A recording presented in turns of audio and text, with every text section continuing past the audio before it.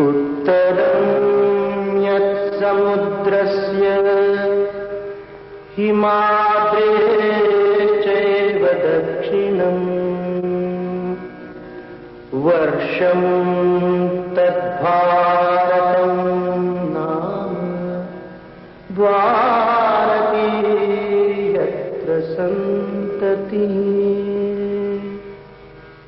The country that lies north of the ocean and south of the snowy mountains is called Bharatvarsha. In this ancient land, from time immemorial, the eternal snows of the Himalayas, wrapped in deep meditation, have formed a part of the life of the people, bound by a sacred thread of common heritage.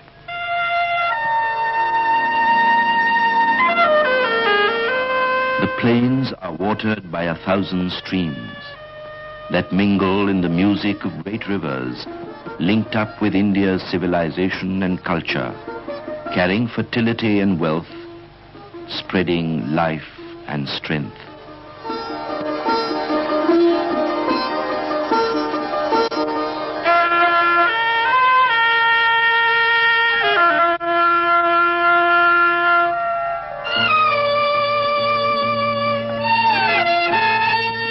Traversed by green and fertile hills,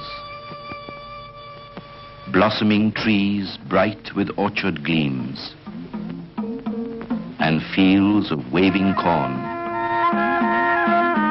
touched by the golden rays in the east, India is bounded on 3 sides by the palm-clad seashores, chanting to the tune of the ocean waves.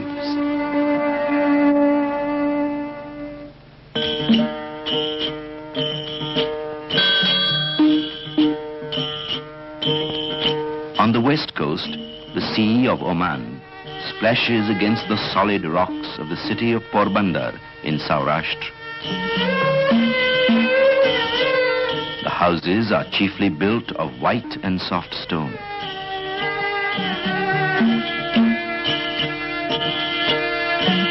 The distant Barda hills keep guard over the white city, otherwise known as Sudamapuri.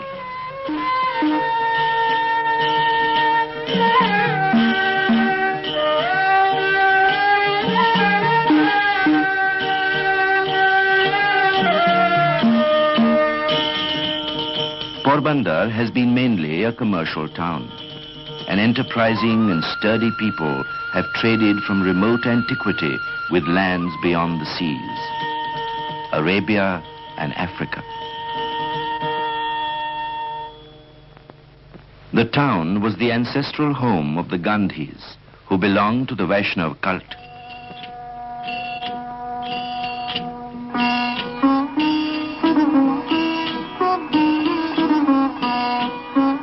It was here that Mohandas Karamchand Gandhi was born on the morning of October 2nd, 1869. This house is associated with an incident which instilled the spirit of Satyagraha in Mohan's blood. The Gandhi family played an important part in the political life of the state.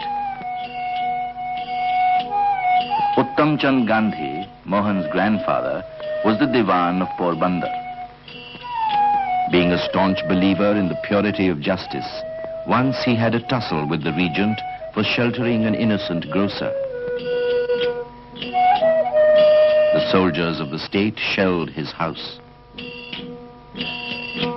With a firm determination to sacrifice himself and the members of his family at the altar of justice, he remained undaunted, praying to God.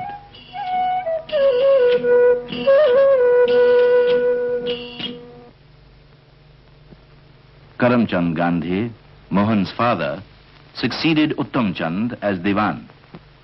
Karamchand, like his father, was a man of principle and loved virtue more than wealth.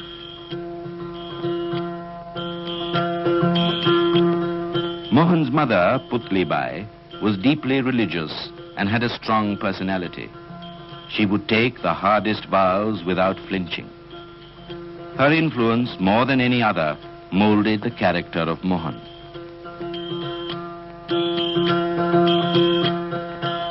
At the age of 6, Mohan was sent to school close to his house. As a student, he was mediocre but punctual. While he was very gentle and playful, he was obstinate. In this small room, his books and his lessons were his sole companions.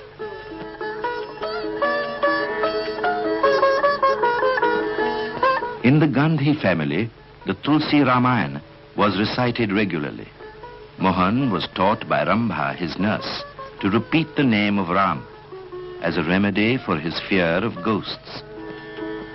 That laid the foundation of his deep devotion to Ram.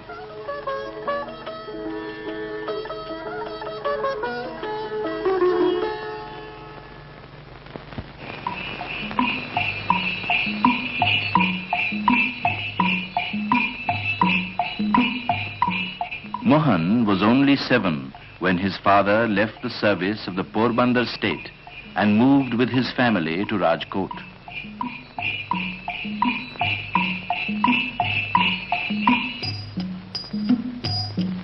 Karamchand Gandhi was soon appointed the Diwan of the state. Mohan and his brother Karsandas were admitted to the primary school.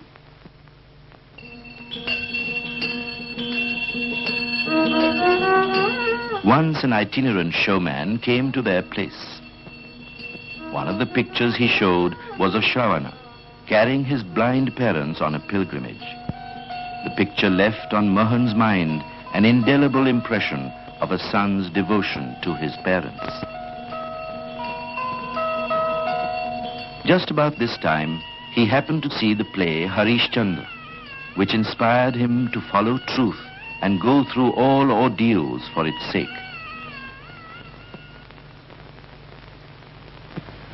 Rajkot was one of the few towns in Saurashtra to have a high school.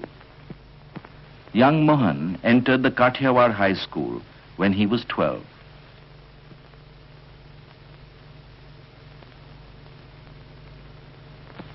Mohan was forbidden to touch a scavenger who used to come to their house. Though young and dutiful, he argued with his mother that untouchability was not sanctioned by religion and that touching a scavenger could not be sinful.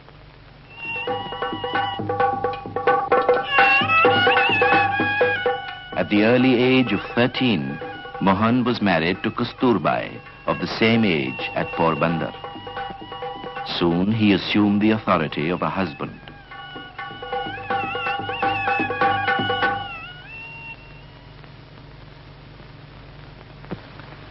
In 1887, Mohandas Gandhi passed the matriculation examination from the Ahmedabad Center and joined the Samaldas College at Bhavnagar. But at the end of the first term, he left the college to proceed to England to study law.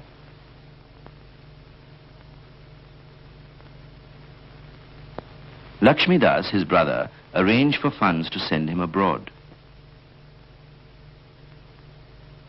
Mother consented only after Mohandas took an oath not to touch wine, women, and meat.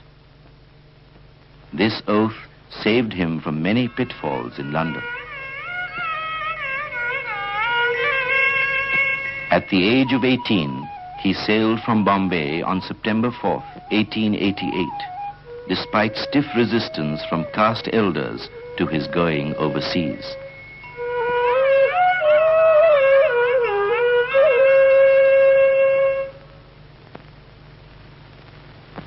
On his arrival in London, Mohandas found everything strange around him. He almost starved himself as he found the vegetarian food tasteless, yet he remained true to his vow. He went in for well-tailored suits and took lessons in dancing and music to become an English gentleman. Mohandas Gandhi joined the Inner Temple to qualify as a barrister on November 6, 1888.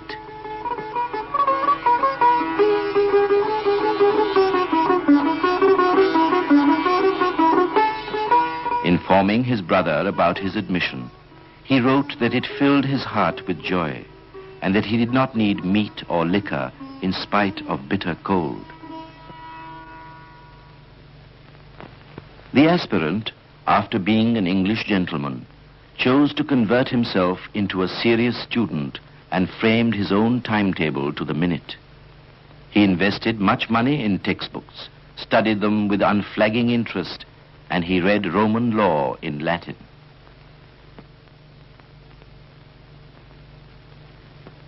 To simplify his living, he rented a room and cooked his own food.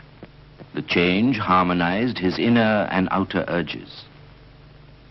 He joined the London Vegetarian Society, came in contact with many interesting persons, began his own experiments in dietetics, and contributed articles on Hindu customs and diet to the Society's magazine.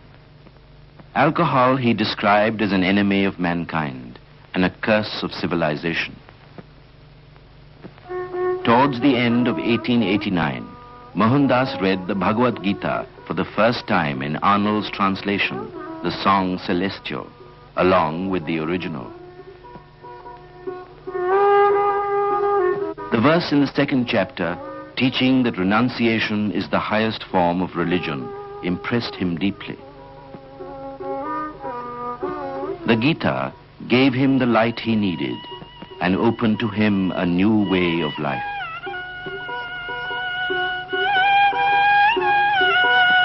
At the instance of a friend, Mohandas read the Bible. He liked the New Testament, and the Sermon on the Mount went straight to his heart.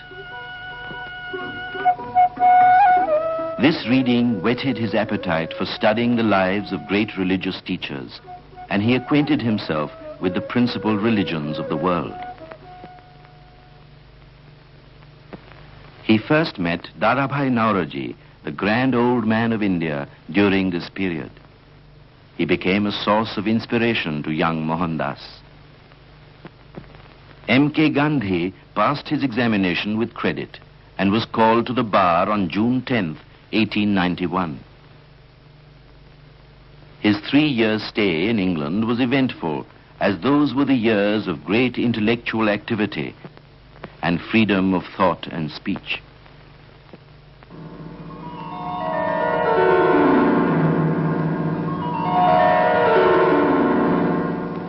The sea was stormy on July 5th when barrister Mohandas Gandhi landed at Bombay.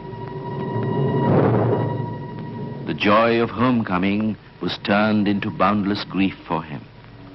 She, whom he was so eager to meet, his beloved mother, had passed away.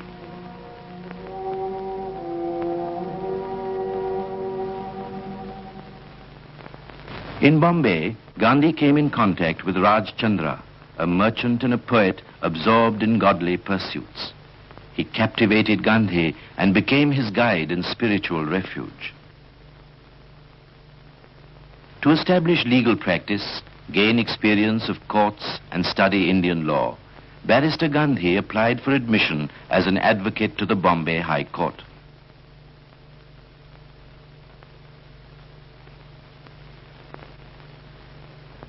Not finding enough work, disappointed, he soon left for Rajkot.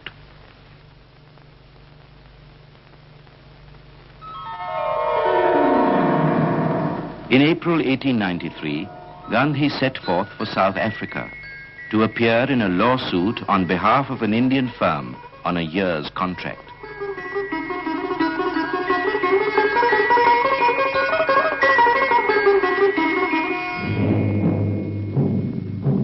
After a month's journey, he landed at Durban.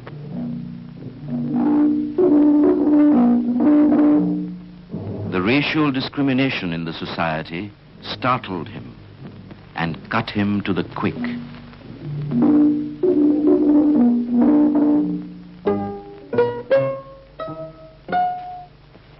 When the coolie barrister, as he was called, appeared in the Durban court, he was ordered to remove his turban. Gandhi felt insulted, demurred, and left. The press described him as an unwelcome visitor. As a victim of the Calabar, he received thrashings and suffered grave insults, but yet he refused to sue the white assailants for personal grievances. During his stay in South Africa, the spiritual urge within him became a living force. He studied different faiths and practiced self-restraint. Tolstoy's "The kingdom of God is within you" overwhelmed him.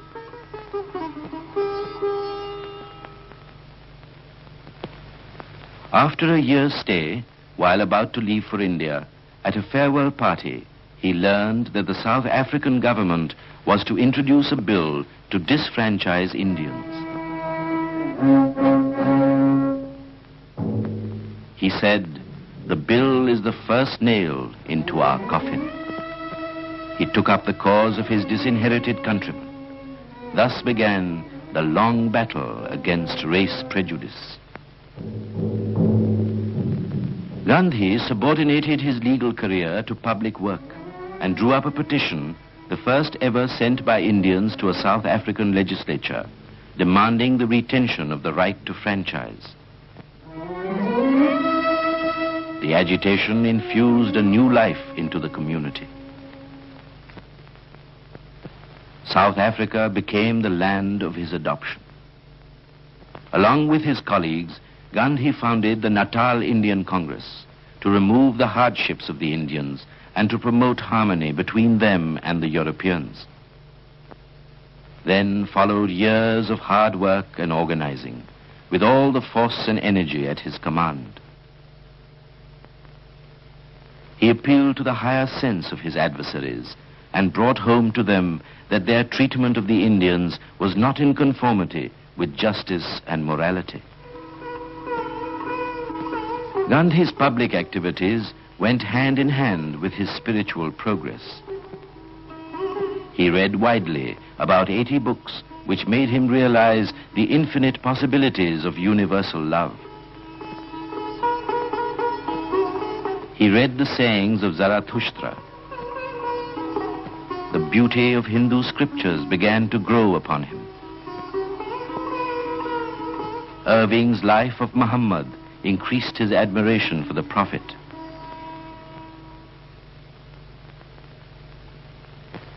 The Indians commissioned Gandhi to lay their grievances before public men and public bodies in India. On June 5th, 1896, he sailed home, carrying great responsibilities at the young age of 26.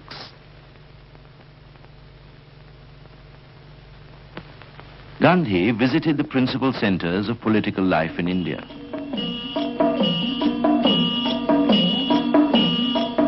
His impassioned speeches stirred the Indian mind. The green pamphlet depicting the conditions of the Indians in South Africa aroused the people's consciousness. He met great Indian leaders. Justice Ranade listened to him with attention. The man who could effectively guide him was Sir Ferozshah Mehta, who met him as a loving father. Sir Ferozshah seemed to him like the Himalayas. He met Lokmanya Tilak, who promised him every help. The Lokmanya, he thought, was like the ocean.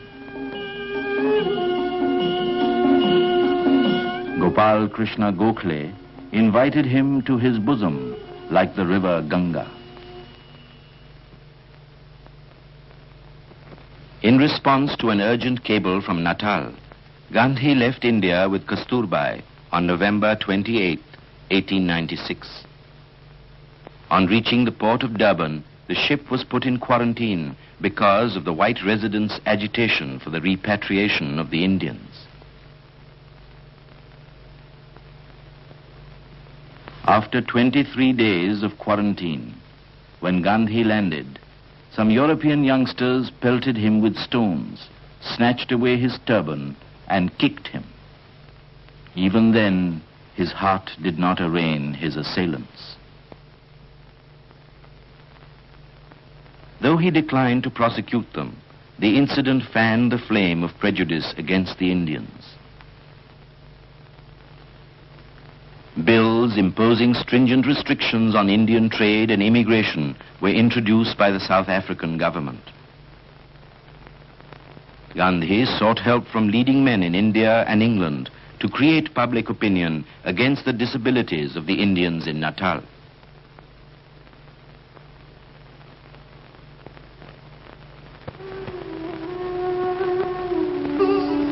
In this little house in Durban, a period of introspection dawned in Gandhi's life. He developed a passion for self-help and simplicity. He studied the book, Advice to a Mother, equipped himself with the knowledge necessary for the physical, mental, and spiritual well-being of his children, and infused a spirit of service and self-respect in them. He longed for humanitarian service and worked in a hospital.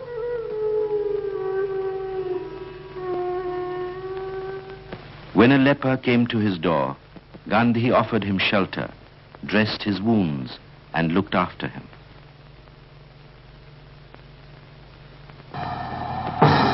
On the outbreak of the Boer War between the Dutch settlers and the British in 1899, Gandhi's loyalty to the empire drove him to side with the British, though his sympathies were with the Boers.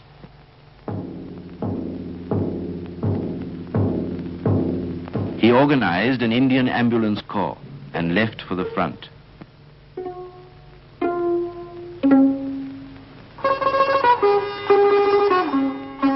They worked under the fire of enemy guns and carried wounded soldiers to hospitals through heat and dust.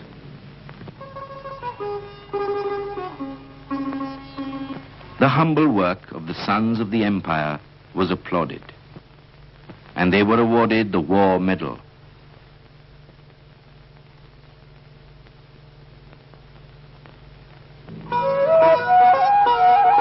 On the eve of Gandhi's departure for India, after 6 years' stay in South Africa, the Indians bathed him with the nectar of love and presented him with an address and costly gifts. The gifts agitated him deeply.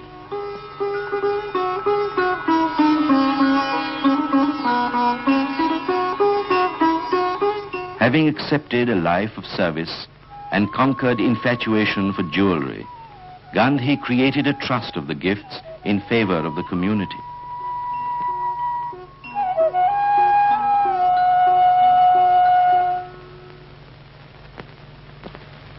On his return to India in 1901, Gandhi reached Calcutta to pay his first visit to the Indian National Congress, moved a resolution on the conditions of the Indians in South Africa, and pleaded for India's active sympathy. There was no limit to insanitation in the Congress camp. He gave the volunteers object lessons in sweeping and scavenging. Before settling down, Gandhi made an extensive tour of India. To acquaint himself with the hardships of the passengers, he traveled third class.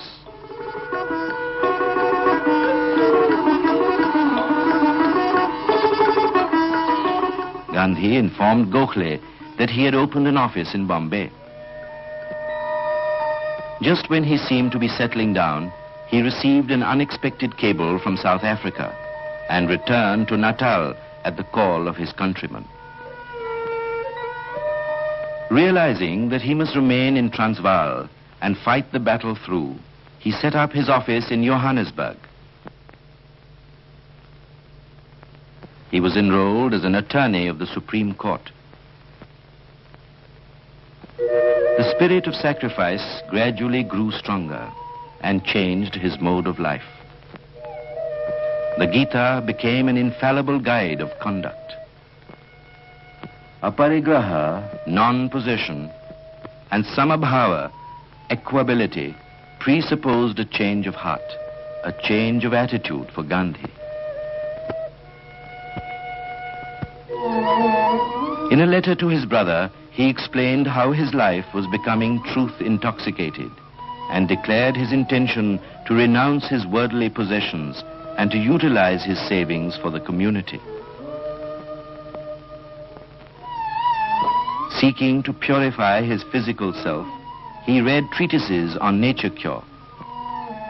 His dislike for medicine steadily increased, and he fasted and experimented in dietetics.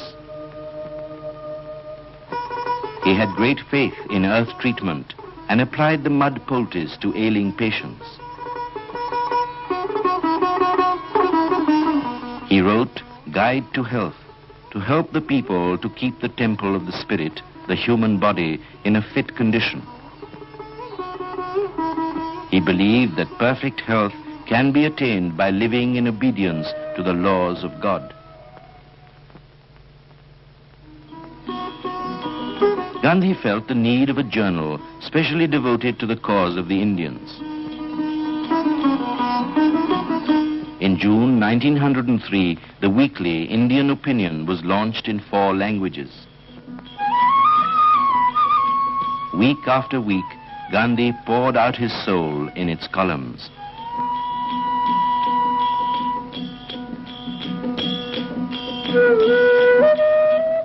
For him, the single aim of journalism was service of truth.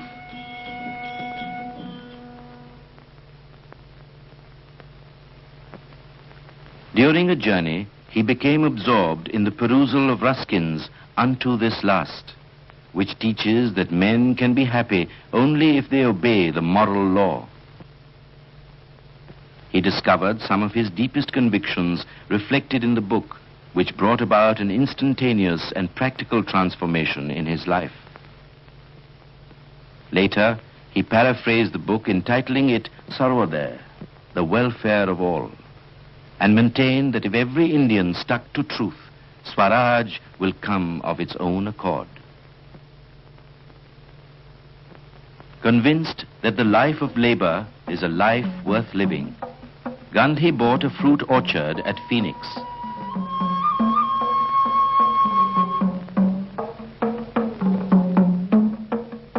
He formed a nucleus of a settlement which led a Spartan life. The colony was self-supporting, and the material requirements of life were reduced to a minimum.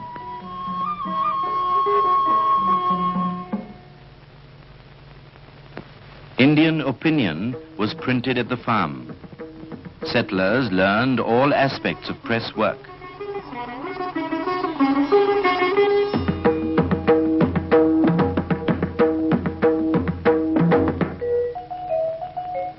Hand power was preferred to mechanical power. This paved the way for the highest moral uplift of the settlers. Gandhi kept a close track of events in India. He advocated the abolition of the salt tax, called for united opposition to Bengal's partition, supported the boycott of British goods, and hailed the Swadeshi movement. He emphasized the need for communal harmony, commended the adoption of Vande Mataram as India's national anthem, and of Hindustani as a common language for achieving nationhood. He supported the demand for home rule in the name of justice and humanity.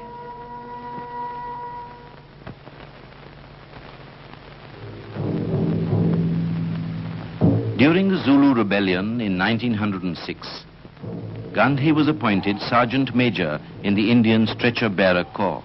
He and his men did hard, self-sacrificing work, carrying the injured up and down the hills and nursing the wounded Zulu rebels. This mission of mercy eased Gandhi's conscience. Long treks to the hamlets of the suffering tribesmen afforded ample opportunity to Gandhi for self-analysis.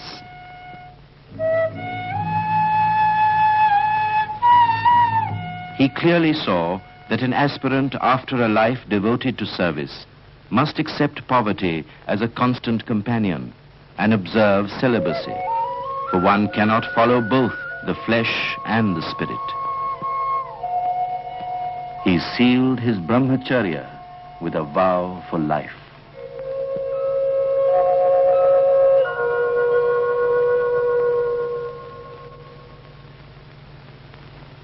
On return from the war, Gandhi was dismayed to find that the Transvaal government had introduced an ordinance compelling all Asians to take out a certificate of registration.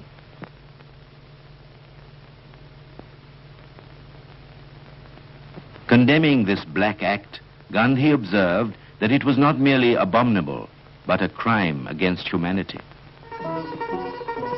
The Indian community was fiercely indignant. On September 11th, 1906, Gandhi took the pledge at a mass meeting with God as witness. I shall die, but not submit to the anti-Asiatic law. Since that day, Gandhi's life story has mainly been the history of Satyagraha. Emphasizing the moral basis of the impending struggle, Gandhi gave a signal for the passive resistance movement. Attorney Gandhi, Honorary Secretary of the British Indian Association of Transvaal, stood in the dock, considering the role of a political prisoner far more honorable than that of a lawyer. On January 10th, 1908, Gandhi entered the prison gate for the first time for civil disobedience.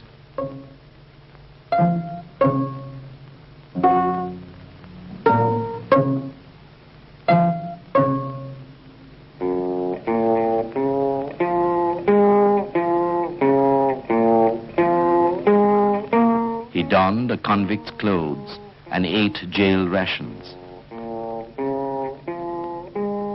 Believing that whoever has a taste for reading good books is able to bear loneliness in any place with great ease, he spent his time in reading. On reading Socrates, he felt that Indians should learn to live and die like Socrates, the great Satyagrahi.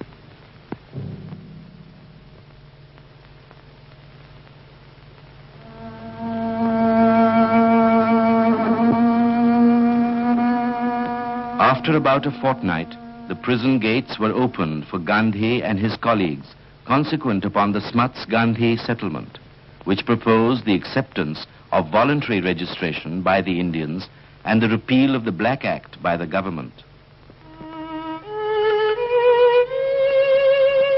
The commencement of voluntary registration was signalized by a murderous attack upon Gandhi by a misguided countryman. To die by the hand of a brother was not a matter of sorrow for Gandhi, since death, he thought, was the appointed end of all life. True to his pledge to take out the first certificate, Gandhi gave his fingerprints from the sick bed.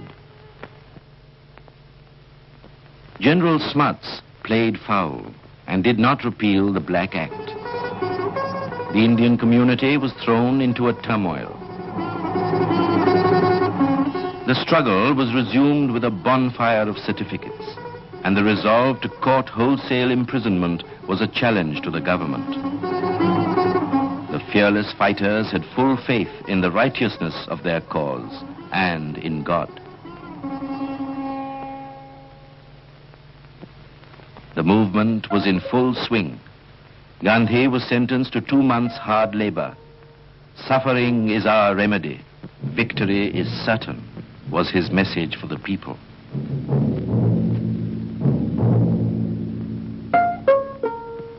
In prison, he volunteered to do scavenging.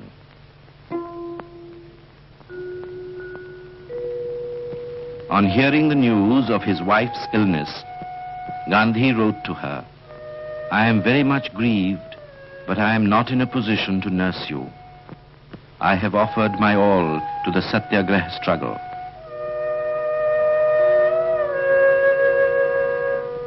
If death comes to you, you should depart with faith in God, as in Satyagraha. Life or death does not make any difference."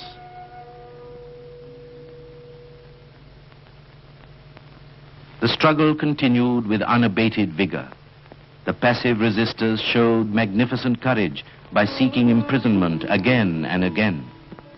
On February 25th, 1909, Gandhi was re-imprisoned. He read a great deal in prison. Like Thoreau, Gandhi did not feel for a moment confined, and the prison walls seemed a great waste of stone and mortar. He was convinced that a government which is evil has no room for good men and women except in its prisons. For the real road to ultimate happiness and freedom lay in resisting unjust laws and undergoing suffering in the interest of one's country. In a letter from prison to his son, Gandhi emphasized the importance of chastity, poverty, and hard work. For education to him did not mean knowledge of letters, but character building and knowledge of duty.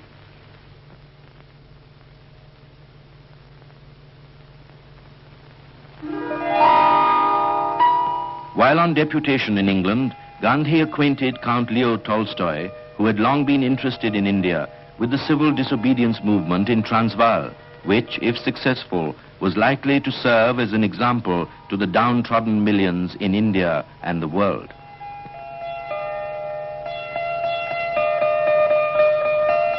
He also sent him a copy of the first biography of him written by Reverend Doak.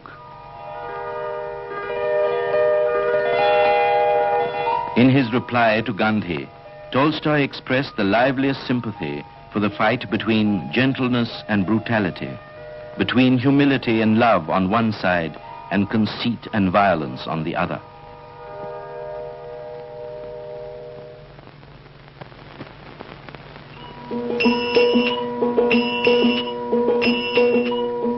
On his return voyage on board the Kildonian castle, Gandhi worked day and night on his 30,000-word book, Hind Swaraj, Indian Home Rule, containing the quintessence of his ideas.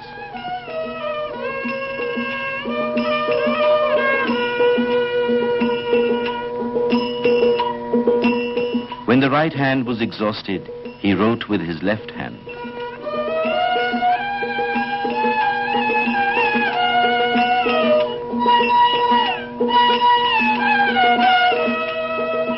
Condemning modern civilization, which is purely material, he wrote that East and West can really meet when the West has thrown overboard modern civilization almost in its entirety. He observed that there is just the same inviolable connection between the means and the ends as there is between the seed and the tree. Advocating the use of truth force against brute force for the attainment of Swaraj, which meant self-rule or self-control, he declared that his life henceforth would be dedicated to its attainment. Sending the booklet to Tolstoy, Gandhi asked for his criticism. Tolstoy thought the question treated in the book was of the greatest importance for the whole of humanity. Reverend Doak's biography of Gandhi gave Tolstoy an opportunity to understand him better. 2 months before his death, the Russian sage wrote to Gandhi that non-resistance is nothing else but the discipline of love undeformed by false interpretations. Passive resistance in Transvaal seemed to him the most fundamental work in which not only the Christians but all the peoples of the world must participate. Gandhi's dream of developing a community of satyagrahis, living a new and simple life in rural surroundings, took final shape on a farm near Johannesburg, named after Tolstoy. Gandhi espoused poverty, made further changes in his mode of living, and maintained a regular diary of his daily activities and expenses.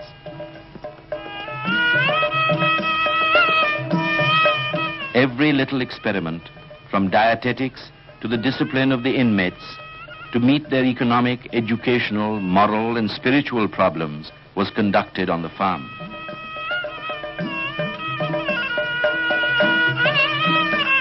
The inmates imbibed the lesson of mutual service, courtesy, and industry.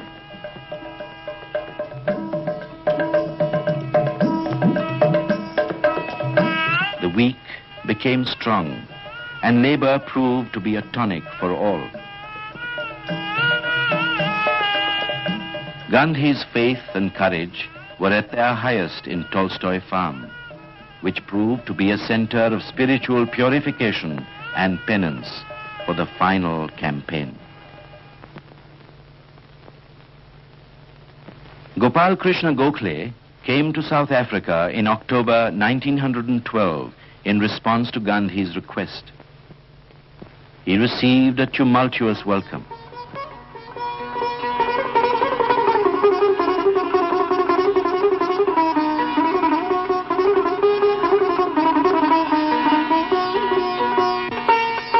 From the moment of his landing, Gandhi acted as his secretary and personal attendant.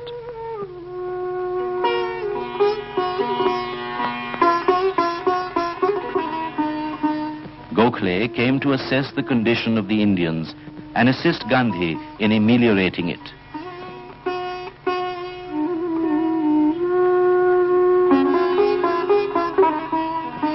His message to the Indians was, if you have to resume your struggle, the civilized world will wish you success.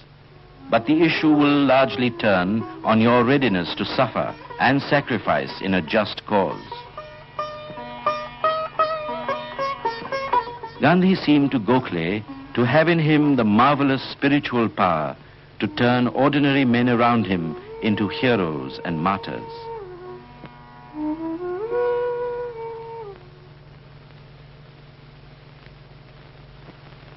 On the passing of the immigration bill, a fresh grievance arose, and Gandhi said, "Once more into the breach, my friends."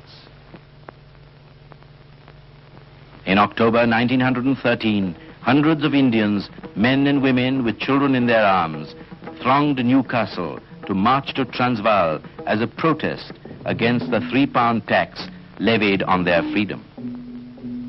They possessed no worldly goods. They had only the sky as their roof.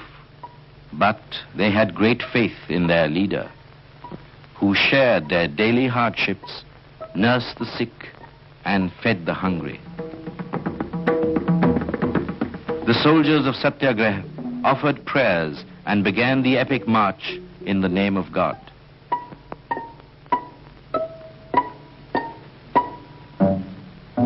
Gandhi was arrested 3 times in 4 days, but the march continued, proclaiming the grim tenacity and the stern determination of the marchers. Gandhi appealed to the government in the name of humanity not to tear him away from the marchers and leave them leaderless, as it was a violation of all considerations of justice.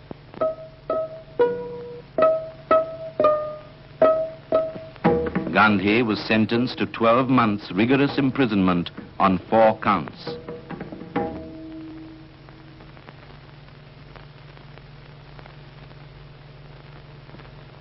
After an incarceration of hardly 6 weeks, he was released unconditionally. Consequent upon a truce with government, the Indian Relief Bill, vindicating the principles of civil resistance and racial equality, was passed. As a penance for the loss of lives in the struggle, imposing a vow of self-suffering on himself, Gandhi adopted an ascetic mode of life.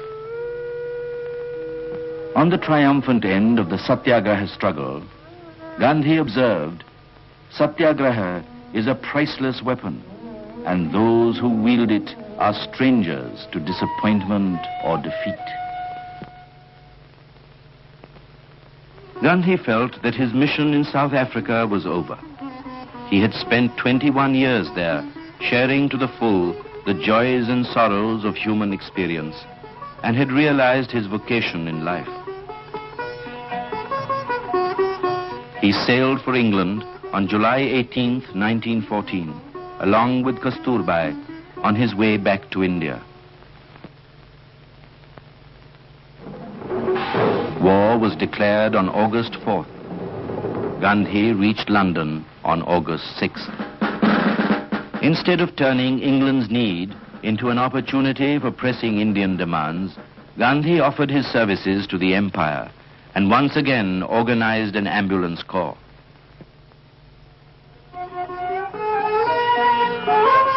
Owing to a deterioration in his health, Gandhi sailed for India on December 19th, with the hope that the connection between India and England might be a source of spiritual comfort to the whole world.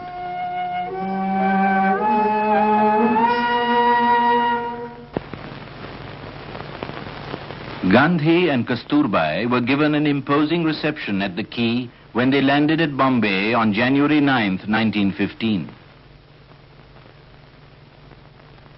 Gandhi bound himself by a promise to Gokhale not to express any opinion on public questions until he had gained sufficient experience in India, and proceeded to Kathiawar to meet relatives and friends.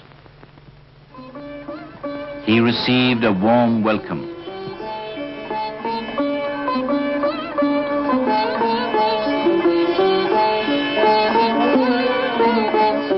People spontaneously addressed him as Mahatma, the great soul.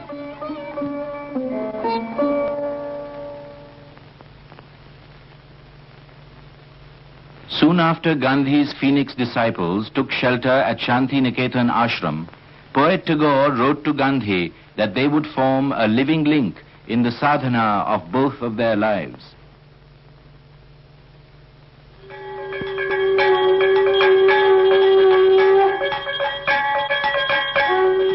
On their arrival at Shantiniketan to meet the Phoenix family, Gandhi and Kasturbai were honored in the traditional manner.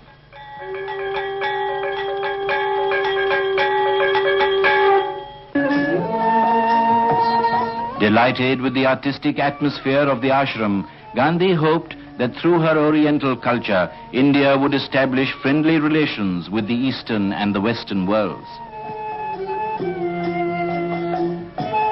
He exhorted the inmates to adopt self-help, and Shantiniketan became a busy hive.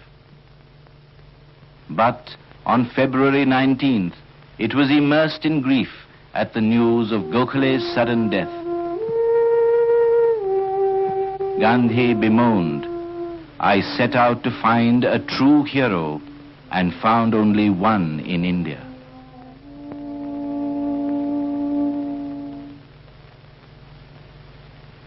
The Kumbh fair at Hardwar attracted many pilgrims. Gandhi too attended the fair, not with the sentiments of a pilgrim, but as a volunteer to do sanitation work. As an act of self-denial, here he pledged himself to limit his diet to 5 items and not to eat after sunset.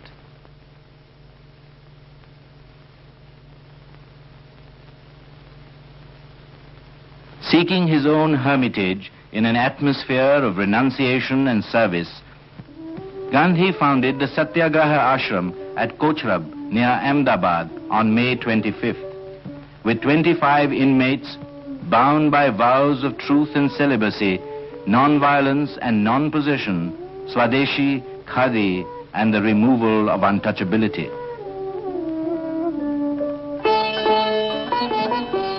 Soon, difficulty arose over the use of the well on the admission of an untouchable family as inmates of the ashram. Gandhi was put to the test, but gradually the storm passed away. Untouchability was shaken to its foundation.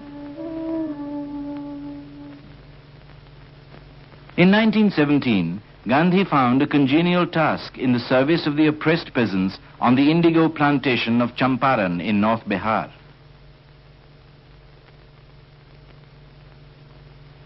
His arrival for investigation into their grievances roused new hopes in the peasants, and they thronged to him to tell their woes. On being served with a quit order, Gandhi refused to comply with it out of a sense of public responsibility and expressed his determination to proceed with the inquiry.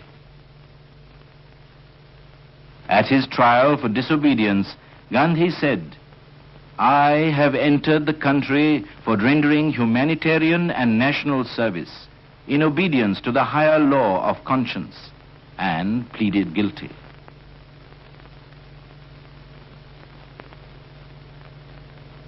The compulsory growing of indigo was abolished on the recommendation of the inquiry committee. The century-old stain of indigo was washed away, and the country had its first object lesson in individual civil disobedience.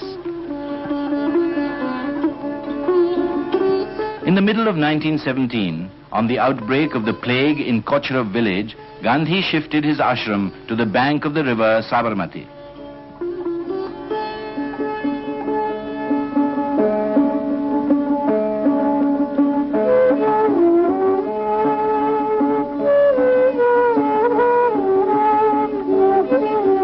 Amidst the neem and tamarind trees was situated Gandhi's bare hut, Hriday Kunj, along with the simple dwellings of the inmates. Life at the ashram gave full play to the emotion and intellect of the residents.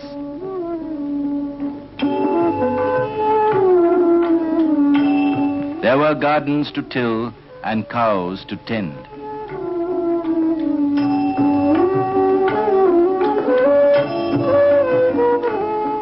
Throbbing with an active spirit of sacrifice, everyone performed his obligatory task of weaving. As evening fell, the inmates congregated to pay their respect to the different faiths of the world at the sanctuary. The four directions were its walls, and the canopy of the sky its dome. The sermons of Gandhi and the hymns of the Gita created a spirit of peace and love. In this community, where work was prayer and prayer love, Gandhi's personality was fully reflected.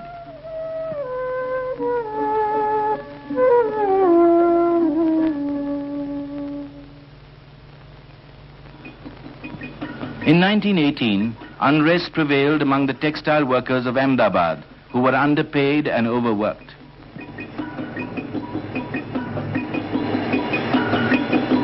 Gandhi espoused their cause, conducted a peaceful strike, and exhorted the workers to abide by their pledge never to resort to violence.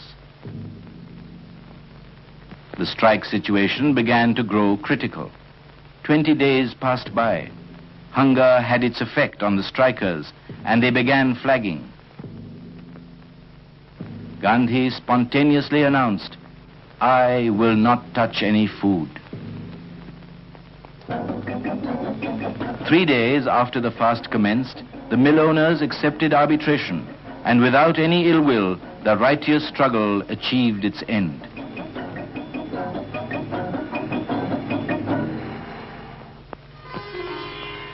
Gandhi expressed his views with fervor, advocating Swadeshi in language, dress, and thinking. The inhuman destruction of the ancient art of hand spinning was corroding his heart. The discovery of the spinning wheel, consigned to the lofts as useless lumber in a remote village, gave him new hope, for as the loss of the spinning wheel had brought about India's slavery, its revival meant India's freedom. Gandhi arrived in Bombay for medical treatment, as hard work coupled with uncooked food had ruined his health. His refusal to take medicine and the vow not to take milk came in the way of his recovery. He yielded to Kasturbai's suggestion that he should take goat's milk.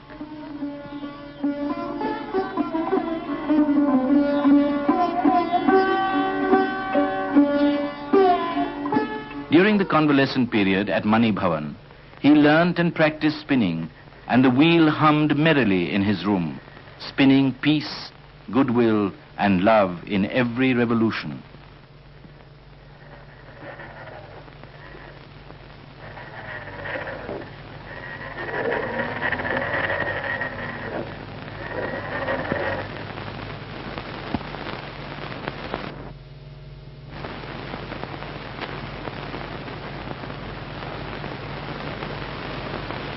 On his sickbed, Gandhi was roused by the publication of the notorious Rowlatt Bills in February 1919, which sought to crush the civic rights of Indians and to gag the voice of revolt.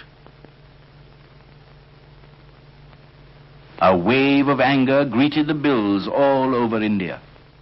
Describing them as aggravated symptoms of a deep-seated disease in the ruling class, Gandhi informed the Viceroy about his desire to offer civil disobedience in protest.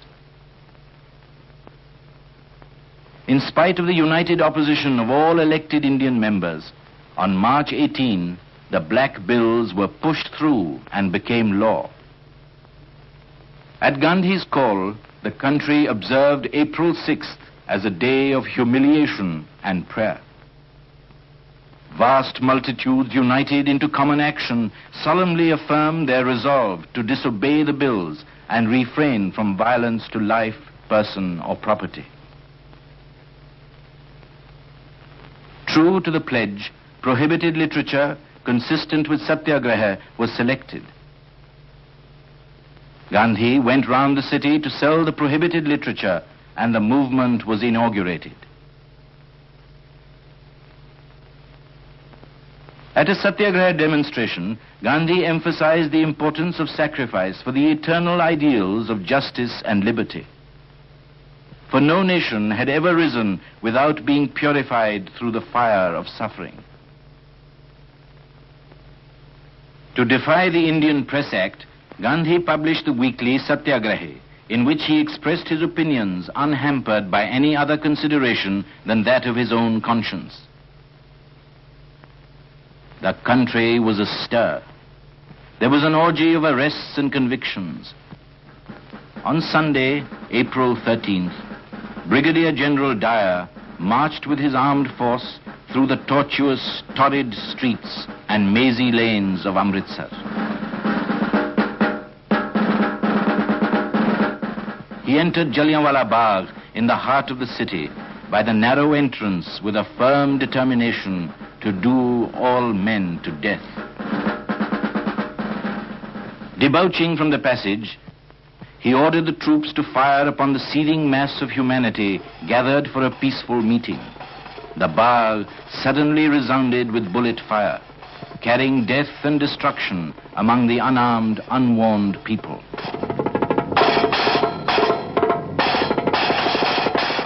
The firing continued till the ammunition was exhausted, killing 375 and injuring over 1,000 helpless men and women. And when all was over, heaps of wounded lay near this wall.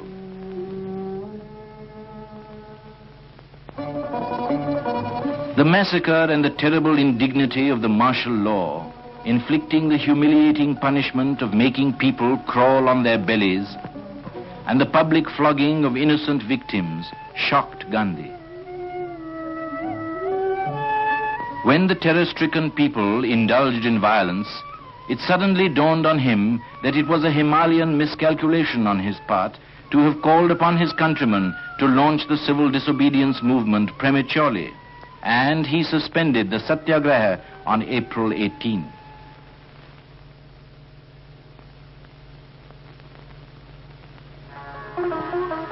The weeklies, Navjivan and Young India, were launched by Gandhi to expound the meaning of Satyagraha and Swadeshi. They soon reached the farthest corners of India and put heart into the people. The Amritsar Congress, held in December 1919, under the presidentship of Motilal Nehru, adopted Gandhi's gospel of Swaraj through Swadeshi and his plea for the revival of the age-old cottage industries as India's prosperity was founded on the plough and the spinning wheel.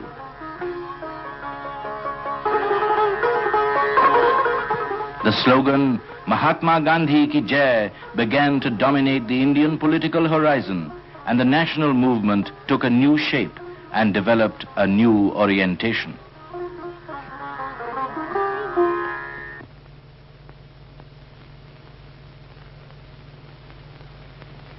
The spinning wheel, Gandhi said, is a national necessity. Not on the clatter of arms, but on the reintroduction of the spinning wheel depends the economic and moral regeneration of India. Slowly, the music of one of the most ancient of India's machines once more permeated society.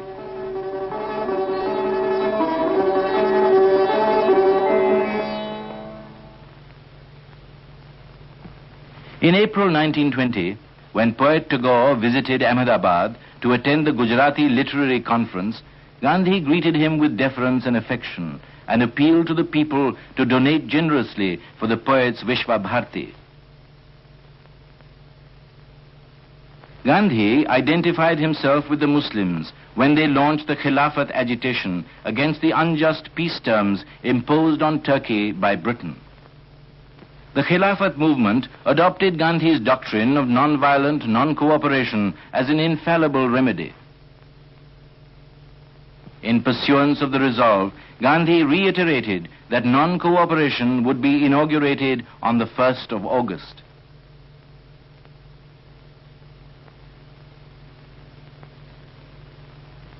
At 12:40 in the night that very day, Lokmanya Bal Gangadhar Tilak, Gandhi's strongest bulwark, passed away.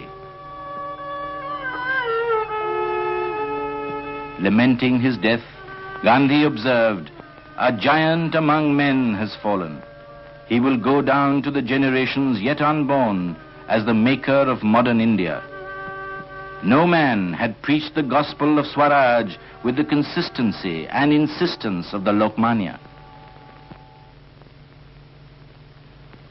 On the appointed day, Gandhi gave the signal for the non-cooperation campaign by returning the Kaisar-e-Hind gold medal and the decorations received in South Africa to the Viceroy, for he could retain neither respect nor affection for the government, which was moving from wrong to defend its immorality.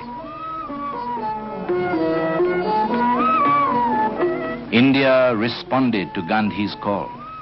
People straightened their backs and raised their heads. Schools and colleges were emptied and the courts abandoned.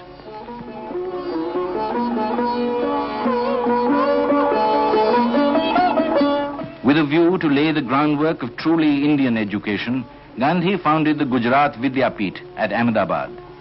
Its object was to preserve the languages of India and to use them as sources of national regeneration. Manual work, which formed a part of the curriculum, fostered a spirit of self-help and independence among the students. Gandhi looked upon the institution as a place where the sacred fire of India was to be consecrated in order afterwards to radiate throughout the world. Persuading the people to adopt India's real weapon of love and truth to fight the government, Gandhi condemned the doctrine of the sword. "I want India to practice non-violence of the strong, her title of nobility.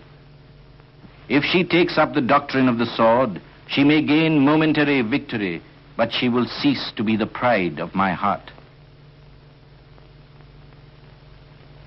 Swaraj was very much in the air and in people's thought when, in December 1920, the Nagpur session of the Congress unanimously approved Gandhi's resolution on the attainment of Swaraj by legitimate and peaceful means within 1 year, and the Constitution, as revised by him, turning the Congress into a mass organization.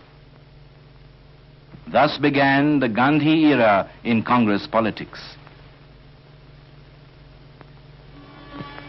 While touring the country incessantly and tirelessly, Gandhi did not lose sight of India's gravest problem, poverty.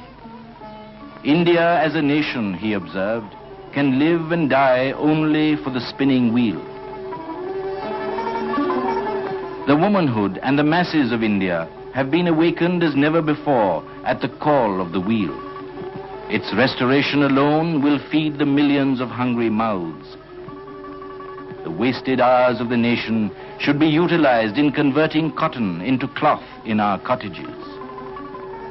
And at Gandhi's suggestion, the spinning wheel found a place in the Swaraj flag, with a white, green and red background symbolizing peace, purity and the unity of all faiths in India. Thus was born a flag for the non-violent revolt in 1921, representing an ideal to live for and die for.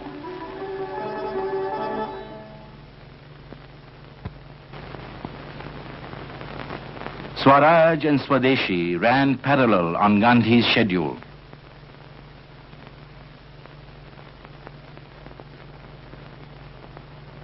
On July 31st, he inaugurated the campaign for the boycott of foreign cloth by kindling an immense bonfire in Bombay, not out of racial hatred, but as a sign of India's determination to break with the past.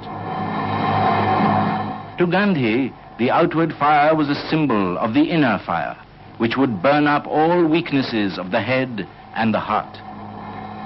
In burning my foreign clothes, I burn my shame, said he.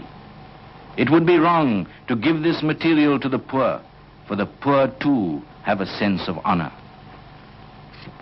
The bonfire spread all over the land. Gandhi went from village to village and from town to town. Here in Madurai, he decided to discard his cap and vest, realizing that the millions were too poor to replace the discarded foreign clothes. On the morning of September 21st, his head was shaved and he wrapped a piece of khadar around his loins. Thus he resolutely took to the loincloth. Great events seemed imminent. Gandhi declared, "It is contrary to national dignity for any Indian to serve under a government which has brought about India's economic, moral, and political degradation." Non-cooperation clashed with poet Tagore's way of thinking. Steering his bark against the current, he addressed the nation. Though the Mahatma is the master of truth and love, it is possible that real freedom of the soul may be crushed in the name of outward liberty. In Gandhi's command of spin and weave, he did not see the gospel of a new creative age. For him, the awakening of India was bound up with the awakening of the world. The warning of the great sentinel evoked a firm rejoinder from Gandhi. When all about me are dying for want of food, the only occupation permissible to me is to feed the hungry, and hunger is drawing them to the spinning wheel. Our non-cooperation is with the material civilization and the exploitation of the weak. I want the culture of all lands to be blown about my house as freely as possible, but I refuse to be blown off my feet by any of them.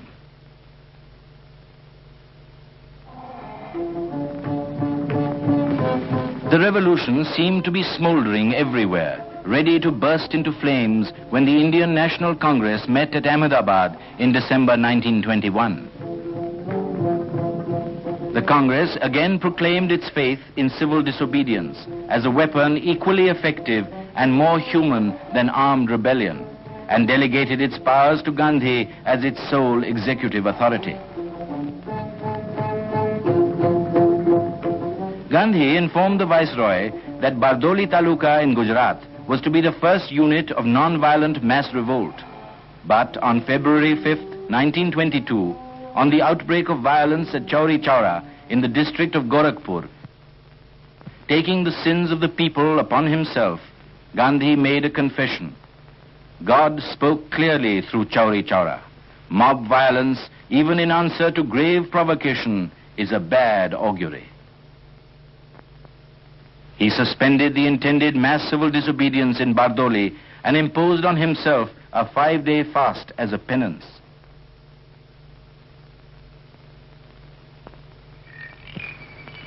The long expected happened at last. On March 10th, when Gandhi was about to retire, the police party arrived in the ashram to arrest him.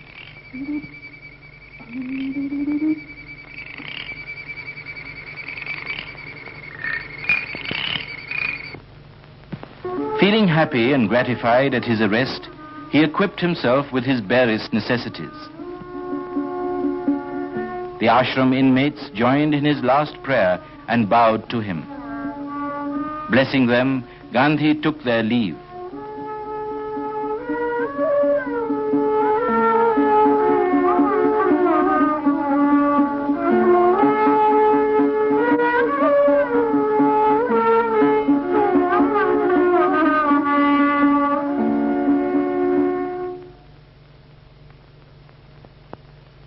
At noon, March 18th, the great trial began at Circuit House, Ahmedabad. When a frail, serene, indomitable figure entered, the entire court rose in an act of spontaneous homage. Gandhi was indicted on 3 seditious articles published in Young India. The first 2 contained the declaration of fight to the finish and preached disaffection towards the government. In the third, challenging the power-intoxicated British Empire surviving on the exploitation of the weaker races, Gandhi had argued, how can there be any compromise whilst the British lion continues to shake his gory claws in our face? Accused Mohandas Karamchand Gandhi, aged 53, describing himself as a farmer and weaver by profession, spoke in his own defense and pleaded guilty to the charge. I hold it to be a virtue to be disaffected towards a government which in its totality has done more harm to India than any other system. I do not ask for mercy. I am to invite and cheerfully submit to the highest penalty that can be inflicted upon me for what in law is a deliberate crime and what appears to me to be the highest duty of the citizen. The most epic event of modern times ended quickly. Gandhi was sentenced to 6 years' simple imprisonment.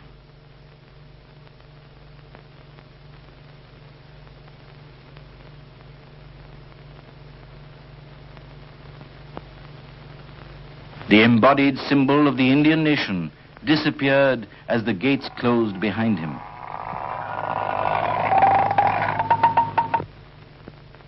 Peace, non-violence, self-suffering was the message which vibrated from the prison walls. This was the prison meant for Gandhi's long rest.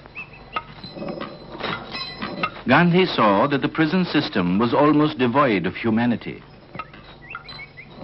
He was kept in solitary confinement.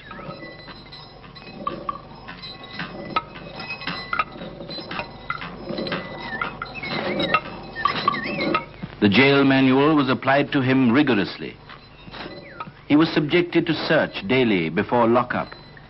His resistance as a satyagrahi ceased and obedience was resumed as a prisoner, though he respectfully declined to be humiliated.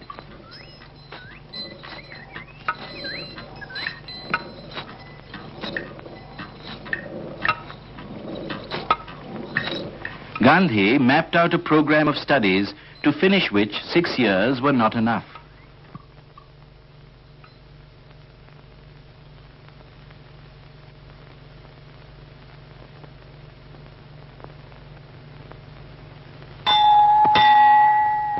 He accounted for every minute of his time.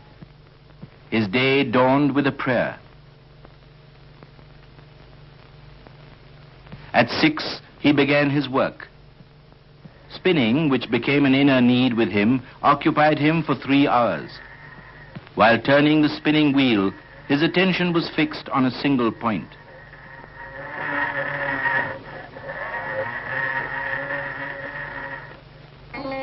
Believing that every spinner should learn to card, he engaged himself in carding for an hour.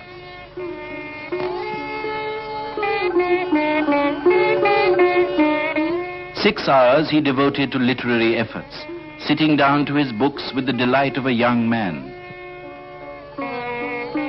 He read extensively on religion and literature.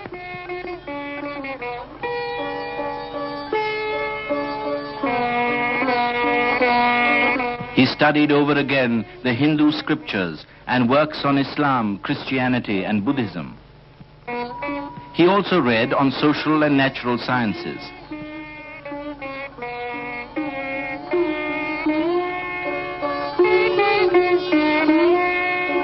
History for him had a special spiritual significance, for he believed that truth transcends history.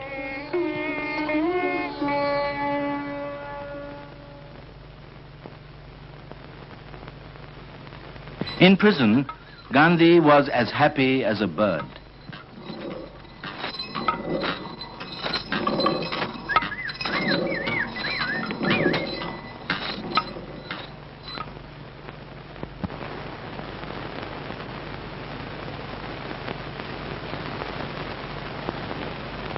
Gandhi's spirit animated the free world. Romain Rolland observed in his biography of Gandhi, "This is the man who stirred 300 million people to revolt, who has introduced into human politics the strongest religious impetus of the last 2,000 years." The walls were no barriers to his thought. He wrote a primer for children, which stressed the importance of a clean body and a composed mind, of prayer, spinning, and nature study, hoping that the mother in India would in future be her child's teacher.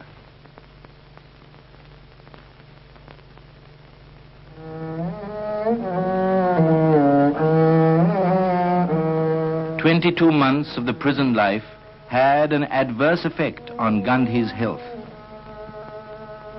On the night of January 12, 1924, amidst a violent thunderstorm, state prisoner Gandhi was operated upon in the Sassoon Hospital, Pune. The electric light fused during the operation. The appendectomy had to be finished by the light of a hurricane lamp.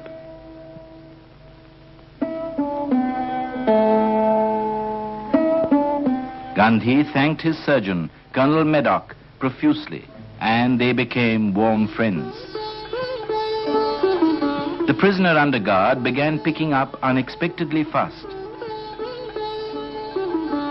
On February 4th, the government remitted the unexpired portion of Gandhi's sentence and released him unconditionally. His reaction was, "My release has brought me no relief."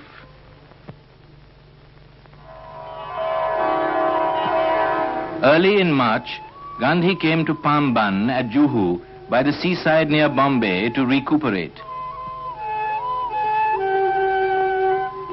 He enjoyed the beauty of the landscape and recovered slowly.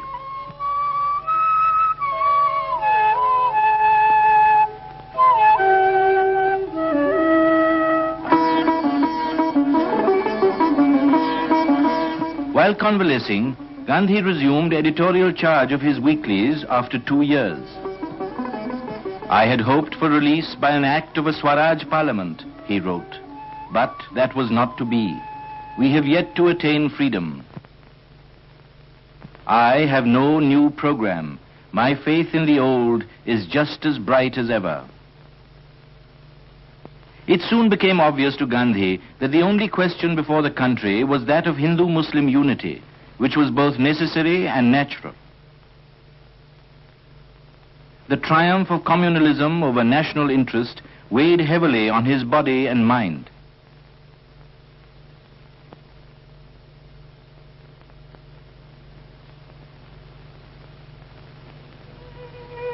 Dedicated to the highest cause, universal brotherhood of man, though still weak, Gandhi, at the call of his conscience, imposed upon himself a penitential fast of 21 days on September 18th, 1924. The attention of the nation was focused on Maulana Muhammad Ali's house in Delhi, for the stake was one man's life and the price the nation's freedom. Gandhi appealed to end the quarrel, which was a disgrace to religion and humanity. Faith in oneself is faith in God. If we have that faith, we shall cease to fear one another.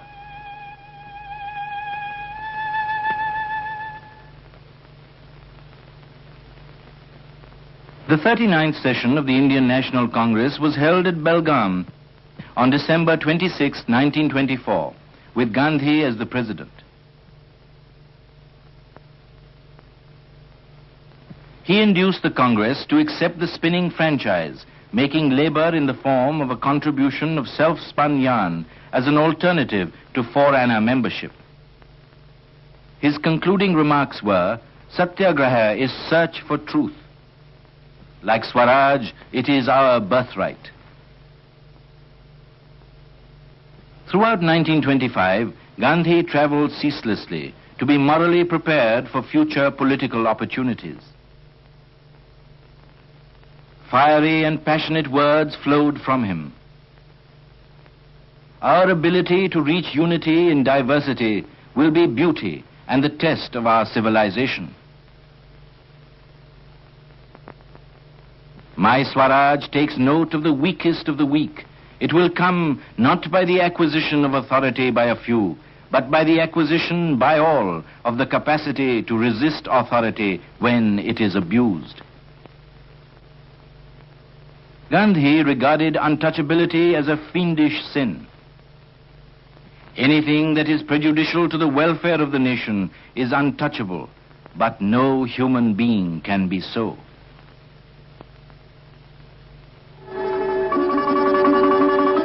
The spinning wheel was presented to the nation for giving occupation to the millions who have been reduced to pauperism. Charkha is intended to realize the essential and living oneness of interest among India's myriads. It is criminal to displace the hand labor by the introduction of power-driven spindles. If India was really to prosper in her villages and not in her cities, the spinning wheel was the only instrument of its prosperity and freedom.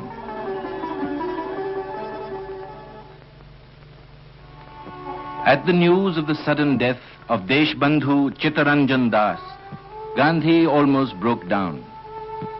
India has lost a jewel, but we must regain it by gaining Swaraj.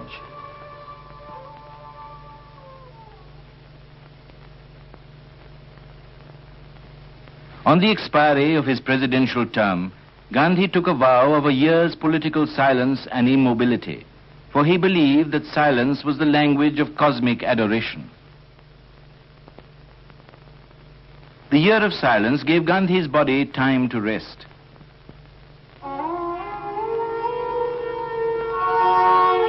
He devoted more time to the inmates of his ashram and kept in touch with the people through his journals, trying to awaken and strengthen the nation from within by advocating social reforms.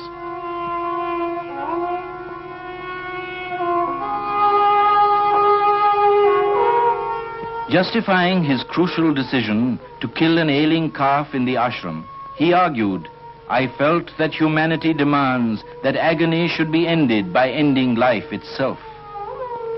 After a calm and clear judgment, to kill or cause pain to a living being from a pure, selfless intent may be the purest form of ahimsa.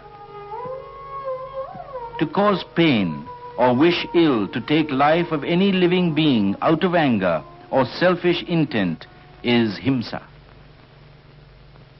He gave discourses on the New Testament, the Gita, and the Ramayana. The central theme of the Gita, according to him, was the renunciation of the fruits of one's action. A new impulse was driving the people forward. The peasants of the Bardoli Taluka in Gujarat, who were lifted into a mood of sacrifice by the spark of Gandhiism, launched a struggle against the oppressive increase of revenue under the guidance of Vallabhbhai Patel, spontaneously called Sardar, the leader. Hundreds were arrested and driven off their farms. Their property was attached and confiscated.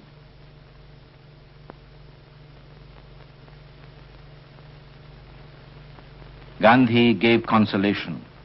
Those who have stout hearts and hands need never fear loss of belongings. They will have lost their positions but kept their honor. People driven by the nationalist spirit that was awakened in the country greeted the Simon Commission with black flags and angry shouts of "Go back."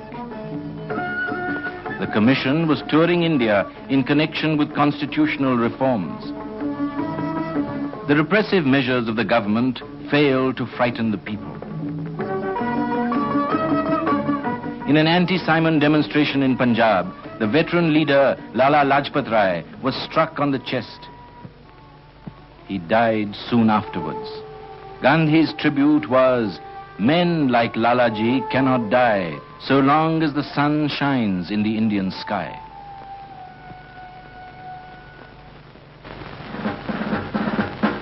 The Calcutta Congress was held in December 1928 under the presidentship of Motilal Nehru.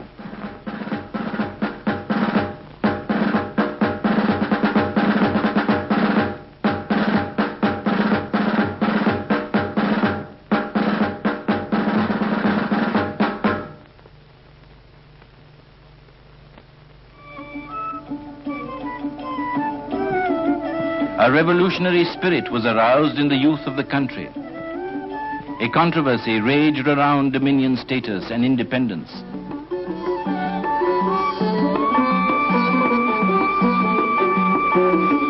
Representing the younger generation, Jawaharlal Nehru and Subhash Chandra Bose opposed the all parties report supporting dominion status. Effecting a compromise, Gandhi moved a resolution that gave a year's grace to the government for granting dominion status and warned, in the event of its non-acceptance by December 31st, 1929, the Congress will declare complete independence as its goal. Political tension was mounting. A rude awakening came on April 8th when Bhagat Singh and Batukeshwar Dutt dropped 2 bombs in the Central Assembly as a protest on behalf of those who had no other means left to give expression to their heart-rending agony. Deploring the incident, Gandhi appealed to the people to pursue non-violence with redoubled vigor.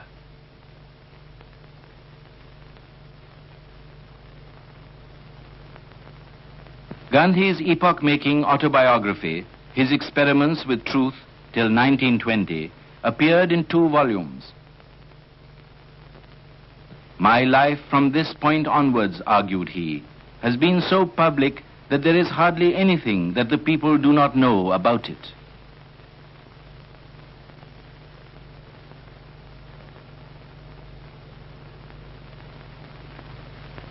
Gandhi hailed the young president-elect of the Congress.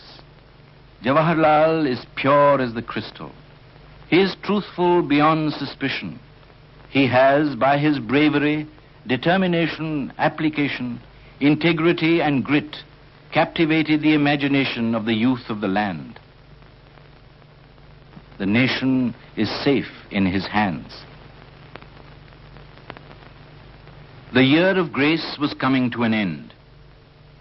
The 45th session of the Indian National Congress met on the banks of the Ravi on the outskirts of Lahore. Motilal Nehru handed over charge of the Congress presidentship to Jawaharlal. Son followed father and declared himself a socialist and a republican. Independence for him meant complete freedom from British domination and British imperialism. The overflowing enthusiasm was for a symbol and an ideal. The atmosphere was surcharged with the gravity of the occasion. At the stroke of midnight on December 31st, 1929, as the old year yielded place to the new, Gandhi's historic resolution on independence and the action to be taken was passed.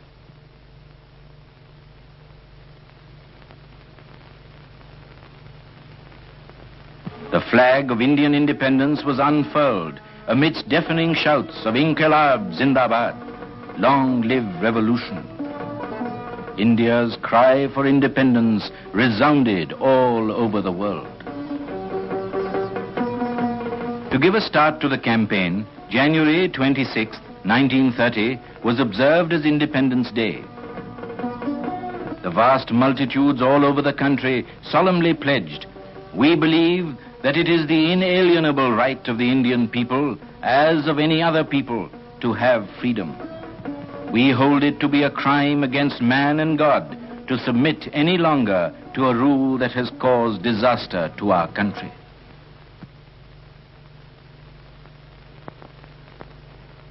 The celebration gave the necessary impetus to Gandhi, convincing him that the time was ripe for action. He published an 11-point manifesto stressing that total prohibition, reduction of the land revenue, and the military expenditure, and the abolition of the salt tax were the vital needs of the people. Next to air and water, salt is perhaps the greatest necessity of life, wrote Gandhi. In a letter to the Viceroy, he announced his intention, "If my letter makes no appeal to your heart, on the 11th day of this month, I shall proceed to disregard the provisions of the salt law, As the independence movement is essentially for the poorest in the land, the beginning will be made with this evil. On receiving a no from the Viceroy, Gandhi exclaimed, "On bended knees I asked for bread, and I received stone instead."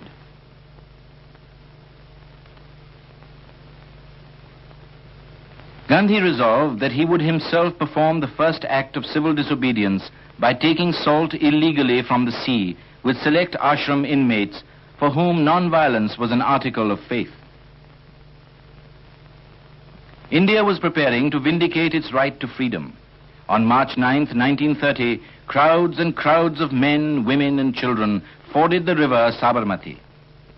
75,000 people met and in Gandhi's presence took the pledge, "Without achieving freedom for our country, we shall not rest in peace, nor will the government get peace." Gandhi devoted all his time and energy to an intensive preparation of the ashram for the final conflict at the appointed hour.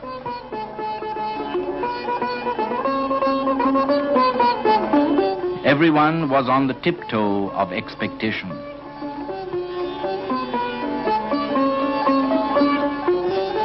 On the eve of the historic Salt March, Gandhi touched the tender chords of the people's hearts when he said, "These may be the last words of my life on the sacred banks of the Sabarmati.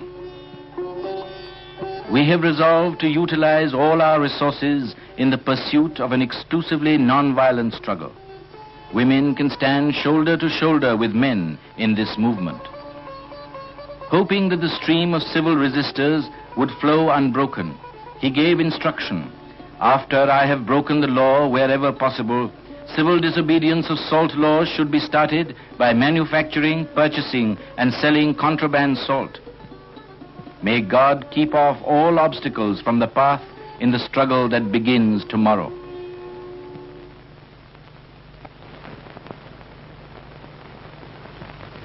On March 12th, with the coming of daylight, India's soul was awake.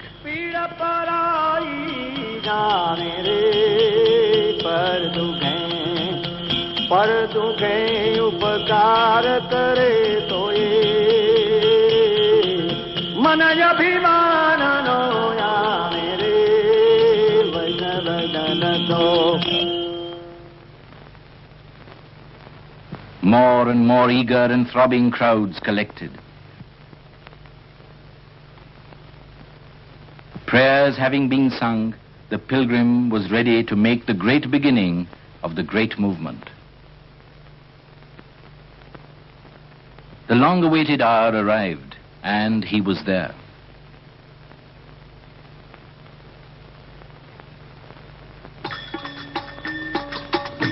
The great march for liberty began. Gandhi started on his 241-mile-long trek from the ashram to Dandi, a village on the sea coast, along with his chosen band of 78 ashram inmates, symbols of the national determination with a strong resolve and undaunted look. As the epic march began, multitudes thundered out their welcome to the revolution and expressed their will to do and die through the cries of Inqilab Zindabad. 61-year-old Gandhi, with his undying faith in the justice of the cause he was pursuing and in the success of the great campaign he had embarked upon, marched at the head of the procession with quick and unfaltering steps. The pilgrim marches onward on his long trek through the seas of humanity to the appointed place where India is first coming to grips with the great British Empire, observed Jawaharlal Nehru.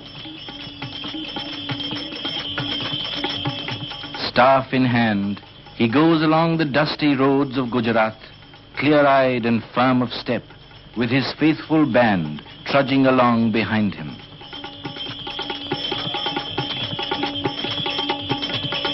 Many a journey he has undertaken in the past, many a weary road traversed, but longer than any that have gone before is this last journey of his, and many are the obstacles in his way. But the fire of great resolve is in him, and surpassing love of his countrymen.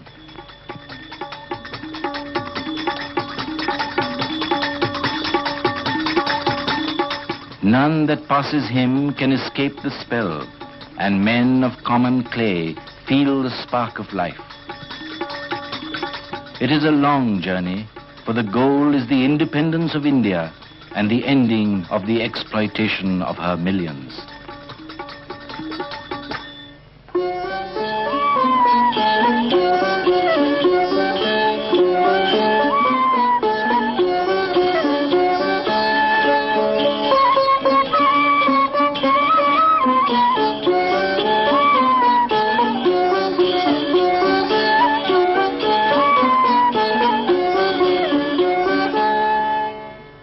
The soldiers of freedom marched all along the distance of 13 miles to Aslali, the first halt.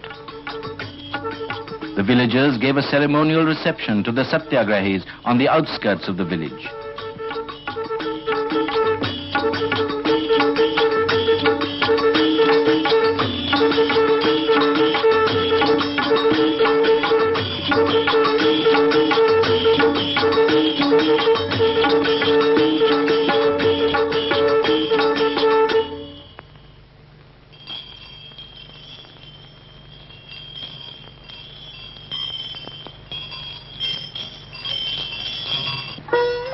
After the day's march through heat and dust, Gandhi and his followers entered the village Dharamshala for the night's rest.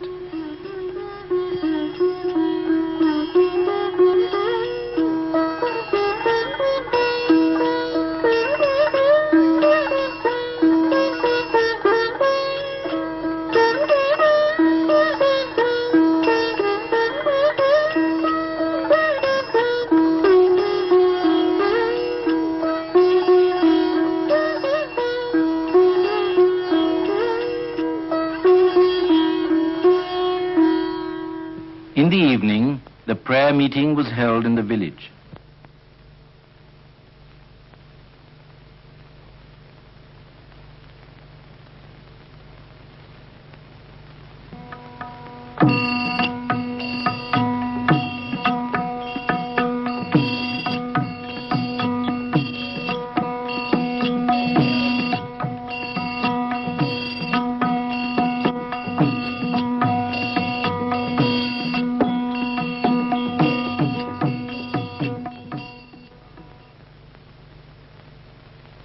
Gandhi explained his mission. The soldiers of the first batch had burnt their boats the moment the march began. He added that he would not return to the ashram until the Salt Act was repealed and Swaraj won. He expounded the real nature of democracy. We want to establish a government which will not do anything against the will of the people. He exhorted the villagers to take to the spinning wheel, to look to the sanitation of the village, and to treat the untouchables with brotherly love. He also urged them to join the movement to break the most inhuman poll tax, as it would be a step forward on the way to Swaraj.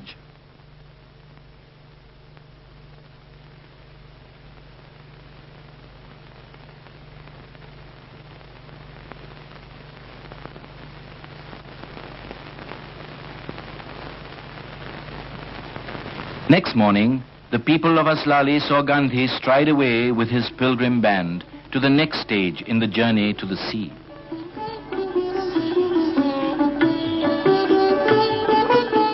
Daily, Gandhi tramped about 10 miles. On the way, he spoke on his familiar themes, beseeching the people to abjure alcohol, abandon child marriage, and, when the signal came, to break the salt law.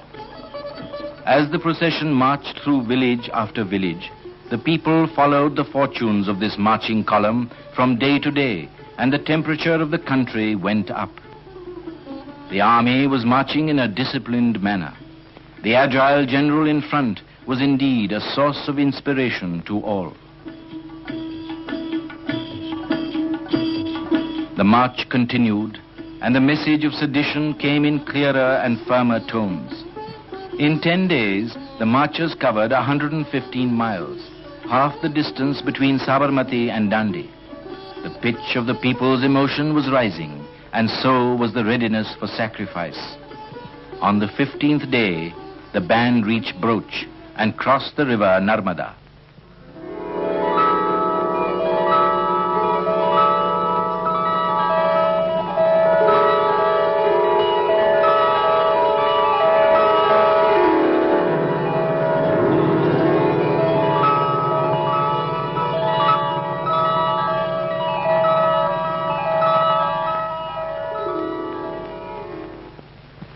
April came. Gandhi drew near to the sea, and the country waited for the word to begin civil disobedience.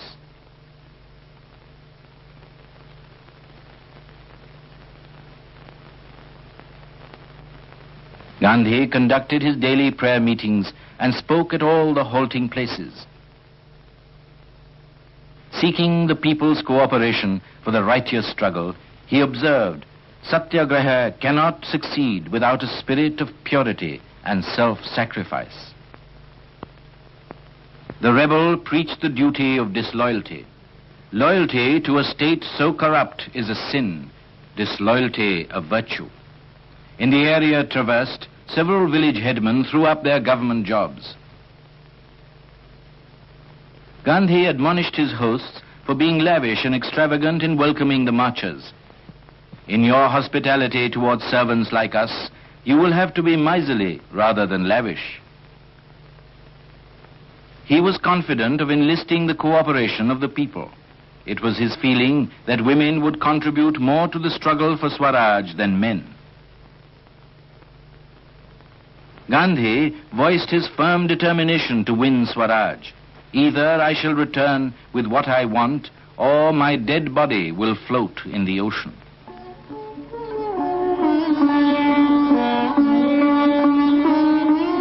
Monday was a day of rest every week.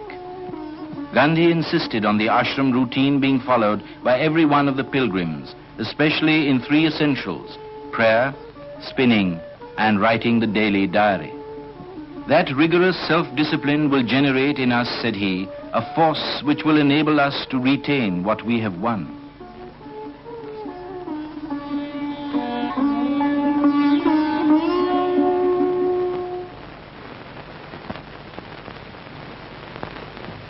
Truth was once again on the march.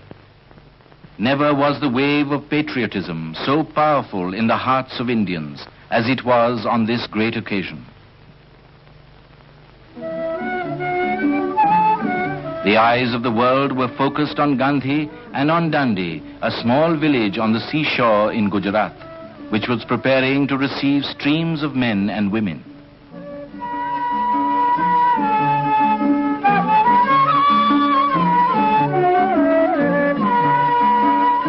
Dandi, the destination of the great march, was in sight.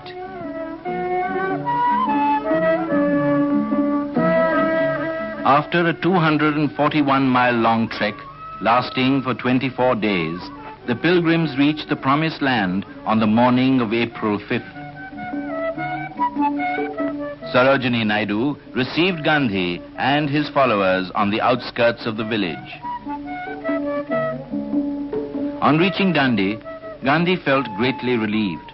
God be thanked for what may be termed the happy ending of the first stage in this, for me at least, the final struggle for freedom.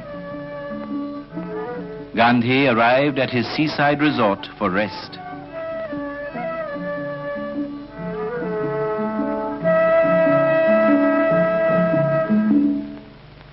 After relaxing for a few hours, he set out to prepare the people for the war against the salt tax that was to begin next morning.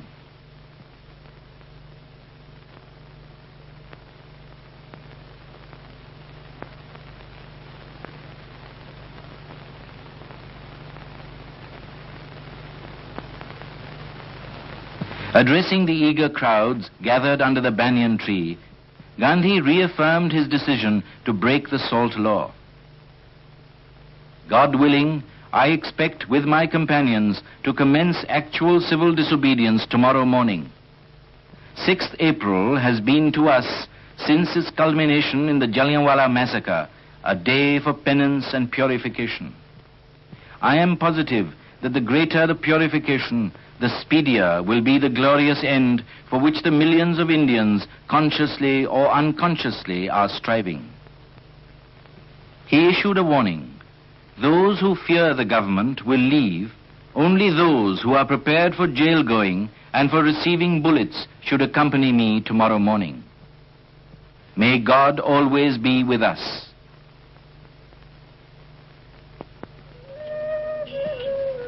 On April 6th, the first day of the National Week, Gandhi's morning prayer was more than usually solemn.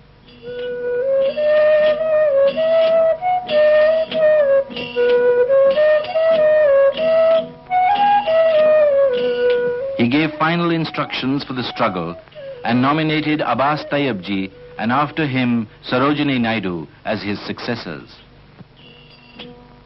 Soon after, Gandhi with his satyagrahis proceeded for a bath in the sea before launching the struggle amidst deafening cries of Mahatma Gandhi ki jai.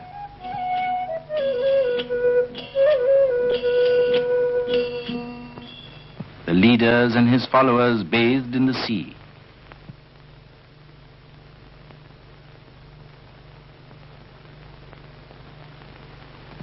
After the dip into the sea, walking at a slow pace in solemnity, Gandhi picked up a lump of natural salt on the seashore, and the nefarious monopoly was broken. This was the signal for which the nation had been long waiting. The act performed, India had its cue. It seemed as though a spring had been suddenly released all over the country.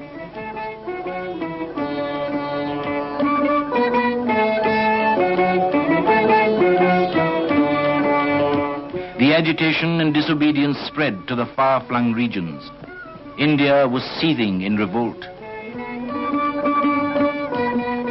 It was open to anyone who would take the risk of prosecution under the salt law to manufacture salt wherever he wished and wherever it was convenient. The main thing was to commit a breach of the obnoxious law. The program impressed the multitude and made them act in an organized way. In town and villages, everywhere within reach of the sea, salt manufacture was the action of the day. Due to the abounding enthusiasm of the people, this program spread like a prairie fire. Most striking was the part of women in the national struggle. In the hour of trial, they came out in large numbers from the seclusion of their homes and threw themselves into the struggle. Gandhi observed, in this non-violent warfare, women's contribution should be much greater than men's. To call women the weaker sex is a libel. It is man's injustice to women. If non-violence is the law of our being, the future is with woman.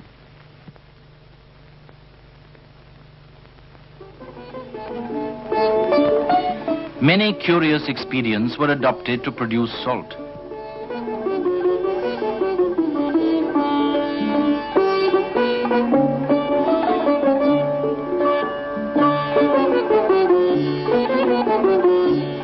It was waved about in triumph and often auctioned for fancy prices.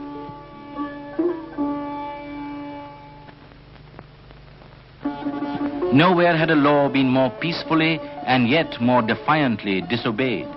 All honor to the people who were fighting this unequal battle with bravery and a firm determination to go through the brutalities and tortures perpetrated on them. There were numerous prosecutions, more numerous arrests, far more numerous detentions, forcible seizures of salt, and brutal and savage assaults on the people. And yet, there was unbreakable peace everywhere, and greater determination to prosecute the campaign.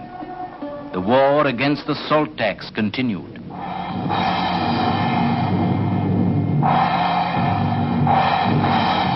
On the 13th of April ended the most glorious of all the national weeks since 1919. Leaders were being removed from the midst of the people.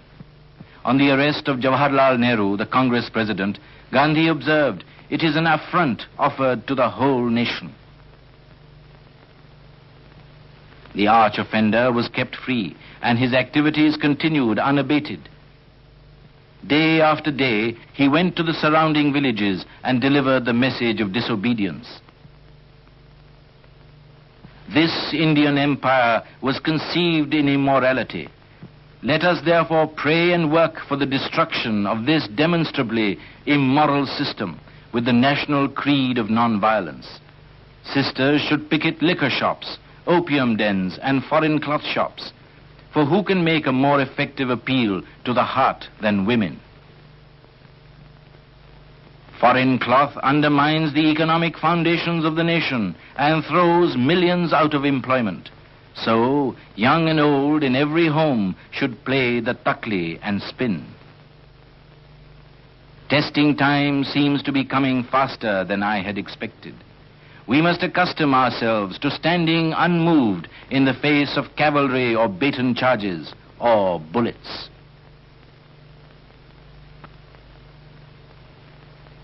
Gandhi sounded a warning to the black regime. If the government neither arrest nor declare the salt free, they will find people marching to be shot rather than be tortured. He explained the difference between freedom and license. Freedom is a fruit of suffering. License imposes suffering upon society, and labeled the government as a government of unbridled license. On the promulgation of the Ordinance of the Press Act, Gandhi advised the pressmen to be prepared for handing over their property along with their bodies to the authorities rather than sell their souls.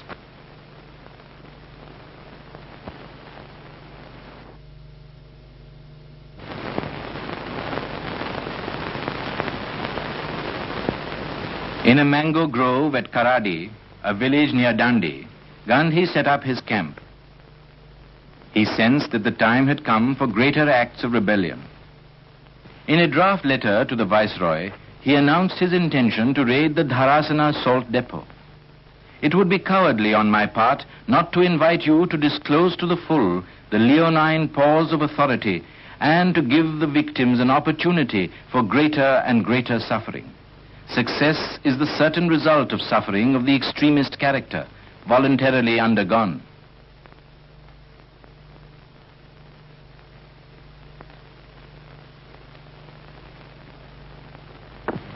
Gandhi and his disciples had gone to sleep in the palm leaf hut at Karadi. At dead of night, on May 4th, a sudden tramping of feet was heard, disturbing the quiet repose of the camp. A party of armed constables entered Gandhi's shack to arrest him under Regulation 25 of 1827. His message to the nation was, India's self-respect is symbolized, as it were, in a handful of salt in the satyagrahi's hand. Let the fist holding it, therefore, be broken, but let there be no voluntary surrender of the salt. I would like our people to make the highest sacrifice of gaining life by losing it. The state prisoner was taken to his old quarters in the Yeravada Central Jail and was detained without trial under the most arbitrary law.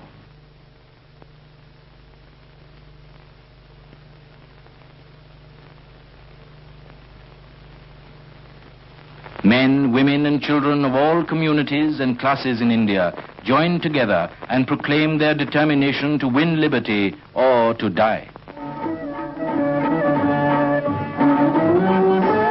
India waged a relentless struggle, facing hardship cheerfully on the path of high purpose and noble endeavor. It was in this readiness to suffer that the moral power of this movement resided. Massive raids on salt pans and depots were organized. True soldiers of India, without care of fame or reward, labored unceasingly and peacefully. Civil disobedience everywhere was answered with firing and barbarous lathi charges. Those struck down fell sprawling. Government measures became more and more intense and brutal. The non-violent satyagrahis showed marvelous endurance and discipline. Thousands courted imprisonment and suffered all manner of privations. Here was India being governed forcibly under an absolute dictatorship. The bureaucracy were for more and more ruthless measures. Every kind of civil liberty was suppressed. With various repressive ordinances following each other in quick succession, grew the opportunities of breaking them. Presses were seized and news bulletins appeared in cyclostyle to break the law of sedition.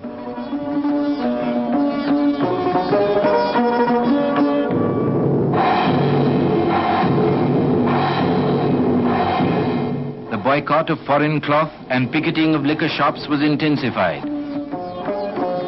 The peasantry were in fine mettle and a no-tax campaign was started. The events had given the people confidence in their national strength and stamina. India was in full revolt. Scores of members resigned from the legislature. The Congress committees were declared illegal. The police began mass arrests.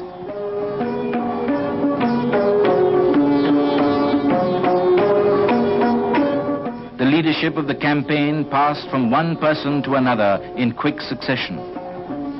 India became a vast prison house, and yet the government failed to bend the people. Hundreds laid down their lives at the altar of freedom. It was a grueling battle, and it went on for months.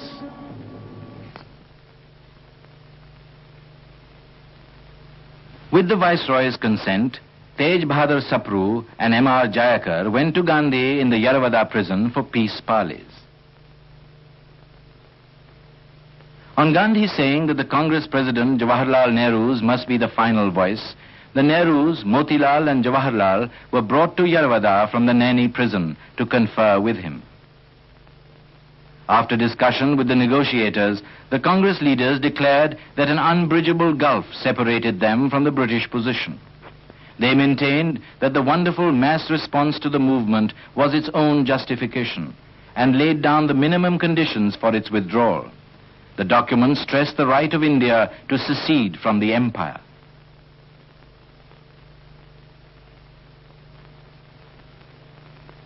On his unconditional release on January 26, 1931, the anniversary of Independence Day, Gandhi remarked, "I am hankering after peace if it can be had with honor," and hurried to Allahabad, the home of Motilal Nehru, who was mortally ill. Motilal Nehru passed away on February 6th. With mingled pride and grief, Gandhi paid his tribute. The pyre is being dedicated at the altar of the nation.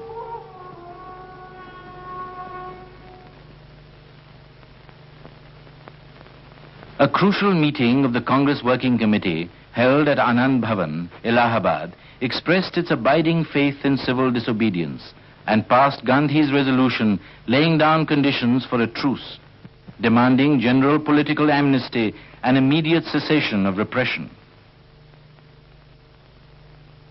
Always willing to go out of his way to meet the opponents and seeking to break the barriers of anger and distrust, Gandhi decided to leave no stone unturned to attain peace and undertook to negotiate with the Viceroy.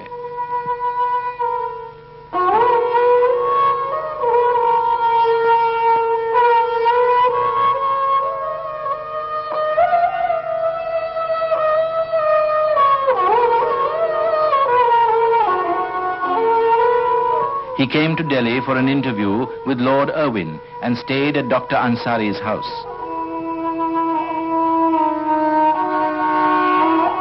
On February 17th, the half-naked fakir, as Winston Churchill called Gandhi, went to the Viceroy's house to parley with the representative of the King Emperor.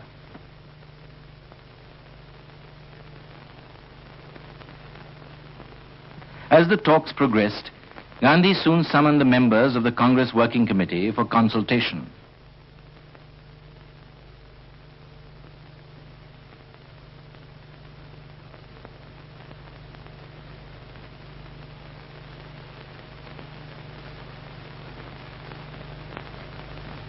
On his return from the Viceroy's house, he used to explain every point that arose in the discussion to the members of the working committee, which was constantly in session.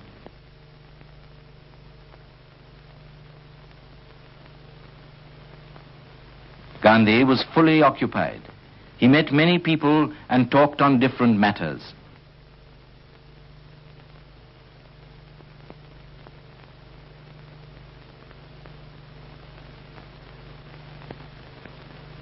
He appealed to the sense of service in women and asked them to join him and share his aspiration of making the spirit of service permeate the atmosphere by becoming humble servants of the country.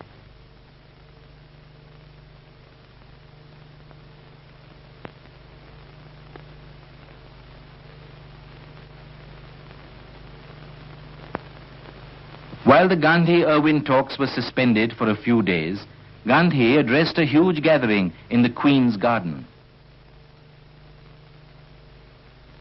I may say this much, that these talks have been conducted in a most friendly manner and with much sweetness. What will be the result, I cannot say. The result is in the hands of God. It is His will that will prevail. The people's duty is to continue to do what India expects of them.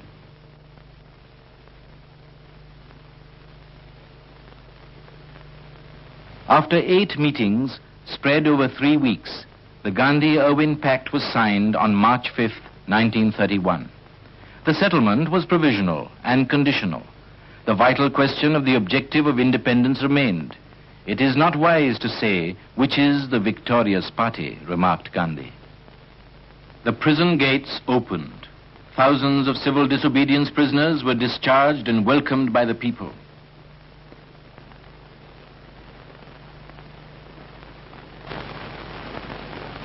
On Gandhi's first entry into the city of Ahmedabad, after the historic march to Dandi 12 months ago, people were drawn to him as towards a magnet. They waited for hours on the river sands to hear one who was the quintessence of their conscious and subconscious will.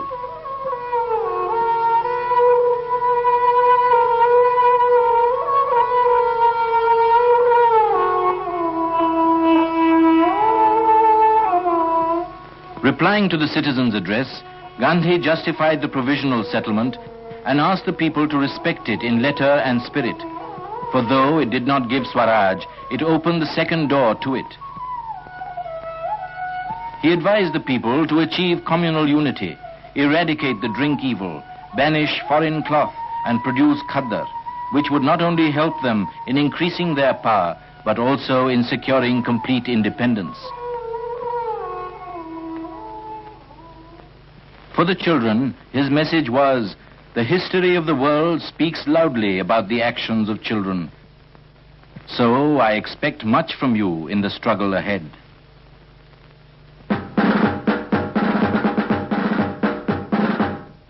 At the volunteers' rally in Bombay, Jawaharlal Nehru, the Congress president, after paying a tribute to the brave comrades, reaffirmed, it is truce, not peace.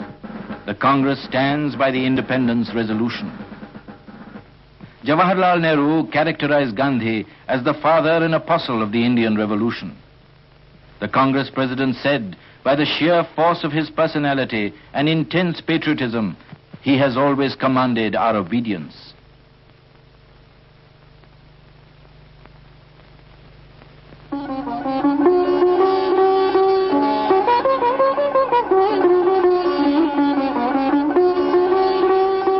In the third week of March, Gandhi and his colleagues were given a reception, the like of which Bombay had seldom witnessed.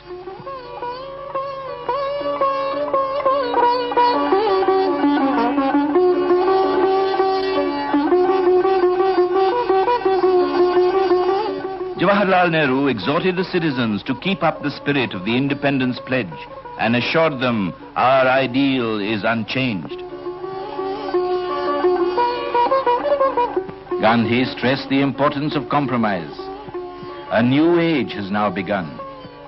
For full 12 months, we have developed a war mentality. Now we have to sing a completely different tune. The Satyagrahi, while he is ready to fight, must be equally eager for peace. The essential condition of compromise is that there should be nothing humiliating and nothing panicky about it. He declared that he did not conceive of any Swaraj in which the workers and the peasants had no hand in the administration of the state.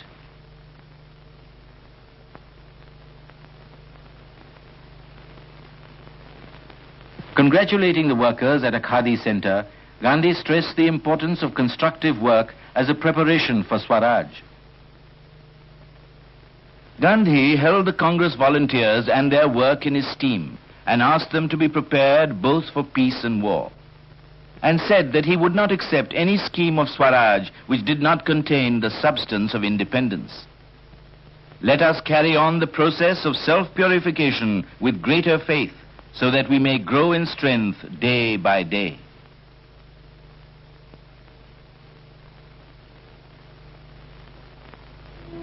Despite Gandhi's desperate pleading, Bhagat Singh, Rajguru and Sukhdev were executed on the eve of the Karachi Congress. Gandhi felt that the execution of the three patriots had increased the nation's power to win freedom. The Karachi Congress, convened under the shadow of Bhagat Singh's execution, truly represented the temper of the country at the moment. As Gandhi arrived, the demonstrators greeted him with black flags and shouts of "Down with Gandhiism" and "Long live Bhagat Singh." Gandhi received them sweetly and smilingly accepted the black flowers, and their indignation completely subsided.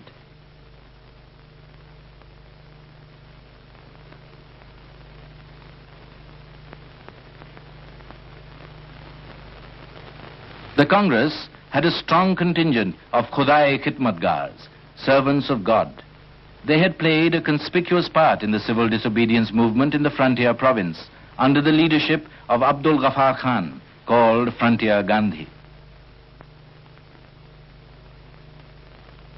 The annual session of the Congress met under the presidency of Sardar Vallabhbhai Patel on March 29, 1931. "The Congress represents and exists for the millions" was the refrain of the President's address. At the Congress, the awakened spirit of the people was very much in evidence. It adopted a charter of fundamental rights embodying Gandhi's 11 points and a few more introduced by Jawaharlal Nehru, enumerating civic liberties, universal adult suffrage, free and compulsory education, and nationalization of key industries, and stressed the secular character of the state. Thus, the Congress took a step in the socialist direction to lessen the burden of the poor. The Congress session marked the pinnacle of Gandhi's popularity and prestige with the people. The Congress ratified the Gandhi-Irwin Agreement and appointed Gandhi as the sole Congress representative at the Round Table Conference.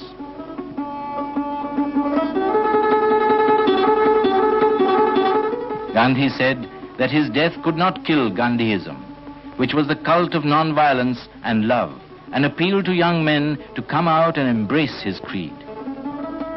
Gandhi was confident that God's covenant, that those who tread on the straight and narrow path shall never come to grief, would inspire the people with faith and hope, and that the poor man's Swaraj would soon come through the chosen path of truth and non-violence. Purn Swaraj is not a pious wish today. It is the incessant yearning of the soul of the nation. I aspire for Ramaraj, or government of peace and love. This is my only dream. The Karachi Congress gave Gandhi an unrestricted mandate and invested him with full authority to speak and act in the name of the country.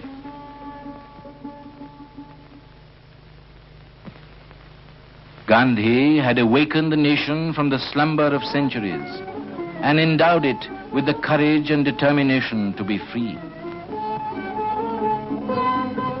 The colors of the national flag were changed at Gandhi's instance. White, green, and red were replaced by saffron, standing for courage and sacrifice, white for truth and peace, green for faith and strength.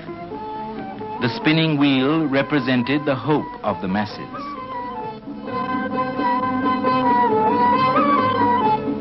For Gandhi, true defense of the flag consisted in assimilating the qualities represented by the colors and in giving the spinning wheel a place in every home. He explained, "We have nearly 700,000 villages, a large number of which are living in a condition of semi-starvation. And they do so because they have no employment for nearly 6 months in the year. That being the case, it is necessary to find some supplementary occupation. Such an occupation is hand spinning."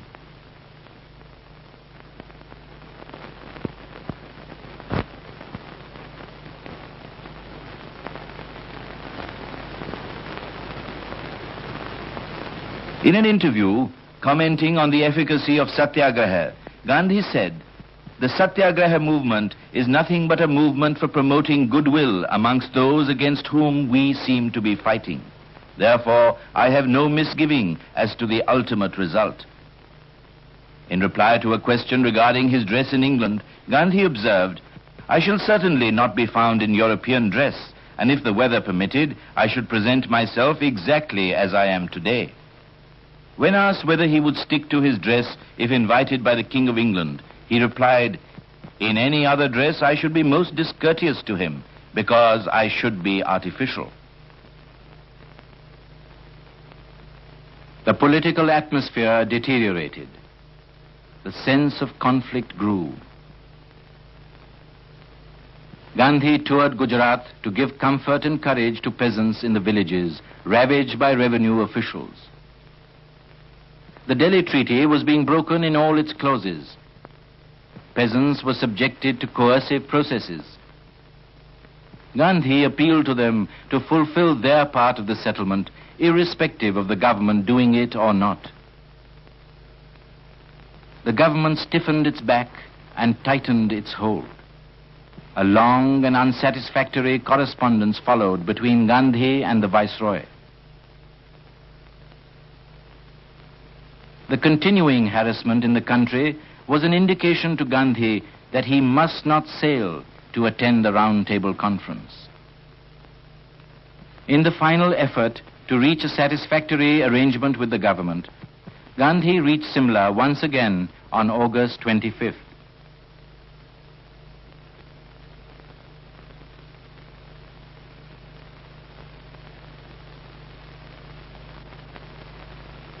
On August 27th, his principal demand was conceded. The Delhi settlement of March 5th remained operative. The obstacle being removed, he hurried to fulfill his obligation. Gandhi reached Bombay on August 29th to catch the boat in time. A special passport was issued to enable him to make a dash for London.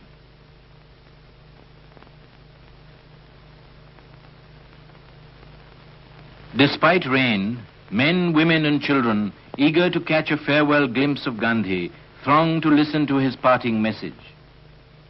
"I must go to London with God as my only guide. The horizon is as black as it could be.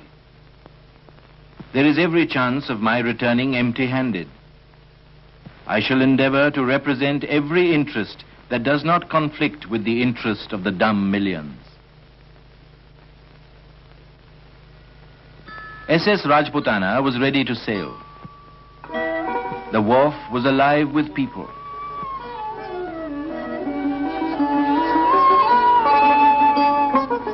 The Indian plenipotentiary arrived not for waging a battle of diplomacy, but for embarking on his mission of asserting the right of the Indian people to be masters of their destiny and cultivating friendship with the world, for he could not think of permanent enmity between man and man.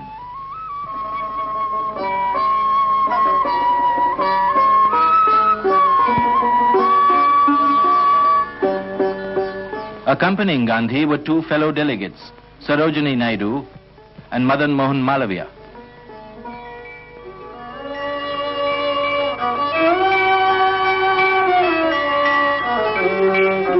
The innermost thoughts and feelings of the people were, "Go forth, to quaff the bitterest draughts that may yet be in store for you.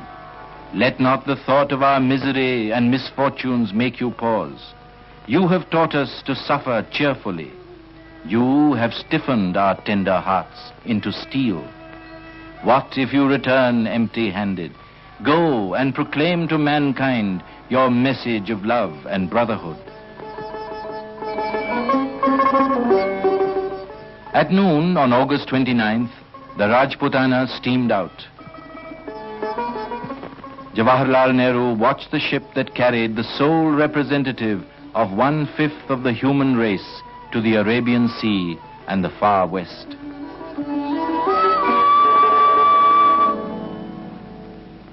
As Gandhi was drawing away from the shores, his thoughts were focused on India. I shall work for an India in which the poorest shall feel that it is their country, in whose making they have an effective voice. An India in which there shall be no high class and low class of people. An India in which all communities shall live in perfect harmony. This was the India of Gandhi's dreams. Gandhi was in the best of spirits during the voyage.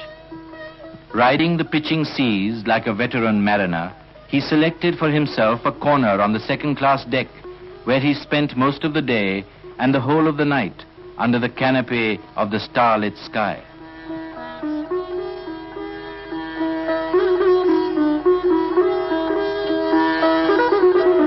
The quaint traveler carried the scantiest of luggage and scrupulously observed his daily routine on board the ship.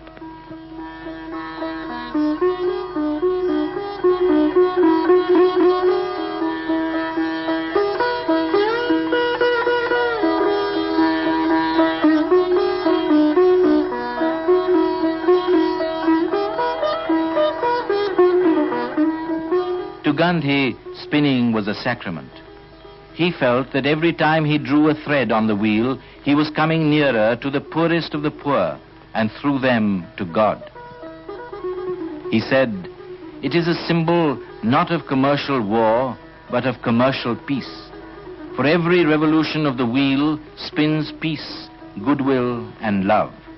The spinning wheel is for India's starving millions the symbol of salvation."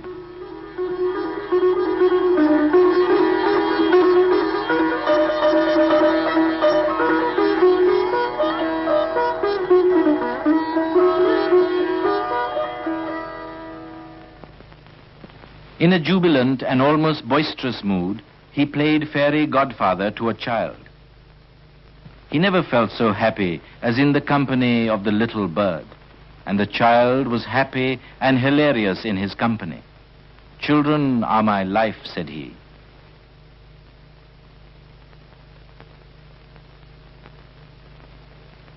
He mixed with his fellow travelers, capitulated smilingly to passengers seeking snapshots, and gave autographs.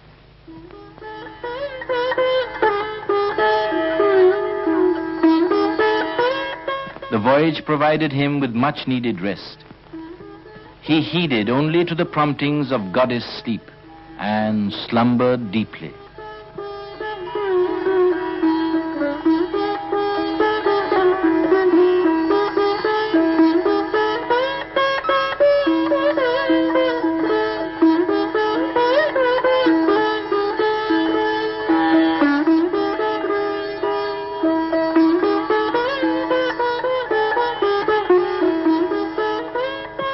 He spent time in reading and writing, answered correspondence, and sent dispatches to his papers. As the right hand suffered from writer's cramp, he wrote with his left hand.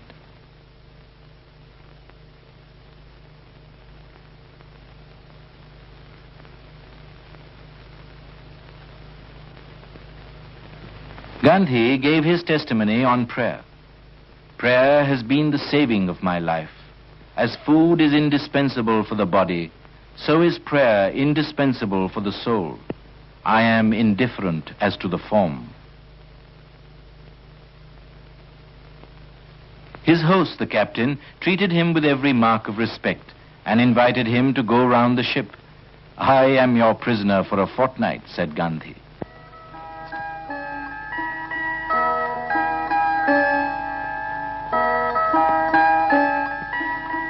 He was conducted to the captain's bridge.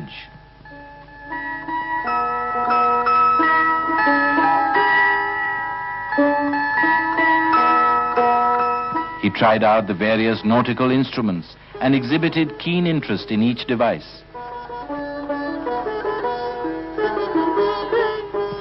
It was time for the life jacket drill, and Gandhi readily participated in it.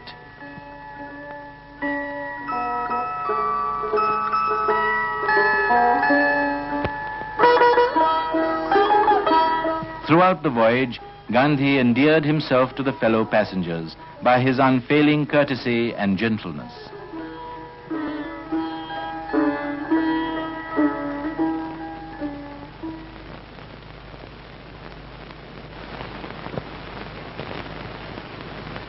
After a weary voyage of 1,660 miles, daylight broke over the rock-crested shores of Aden. Gandhi steered the Rajputana into the first port of call.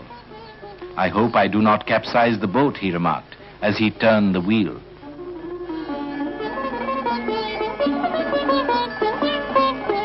A big welcome awaited Gandhi at Aden.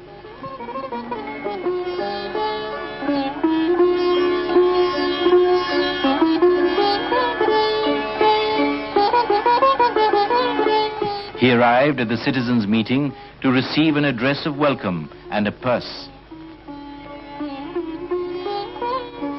In his first public speech outside the Indian subcontinent since 1914, he declared that India did not stand for isolated independence. 1/5 of the human race becoming free through non-violence and truth can be a great force of service to the whole of mankind. He extolled the simple way of life associated with the Caliphs and told the Arabs to help solve the Hindu-Muslim problem.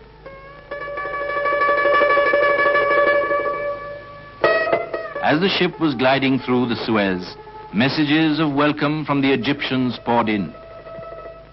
On crossing the Egyptian waters, Madame Zaghlul Pasha sent the great leader of Great India her best wishes for the success of the Indian cause. In the name of Egypt, Mustafa Nahas Pasha, president of the Wafd party fighting for Egyptian independence, greeted the great leader Mahatma Gandhi and wished him success in his quest. Gandhi thanked them and reciprocated kind wishes for the independence of Egypt.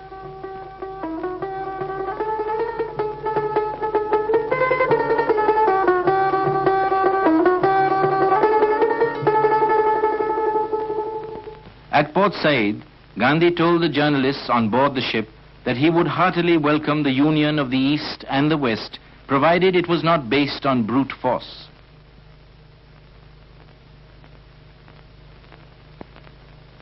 On the ship, Gandhi gave discourses on non-violence.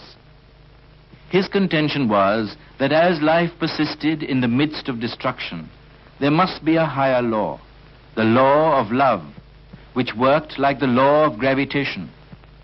That the force of non-violence was infinitely more subtle than the material force of nature, and that opponents should be conquered with love.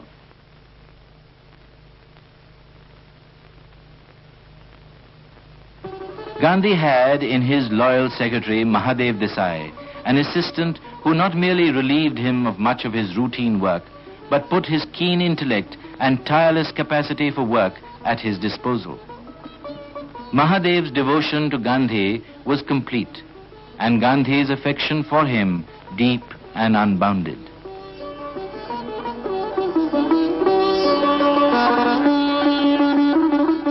On the misty, cold morning of September 11th, SS Rajputana anchored at Marseille.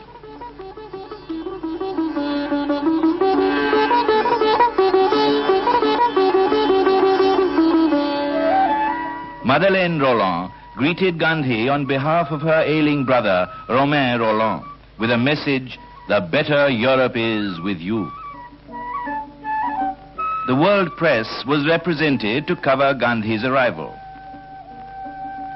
I shall do everything at the spur of the moment, depending on my inner voice, which means God will guide me, he told the journalists.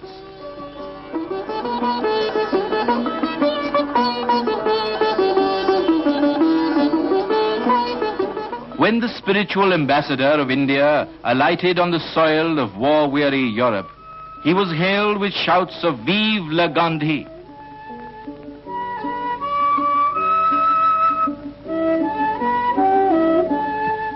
Gandhi expounded the message of non-violence to the students of Marseille, saying that it was a weapon not of the weak, but of the strong.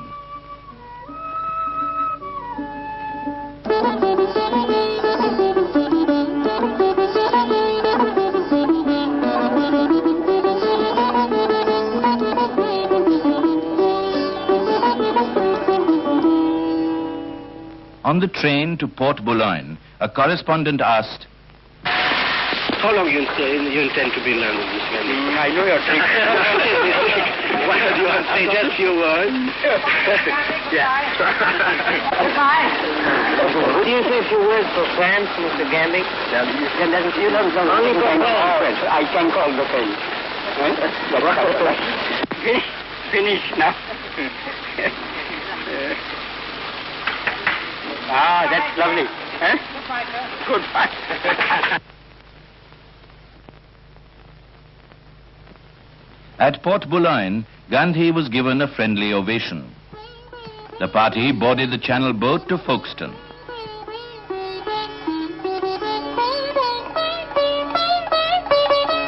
While the boat steamed along, the temperature began to drop, and yet Gandhi had wrapped himself only in a shawl. To the marveling pressman, Gandhi's explanation was, "My dress is the symbol of my mission."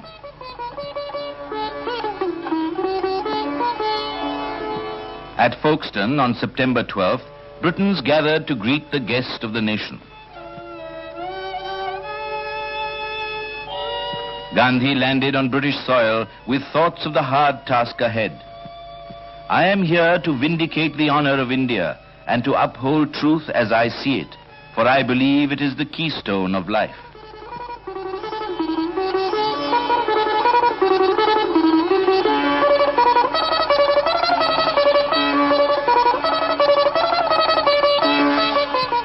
He was driven straight to the friend's house in London. A surging crowd stood for hours on Euston Road awaiting Gandhi's arrival.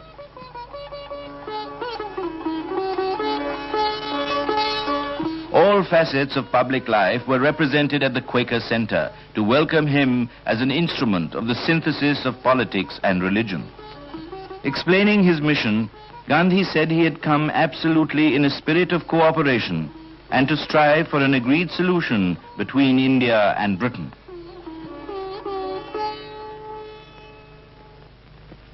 Gandhi had accepted Muriel Leicester's invitation to stay at Kingsley Hall, a centre dedicated to the slums of London. The people of East End opened their homes and hearts to him. A little cell on the flat roof with an open view was put at Gandhi's disposal. The members of every section of Bow assembled outside Kingsley Hall to welcome Gandhi. I am thankful that I got this opportunity of being surrounded by these happy children and seeing the homes of the poor.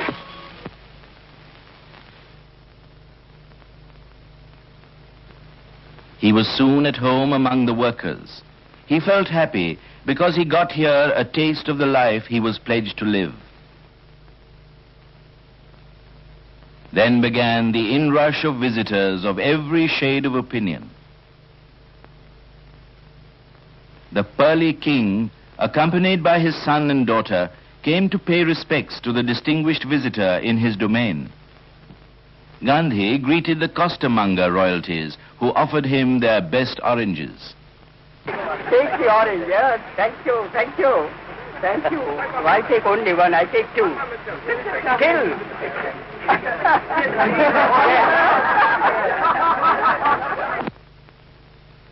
In his first ever broadcast talk, Gandhi told the American people from Kingsley Hall, "The world is sick unto death of blood spilling. Perhaps it will be the privilege of the ancient land of India to show the way out."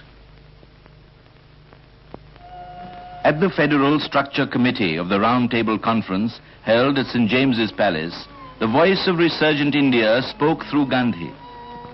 The goal of absolute independence remains intact. Gandhi stressed the need of adult suffrage and racial equality and advocated an honorable partnership between India and Britain. The nation that does not control its defense forces and external policy, asserted Gandhi, is hardly a responsible nation. He struck a note of warning.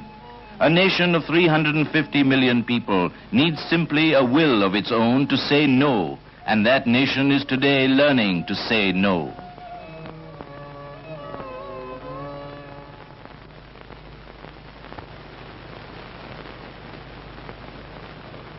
To create greater understanding about India's case, Gandhi spent more time in meeting leading celebrities and visiting interesting places.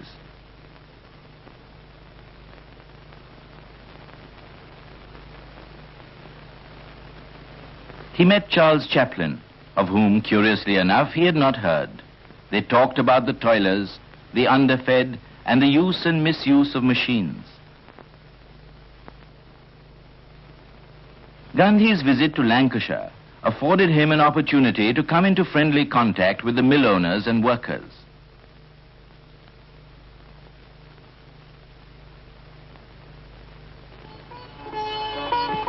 In this center of the British textile industry, the Mayor of Darwin welcomed the most uncompromising advocate of the boycott of foreign cloth.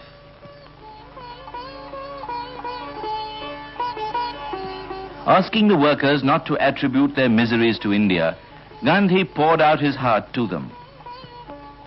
"I would be a false friend if I were not frank with you." He explained how economics, ethics, and politics were inextricably mixed up in his life. "My nationalism is not so narrow that I should not feel for your distress. I do not want my country's happiness at the sacrifice of any other country's happiness.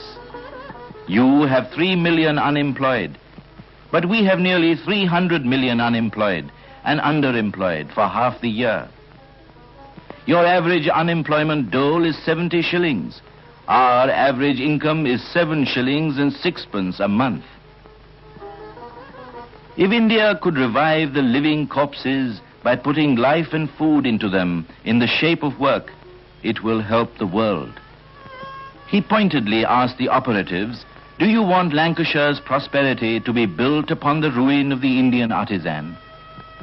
Their spontaneous reaction was, "We know each other now."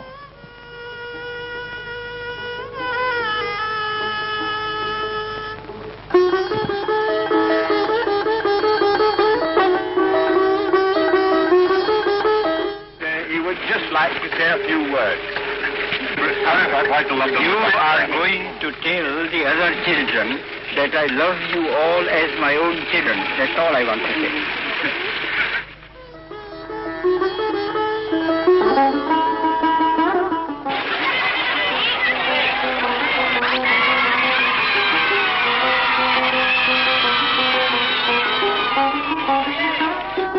Gandhi expressed his gratefulness. "I shall treasure the memory of these days to the end of my earthly existence."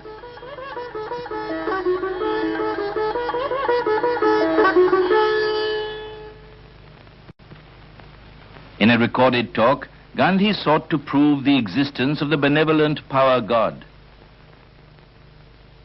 I do dimly perceive that whilst everything around me is ever changing, ever dying, there is underlying all that change a living power that is changeless, that holds all together, that creates, dissolves, and recreates.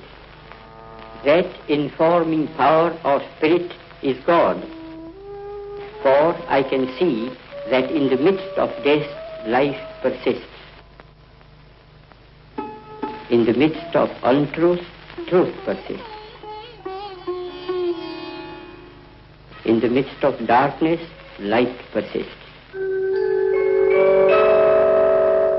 Hence I gather that God is life, truth, light. Faith transcends reason.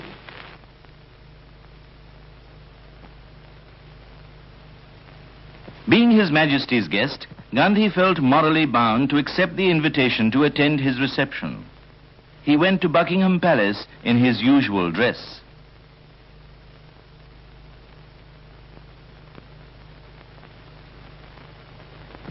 The Round Table Conference was completely abortive. Every divisive tendency in India was encouraged. The conference concluded on December 1st.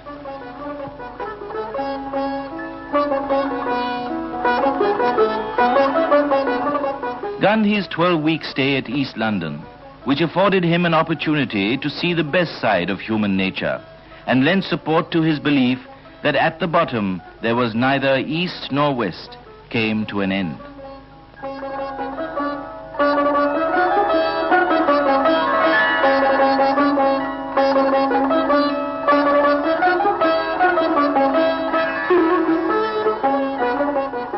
After planting a tree in front of Kingsley Hall, his parting message was, "Whatever the result of the mission that brought me to London, I know that I shall carry with me the pleasantest memories of my stay in the midst of the poor people of East London."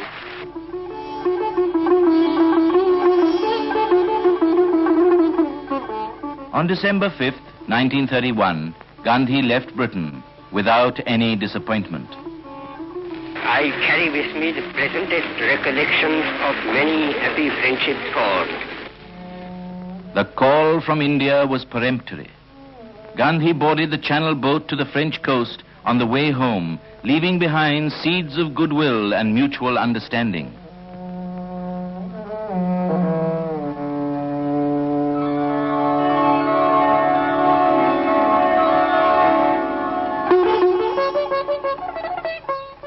On his homeward journey, Gandhi landed in France.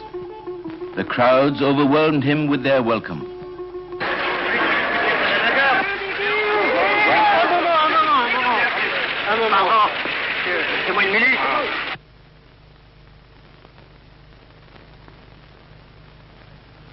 During his one-day sojourn in Paris, Gandhi spoke to an attentive audience. "I know that we have to go through still more suffering to vindicate our position.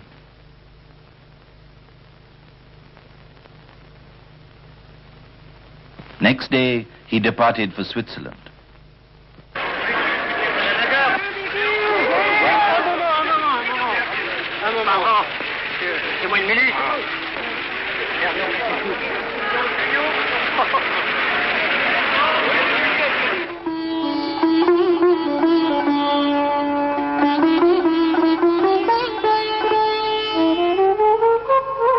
Gandhi came to Geneva to spend a few days with Romain Rolland, the sage of Villeneuve.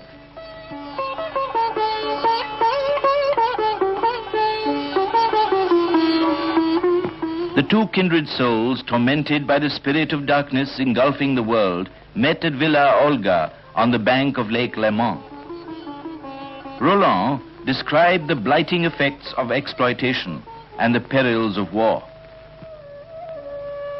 Gandhi affirmed that nations should cease to answer violence with violence.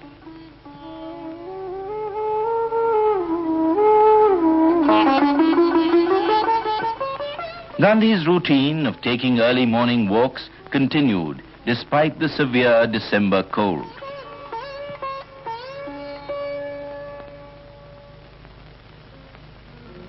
One evening, at Gandhi's request, Rolland played on the piano an andante movement of Beethoven's Fifth Symphony.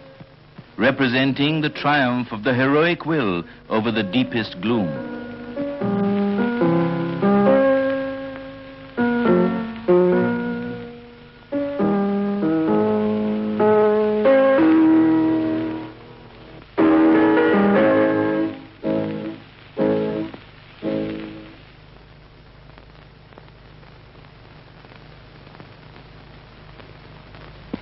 At a meeting in Geneva, he pointed out, "My speeches at the Round Table Conference have all officially reported. Meanwhile, I must ask you to believe me when I say that I have never made a statement of this description, that the masses of India, if it became necessary, would resort to violence. All that as you like. It is complete independence that we want."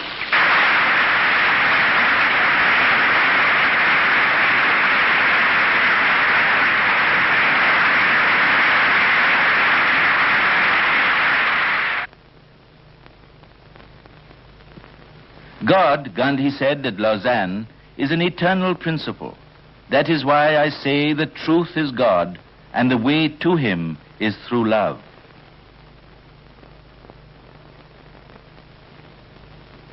After 5 days' stay in Switzerland, Gandhi left for Italy.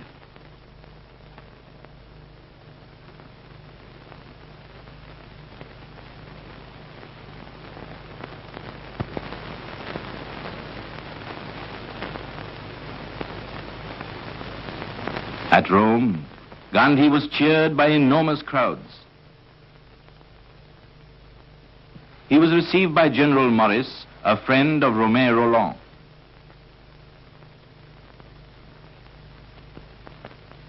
The movie tones grunted, journalists struggled, but Gandhi had decided not to make public statements.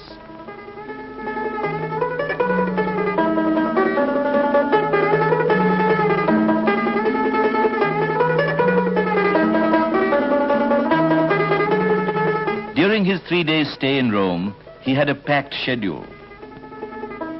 He was able to see something of the ancient city.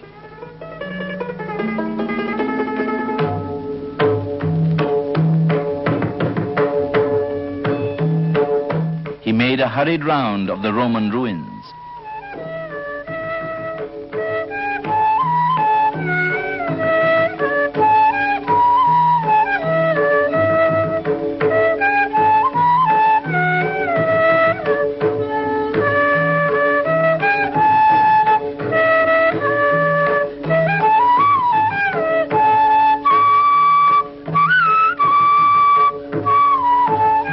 The Vatican galleries were specially opened for Gandhi. Their art treasures interested him immensely.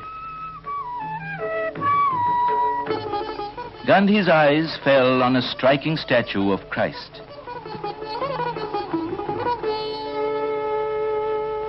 He went up to it and stood in deep contemplation.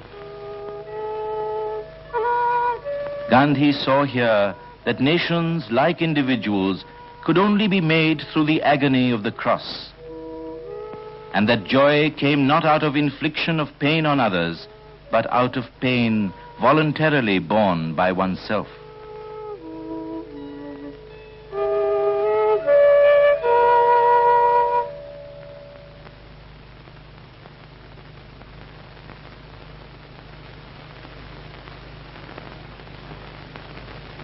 Gandhi was shown a military exercise and drill by little boys known as Balila.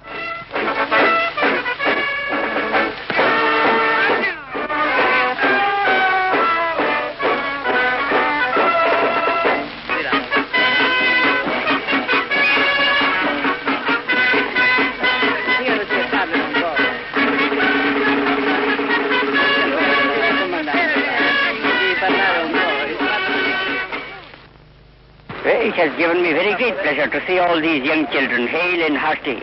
Thank you, Thank you very much for your coming.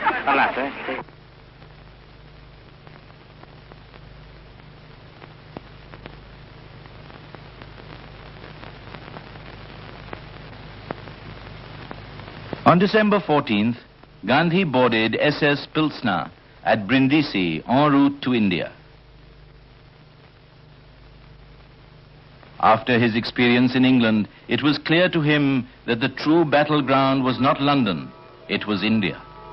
But in ignorance of the situation at home, he reiterated that he would try every means to avoid another fiery ordeal.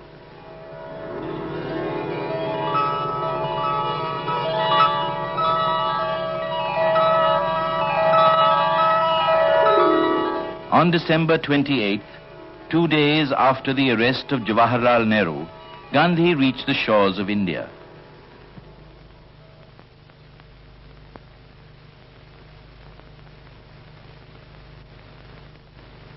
Though he had returned empty-handed, he had not compromised the honor of his country. A great ovation awaited him.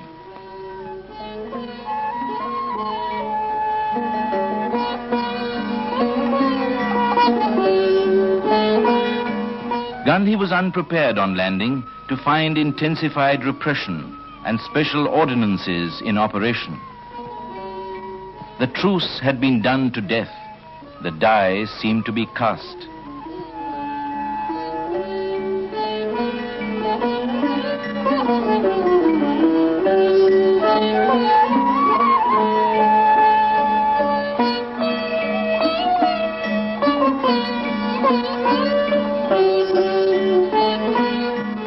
Bombay staged a magnificent welcome to Gandhi.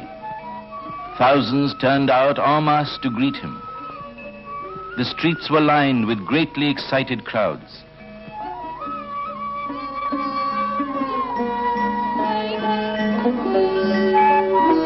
National flags fluttered everywhere, and banners and arches adorned the whole of the long route to Mani Bhavan.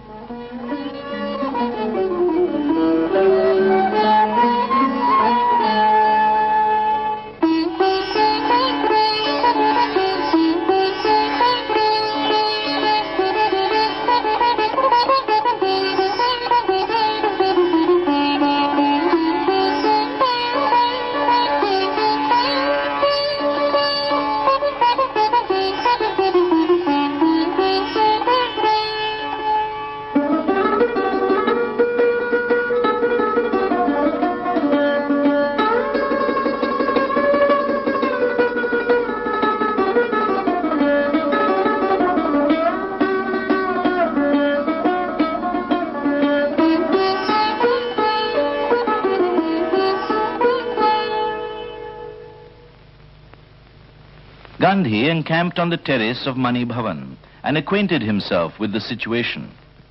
He found things blacker than he had imagined.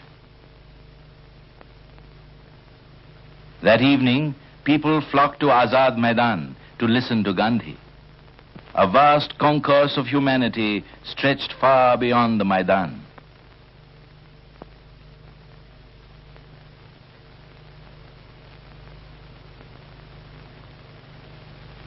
At 5 o'clock, Gandhi arrived to give his appraisal of the situation and ascended the 20 feet high rostrum.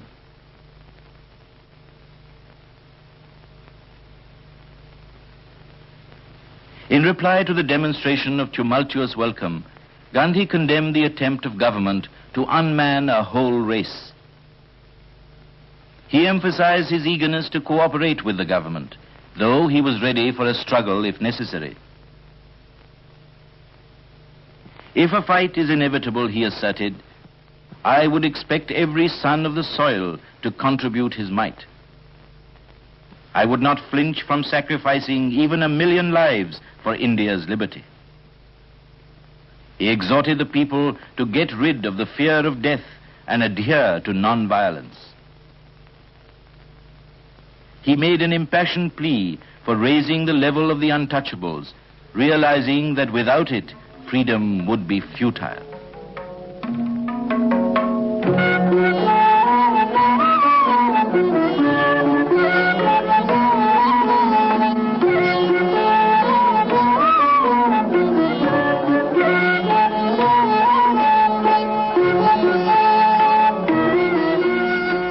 Gandhi gave detailed account of his work in Britain to the members of the Congress Working Committee. he discussed the grim situation in the country with his colleagues and sought an interview with Lord Willingdon to find a way out. On receiving a stiff reply from the Viceroy, Gandhi had no choice left but to resort to civil disobedience. He prepared to go to jail.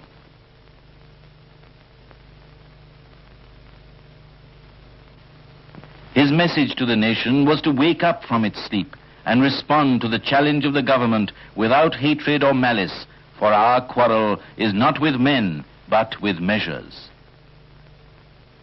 To poet Tagore he wrote, "I want you to give your best to the sacrificial fire that is being lighted."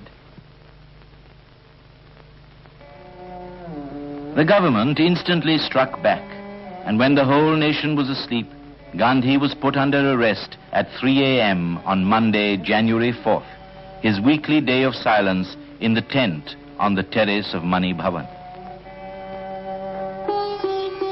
After the prayers, he was taken away and was once again interned in the Yeravada jail during the pleasure of the government. India was numbed by repression. It was a conflict of two historical forces. The jails began to be filled with civil disobedience prisoners. Their idealism and pride led them to fetters. It was a tribute to the national movement.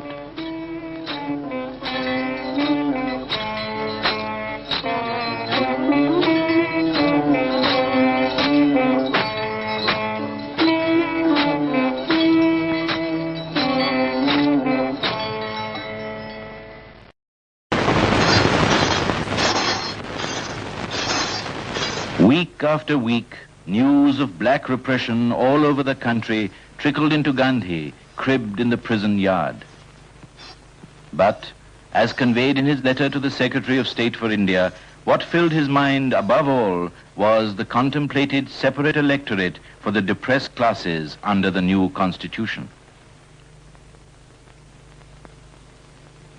On August 17, 1932, the British Premier's Communal Award confirmed Gandhi's fear of a perpetual bar sinister which separated the untouchables from the Hindu fold. Gandhi felt impelled by a voice from within to offer resistance with the whole of his being. He informed Ramsay MacDonald that he would fast unto death from the noon of September 20th if the decision was not abandoned.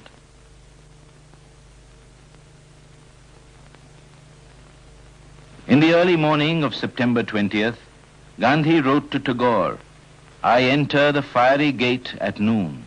Your blessing will sustain me in the midst of the storm I am about to enter."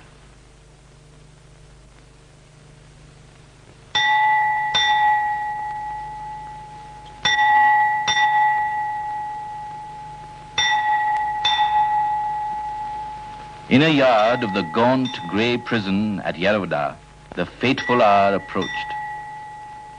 The jail bell struck 12, and with the last stroke, Gandhi commenced his vow of extreme self-sacrifice.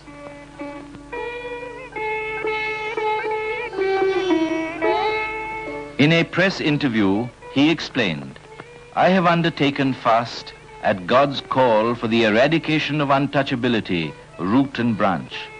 My fight is against the impure in humanity. To do away with all those social inequalities between man and man," exhorted poet Tagore, "let us join the Mahatma in his noble task of removing the burden of ages upon those who have been stigmatized for the accident of their birth."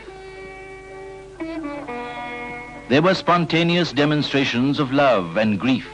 People suffered from poignant pain and anxiety. Millions offered prayers and fasted, and demanded complete removal of all religious and social disabilities of the depressed classes. Gandhi's fast renovated the dream of achieving India's national solidarity. Irrational curbs cramping national life showed signs of tottering.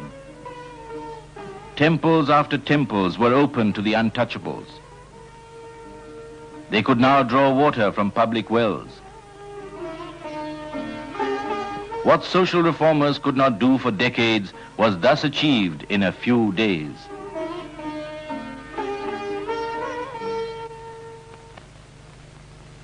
While the whole country outside was seething, 63-year-old Gandhi, under the shade of a mango tree in a segregated prison yard, was perfectly calm and serene. His condition was steadily worsening and his vitality ebbing. Before this stupendous self-sacrifice, all differences were forgotten.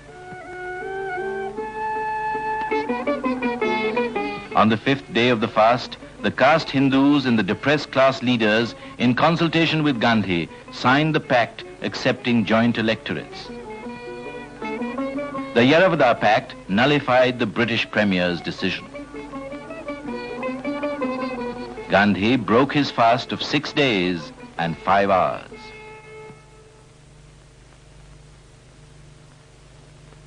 Naming the untouchables as Harijans, God's own people, Gandhi began conducting the weekly Harijan from the prison, which brought about a renaissance of faith and hope for millions.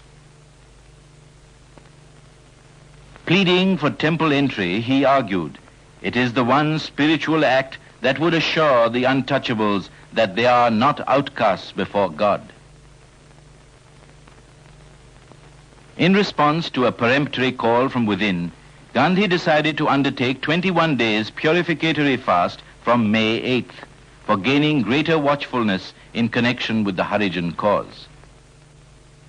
He was released on the same day and he completed his fast in Pune.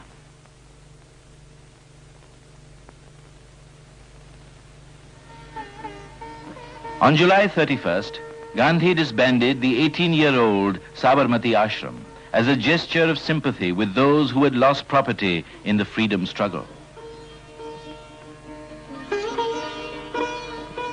He made it over to the Harijan cause and shifted his headquarters to Wardha, the geographical center of India.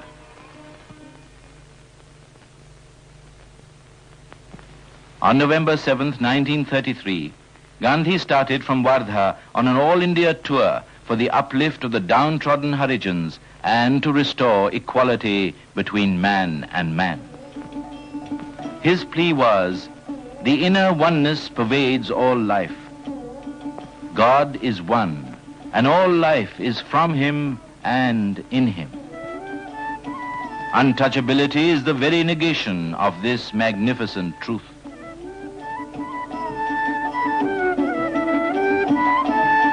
Gandhi was on the move, addressing meetings, opening wells and temples for the Harijans.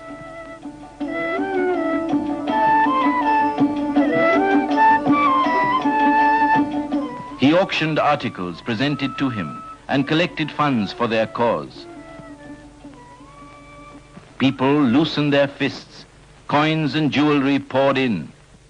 His reaction was, I want your hearts also with your money.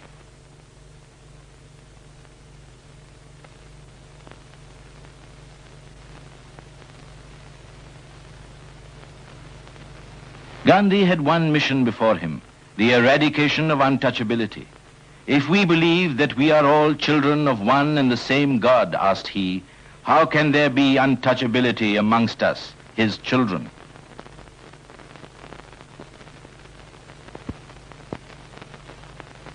He organized village sanitation on a rational basis and exhorted the Harijans to give up eating carrion and drinking liquor. He lightened their miseries and restored their self-respect.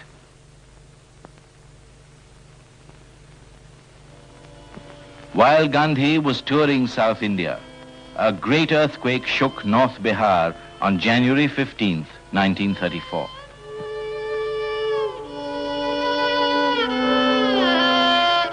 Giving expression to his belief that physical calamities are related to men's morals, Gandhi observed, with me, the connection between the cosmic phenomena and human fate is a living faith that draws me near to God. He suspended his tour, rushed to the scene of the calamity, and proved to be a source of solace to stricken Bihar.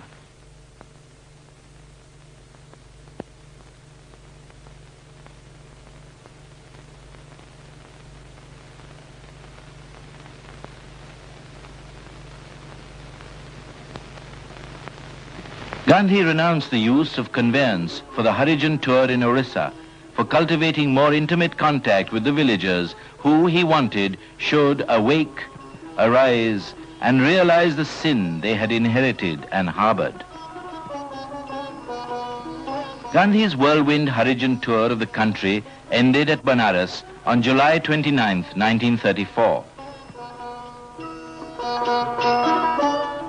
The impression left on his mind was that untouchability is on its last legs.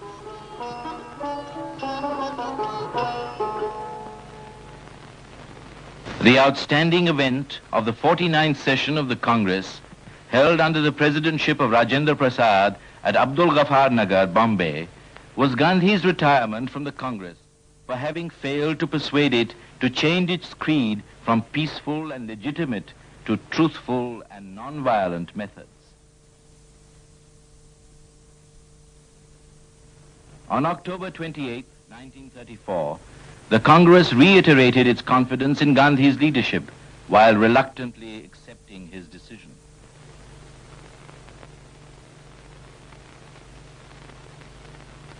Gandhi justified his physical severance from the Congress. For me, to dominate the Congress in spite of fundamental differences is almost a species of violence which I must refrain from.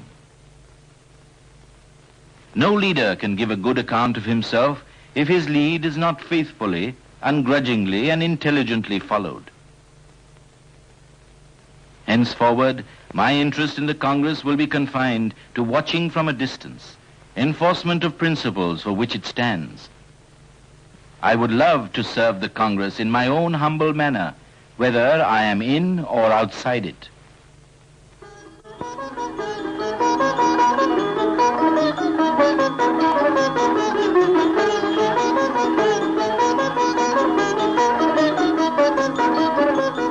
Realizing that revivification of the villages, which were perpetually exploited, was a necessity if India was to exist and a remedy for its progressive poverty, Gandhi took his abode in the ashram at Wardha.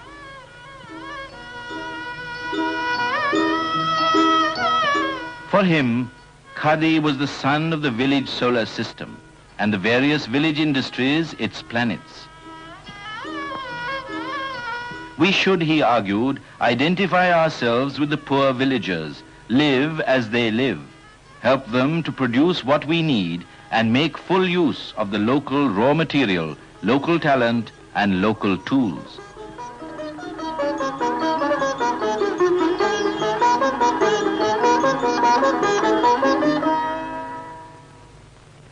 Distressed at the penetration of the machines in the villages, Gandhi observed, from times immemorial, the villages of India have been pounding their own paddy.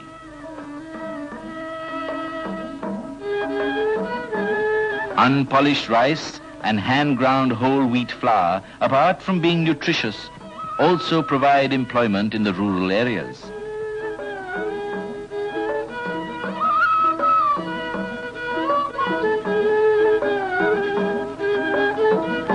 We have suffered the village oilman to be driven to extinction, and we eat adulterated oils.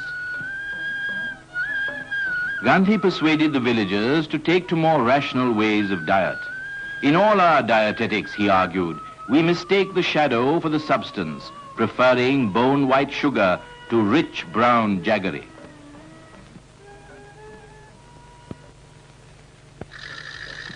His plea was that mechanization is good where hands are too few, but an evil where there are more hands than are required for the work, as is the case in India.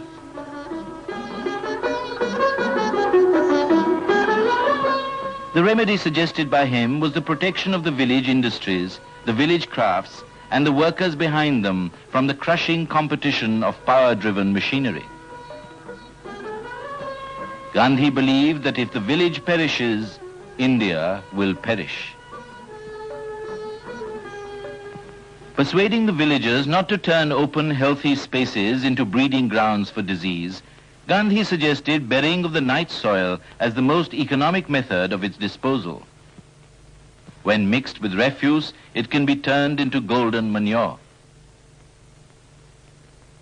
So long as you do not take the broom and the bucket in your hands, you cannot make your towns and cities clean. And cleanliness is not only next to godliness, it promotes health.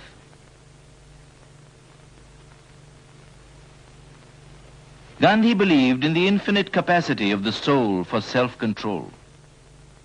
He gave a stern warning that birth control by artificial means will lead to moral bankruptcy. He regarded women not as an instrument of animal pleasure, but as the mother of man and a trustee of the virtue of her progeny.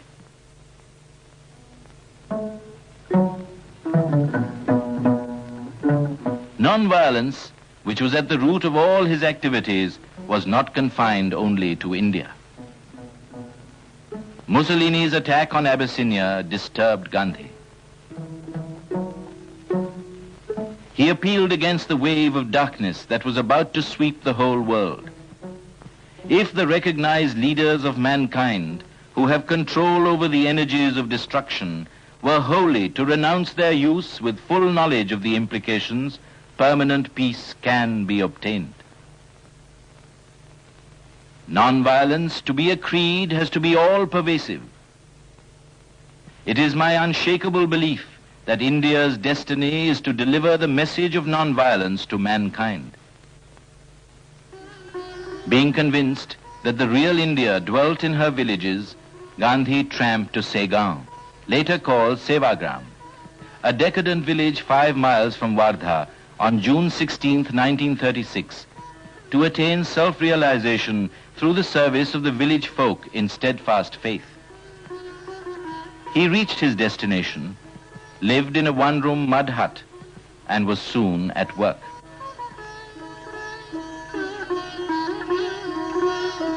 Visitors from far and near began to gravitate here. Drawing inspiration from his new abode, he associated the villagers with the community life of the ashram. Sevagram ashram was but an experiment in truth and non-violence. Gandhi lived here with Kasturbai as a villager of his dream. The simple life was his chosen way.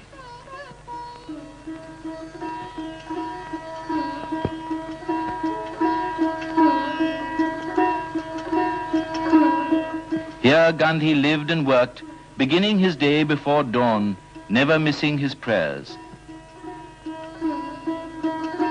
The little hut remained the scene of his many activities from morning till night.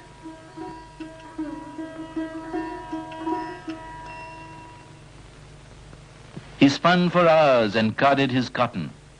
The greatest of my activity is charkha. I hold it to be the best part of my service, social, political, and spiritual.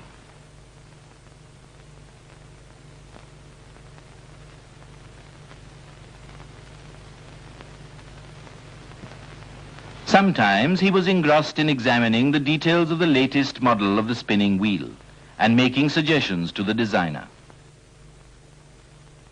People, high and low, sought refuge in the little mud hut where he dwelt. It also became the venue of the meetings of the Congress Working Committee. He did justice to all items, grave or gay, important or unimportant, for nothing was too trivial for him. He looked into every detail himself, visited the ailing inmates who were treated according to his method of nature cure. Among the patients was a leper, a profound Sanskrit scholar. Who will look after him if I don't, thought Gandhi, and gave daily massage to him. He determined the patient's diet and made a scientific study of the leprosy germs to evaluate his progress.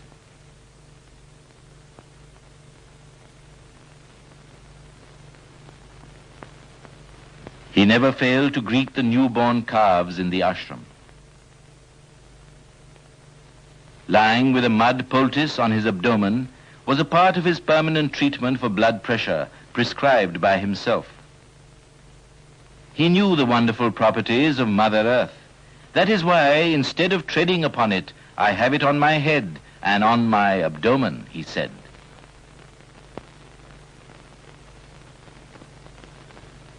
It was his infinite faith in God that gave him the patience of a Job and his unfailing good humor. The morning and the evening constitutionals were as much a part of Gandhi's regular routine as the prayers. Details about the kitchen or the crops were discussed with those in charge of them.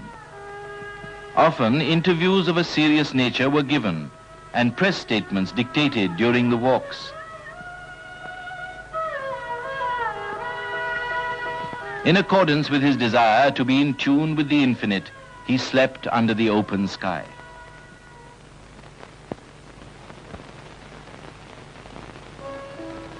To promote contact with the villagers, the first village session of the Congress, according to Gandhi's conception, was held at Fezpur under the presidency of Jawaharlal Nehru in December 1936.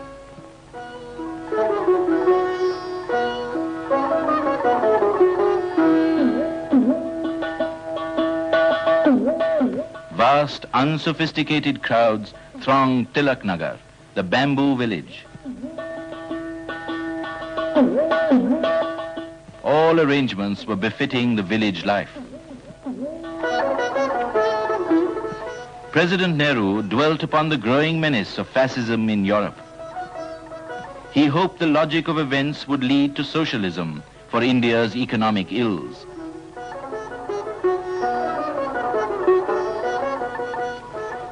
Though Gandhi took no part in the Congress debates, opening the Khadi and Village Industries exhibition, he said, "It is not enough that one wears Khadi if he surrounds himself with Videshi, things foreign in everything else.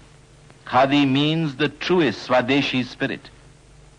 Indian economic independence is not a product of industrialization, but economic uplift of every individual by his or her conscious effort.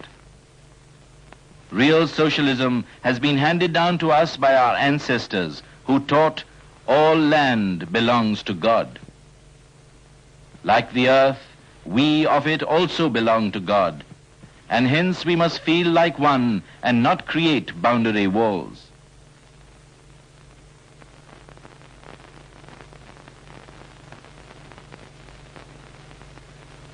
Gandhi realized that in the long run, the future depended on the village school.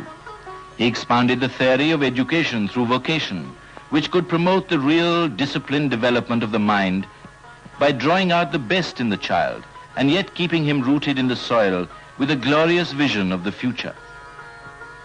He wanted education to be based on village occupations and easily accessible to all.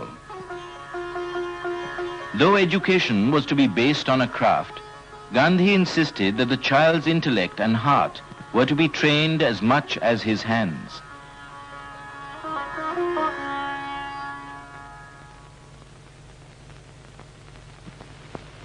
Gandhi, in his retirement from the Congress, was no less a force than when active. His advice on political affairs was constantly sought.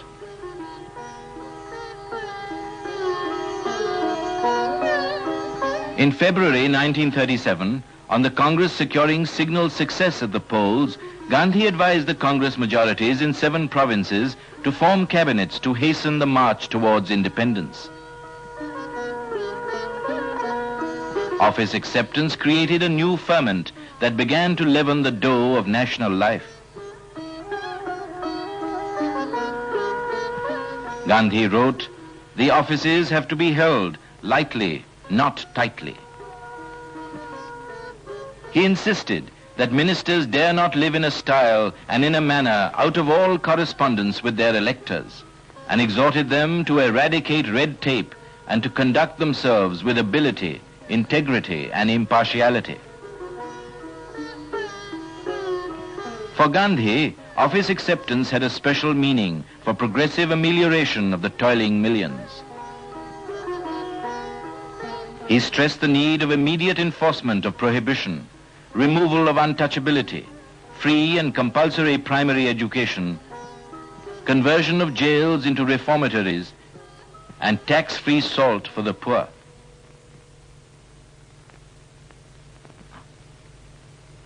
The 51st session of the Congress met on the bank of the river Tapti at Haripura, in rural surroundings, under the stewardship of Subhas Chandra Bose, the youngest president, in February 1938.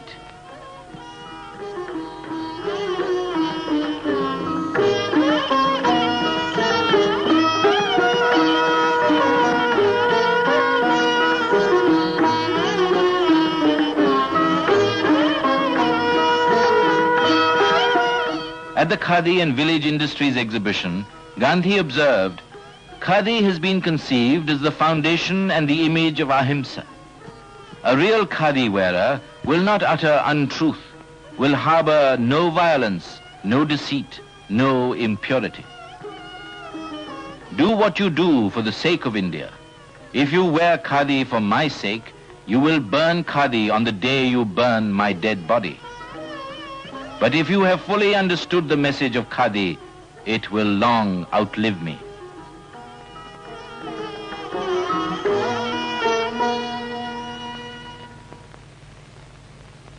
After hoisting the national flag, President Subhas Chandra Bose said, "Our struggle is no doubt a non-violent struggle. But even a non-violent struggle demands an army, an organization, and a machinery. India is going to be free, and that we who live today are going to play a part in making India free. There is no power on earth that can keep India enslaved anymore. Let us strive for India's freedom, one day more."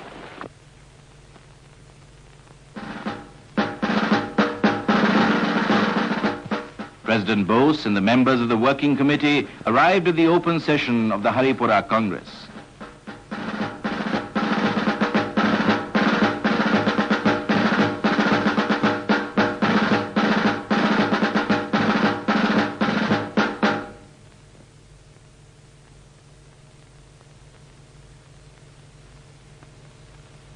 President Bose put forward a case for national reconstruction. Our chief national problems relating to the eradication of poverty, illiteracy, and diseases can be effectively tackled only along socialistic lines. The state, on the advice of a planning commission, will have to adopt a comprehensive scheme for gradually socializing our entire agricultural and industrial system in the spheres of both production and distribution. Voicing the feelings of the nation, he concluded, "All India prays that Mahatma Gandhi may be spared to our nation for many years to come to keep our struggle free from bitterness and hatred. We need him for the cause of humanity." The Haripura session condemned the federal scheme for India on the ground that a constitution for India must be framed by the people themselves.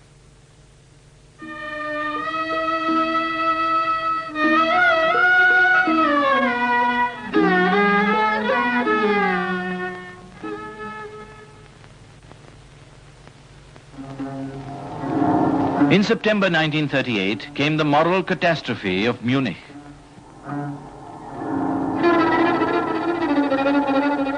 Compelled to heed the rumbling of the coming storm, Gandhi observed, "The peace Europe gained at Munich is a triumph of violence. It is also its defeat.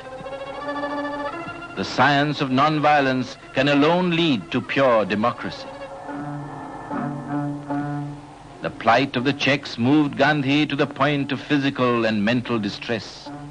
Advising the small nationalities to refuse to obey Hitler's will and perish unarmed to save their honor, he maintained that if it was brave to fight, it was braver still to refuse to fight and yet refuse to yield to the usurper.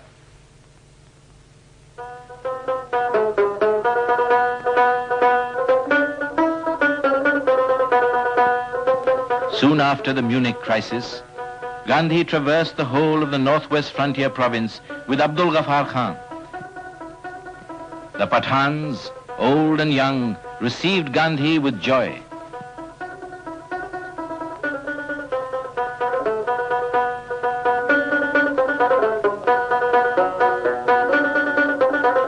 Badshah Khan was convinced that non-violence could elevate his people and raise them to their full moral stature. Guiding the non-violent organization of Khudai-Khidmatkars, Gandhi said, "The very name suggests that they are to serve and not to injure humanity. Non-violence is not a mere passive quality. It is the mightiest force God has endowed man with. As a person who relied upon the use of force would have to undergo military training, so will a soldier of peace have to go through a definite training." Gandhi rounded off his tour by a visit to the remains of the Buddhist monastery at Takshashila, which reverberated with the ancient maxim, "Let man conquer anger with non-anger."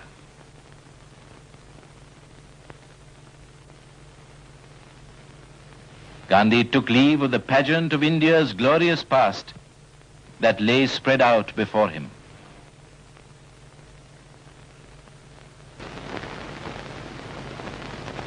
With the rise of anti-Semitism in Germany, Gandhi advised the persecuted Jews to bravely claim Germany as their home, for he was sure that religious resistance against the godless fury of a dehumanized man would bring forth the inner strength and joy given to them by Jehovah.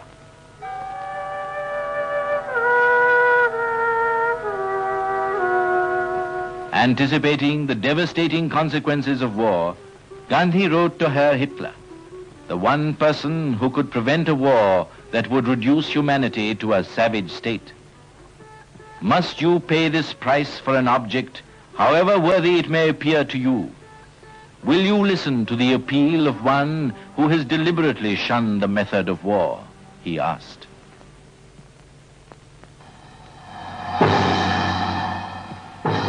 At last, the long apprehended war between England and Germany broke out.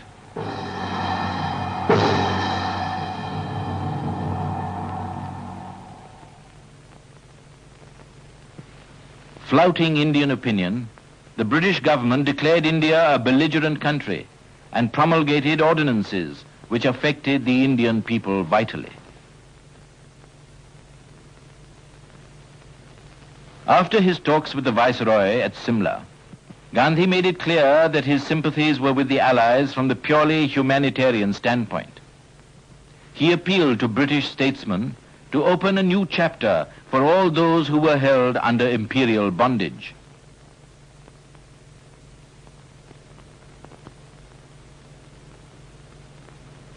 Condemning the Nazi aggression, the Indian National Congress declared that though the Indian people had no quarrel with any other people, they had a deep-rooted quarrel with systems which glorified war and violence and suppressed the human spirit, and that India could not associate herself with a war said to be for democratic freedom when that very freedom was denied to her.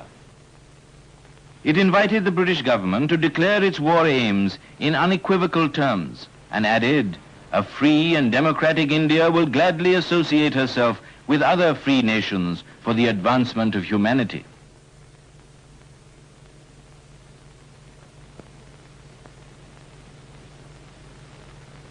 Making a fervent appeal to India to adopt non-violence as her creed and preserve man's dignity, Gandhi wrote, "Defense of India by the present method has been necessary because she is an appendage of Britain. Free India can have no enemy. It is better for India to discard violence altogether, even for defending her borders. For India to enter into the race for armaments is to court suicide. With the loss of India to non-violence, the last hope of the world will be gone."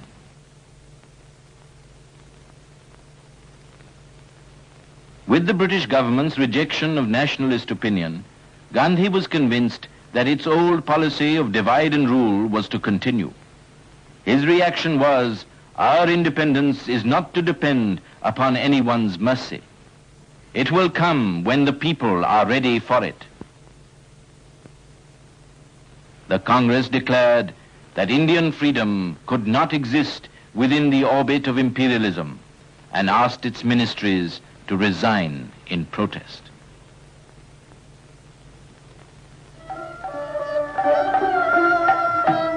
For a while, to pass beyond the darkness that enveloped the destiny of the world, Gandhi and Kasturbai visited Shanti Niketan at poet Tagore's invitation in February 1940.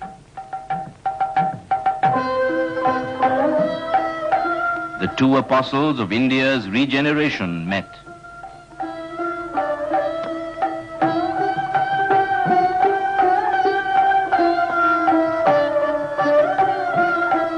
The poet's simple mud hut, Shamli, was Gandhi's abode here.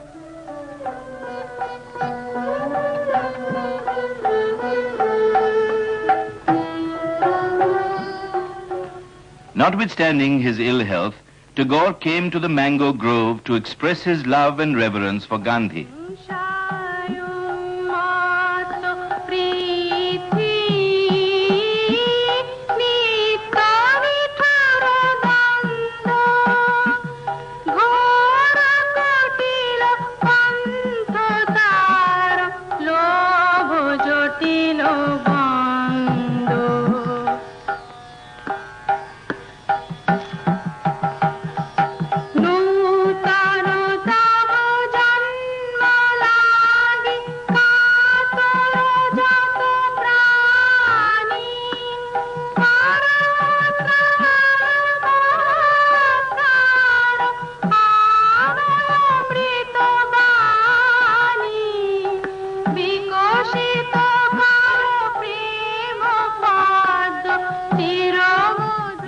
Welcomed Gandhi as one of their own and as one belonging to all humanity.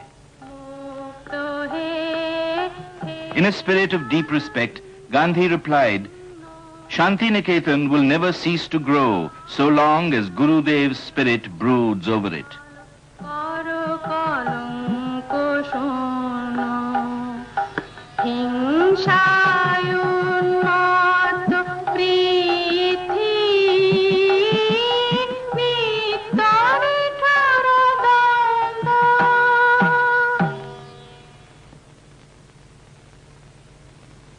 During their talks, Gandhi saw that Tagore was living for his dearest creation, Vishwa Bharati, and wanted to feel sure about its future.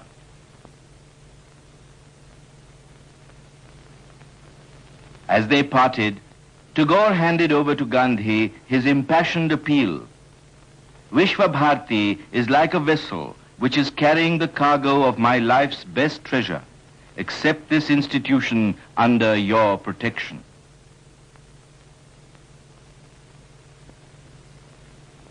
Gandhi assured him, Vishwa Bharati carries God's protection because it is the creation of an earnest soul. You may depend upon my doing all for its permanence.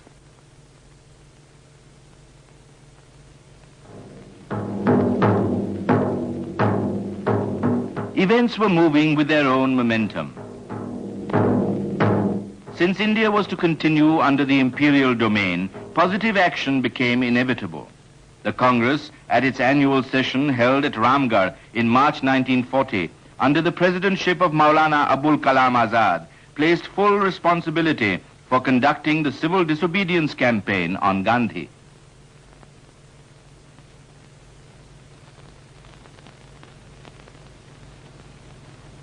Stressing the need of discipline, Gandhi said, the essence of Satyagraha is not to shout slogans, but to carry out in letter and spirit the word of your chosen general. Gandhi commended his 13-fold constructive program. In the fulfillment of it lay the non-violent attainment of Swaraj, based on the solid foundation of social justice and economic equality, enabling each individual to have the wherewithal to supply all his primary needs. Correlating economics and ethics, Gandhi advocated the Upanishadic message of enjoying wealth by renouncing it for the common good. He enunciated the theory of trusteeship to transform the acquisitive society into an egalitarian one. A society based on non-violence cannot nurture any other ideal.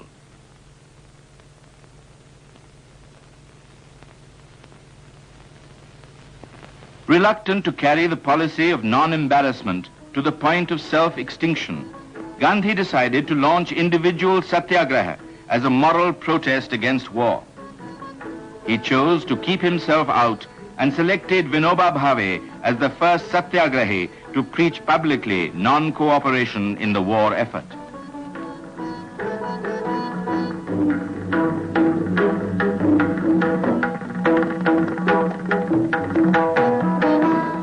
The person-by-person symbolic protest assumed huge dimensions.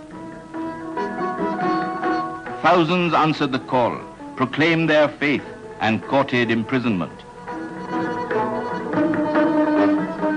On the government forbidding the press to report the progress of Satyagraha, Gandhi suspended the publication of his journals and asked everyone to become his own newspaper, carrying authentic news.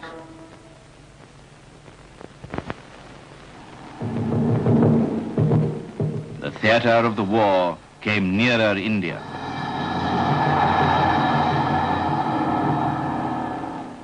Civil disobedience prisoners were set free in December 1941. The nearness of war became a challenge to Gandhi and a test of faith. He resumed the weeklies to disseminate his view that all war is immoral. Gandhi felt that he must accept the necessary consequences and implications of non-violence. He dreamt of India becoming a symbol of non-violence and a messenger of peace, and said prophetically, "Jawaharlal will be my successor, and when I am gone, he will speak my language." Just then, Sir Stafford Cripps came to India with the proposals of the British War Cabinet on self-government for discussion with representative Indians. Behind the proposals, which dealt essentially with the future after the cessation of hostilities, lay the old imperial policy of creating division in India and encouraging every factor that came in the way of national growth and freedom. There was no intention to part with power in them. Cripps made it clear that the scheme was to be accepted or rejected as a whole.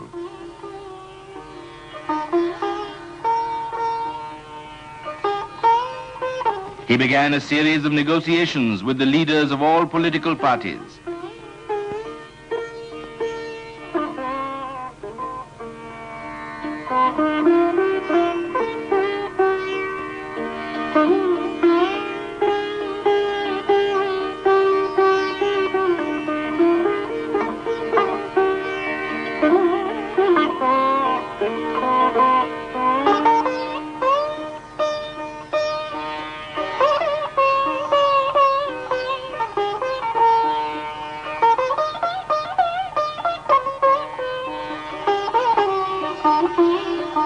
On March 27, Gandhi arrived in New Delhi as Cripps was anxious to meet him.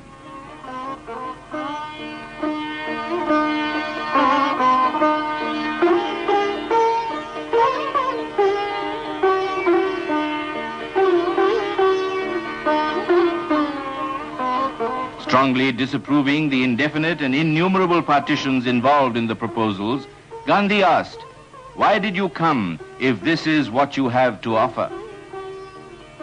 Characterizing the offer as a post-dated check, Gandhi soon left for Sevagram.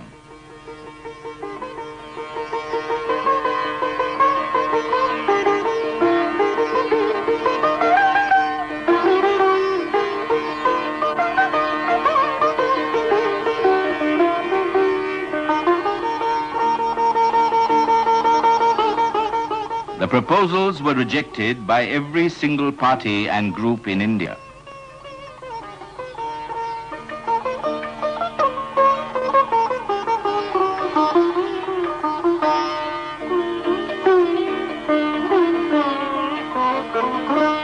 Jawaharlal Nehru's reaction was that India would be one in freedom as it had been one in subjection.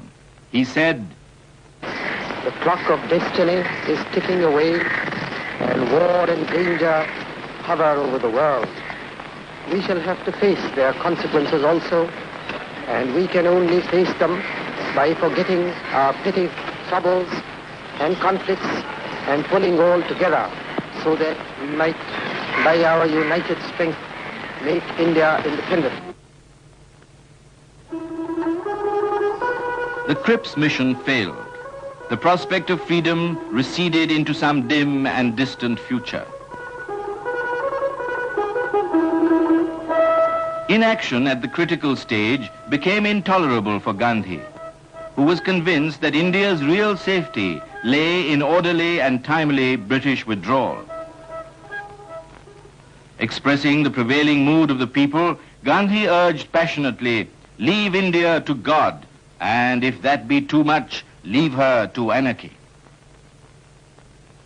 To put the Allied cause on an unassailable basis, Gandhi wrote to President Roosevelt that the position of the democracies in the war was morally indefensible so long as India and Africa were not granted independence.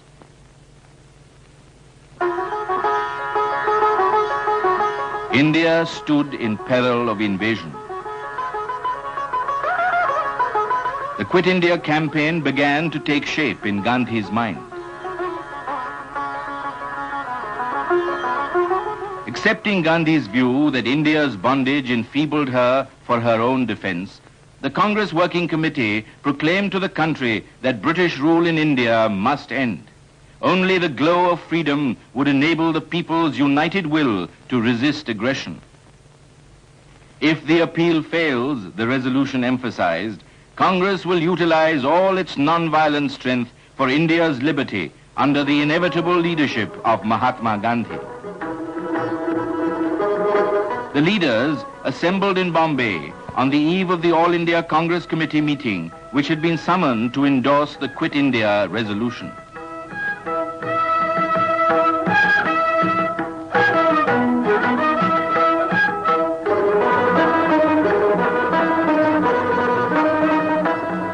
On August 7th, 1942, the sullen passivity of the people was converted into a spirit of non-submission and resistance. They assembled at the Gawalia Tank Maidan and awaited the final call for India's deliverance.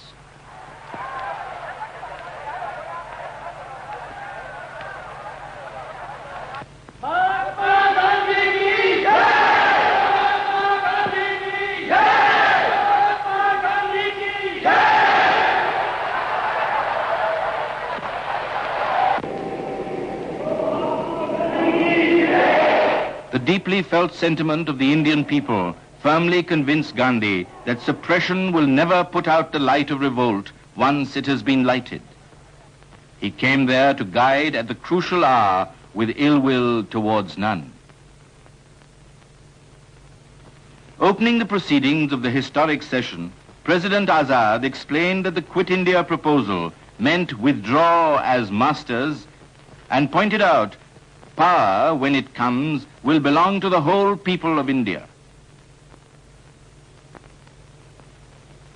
Moving the Quit India resolution, Jawaharlal Nehru affirmed that its conception was not narrow nationalism, and in no sense a threat, but an offer of cooperation of a free India. He asserted the flame that would be kindled by passing the resolution would illumine the darkened horizon.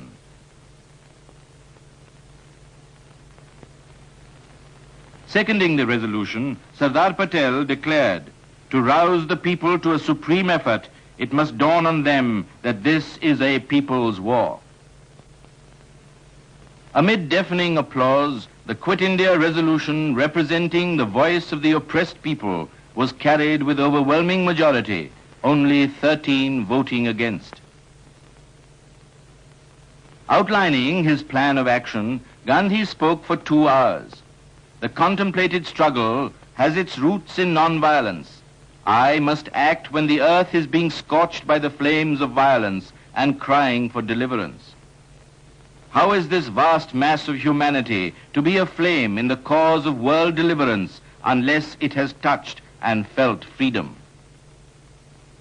I will have to resist the might of the empire with the might of the dumb millions, with non-violence as a policy confined to this struggle.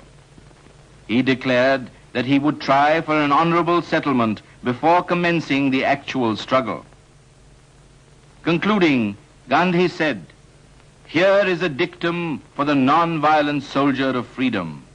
Do or die."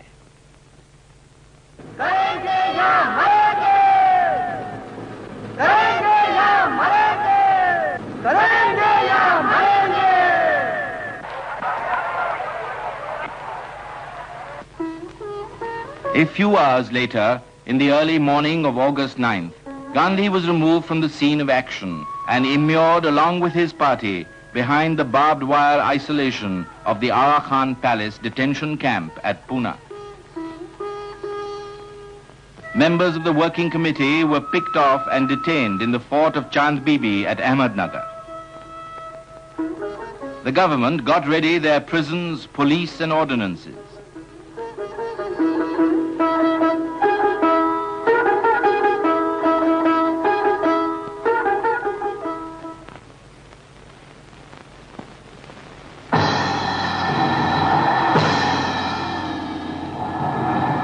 India's national pride rose in revolt.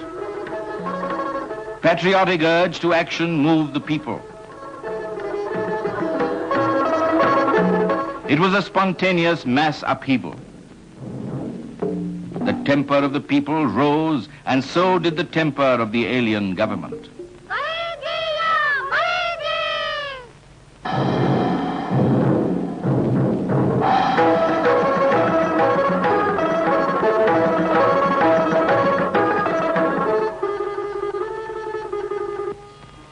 6 days after the internment, Gandhi's secretary, Mahadev Desai, died suddenly in detention.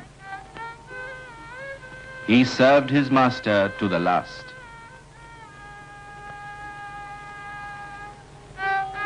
In a corner of the detention grounds, performing the last rites, Gandhi said, "This sacrifice cannot but hasten the day of India's deliverance." In his exhaustive correspondence with the Viceroy, Detenu Gandhi asked, "Is the demand for independence, legitimate at all times, a challenge that could only be met by immediate repression instead of patient reasoning with the demanding party?" He blamed the government for letting loose an avalanche of leonine violence to suppress a popular movement avowedly non-violent. There was no vestige of acceptance of Gandhi's reasoning. Seeking soothing balm for his pain, Gandhi decided to crucify the flesh by fasting.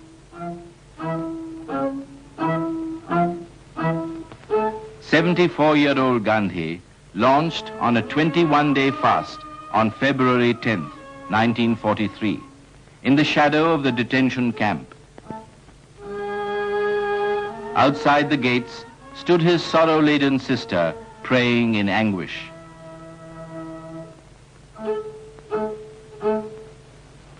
As days passed into weeks, he grew weaker.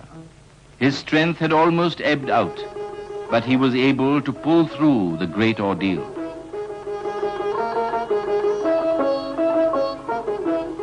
When Gandhi's life was hanging in the balance, the government set out their unsustainable accusation against Gandhi, replete with inferences and innuendos. Garbled extracts from Gandhi's writings had been torn from their context and presented in a false setting. Gandhi replied seriatim to the indictment. He characterized it as the case of a prosecutor who first arrests and gags his victims and then opens his case behind their backs. "I have no regret for what I have done or said in the course of the struggle for India's freedom," affirmed Gandhi, and suggested reference to an impartial tribunal.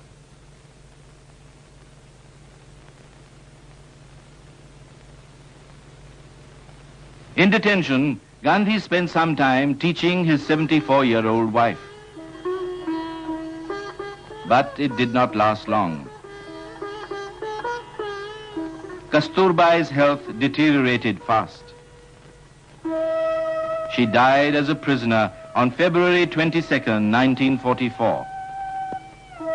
Thus ended the 62-year-old companionship of Gandhi and Kasturbai.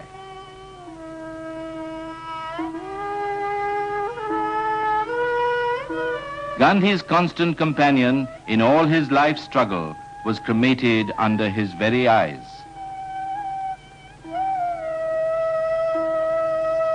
Giving vent to his feelings, he said, "I cannot imagine life without Ba."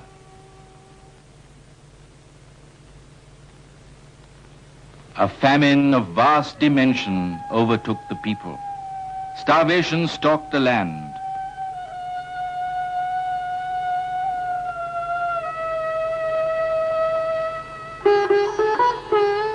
On May 6, 1944, India heaved a sigh of relief on Gandhi's sudden and unconditional release on medical grounds.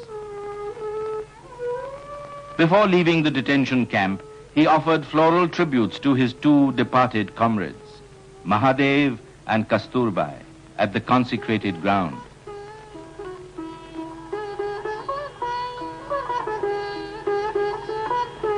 After 21 months of incarceration, Gandhi passed out of the barbed wire. An arduous journey lay ahead.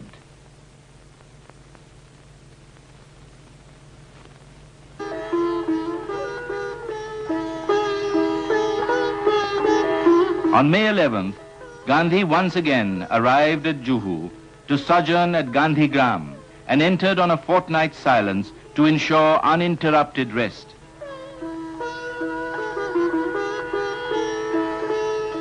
The sea breeze brought him some relief and enabled him to build his broken body.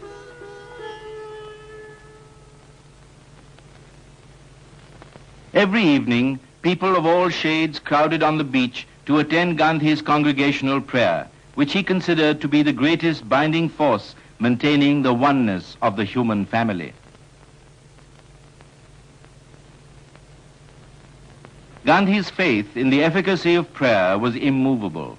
He was in tune with the infinite.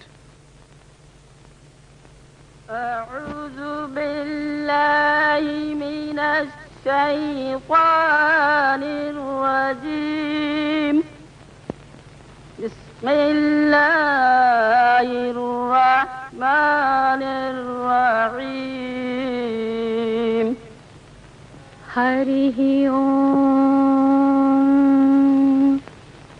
ईशावास्यमिदं सर्वं यत्किञ्च जगत्यां जगत् तेन त्यक्तेन भुञ्जीथाः मा गृधः कस्य स्विद्धनम्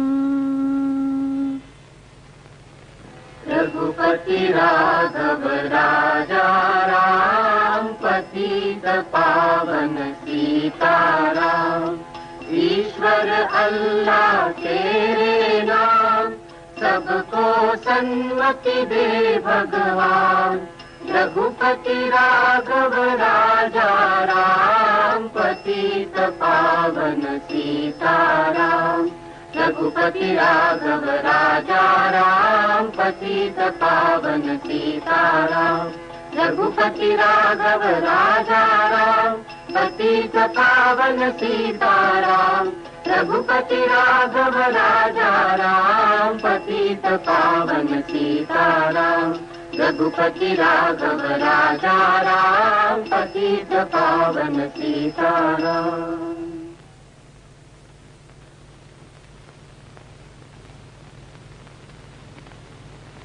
At a special request, Gandhi gave autographs in 10 scripts: Devanagari, Roman, Gujarati, Persian, Tamil, Kannada, Malayalam, Telugu, Bengali, and Oriya. "If only I had the time," he remarked, "I have energy enough to learn more Indian languages."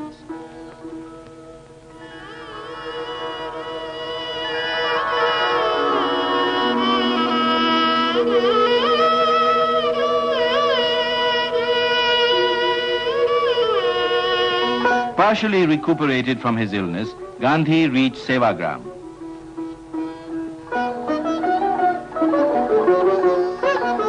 In an interview, he said that the exploited races would not feel the glow of the Allied victory. He asked, "Must rivers of blood flow for such an empty victory?"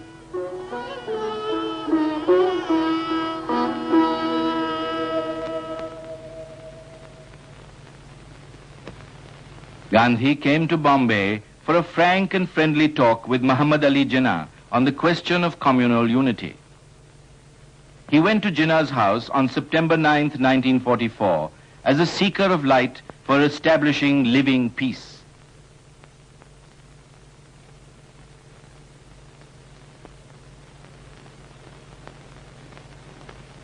The 18-day talks never converged, but ran a parallel course and broke down. The cleavage was on the cardinal issue of the two-nation theory. Gandhi had no sense of disappointment or despondency, though the talks did not prove fruitful.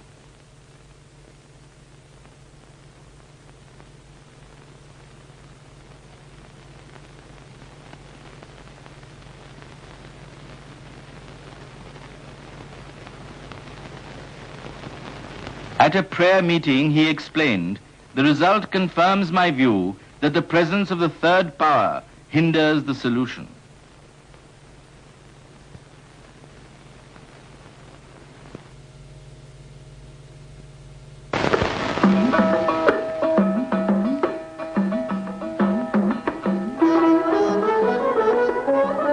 On Gandhi's 75th birthday, Sevagram Ashram bore a festive appearance.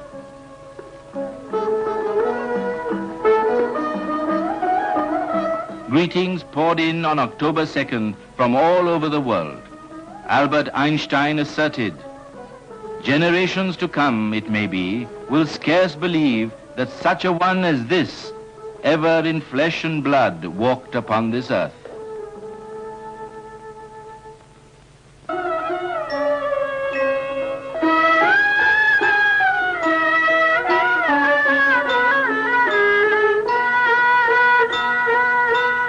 Accepting a check for 80 lakhs of rupees for the Kasturba Gandhi National Memorial Trust, Gandhi suggested that the memorial should take the form of a movement for the education and economic betterment of women and children in the rural areas in India.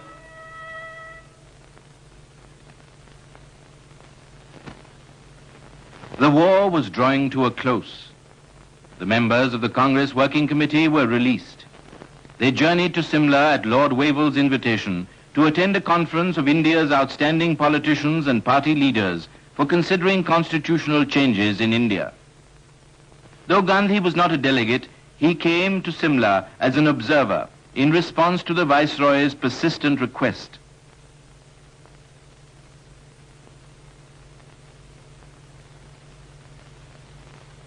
On June 25th, the invitees assembled at Simla.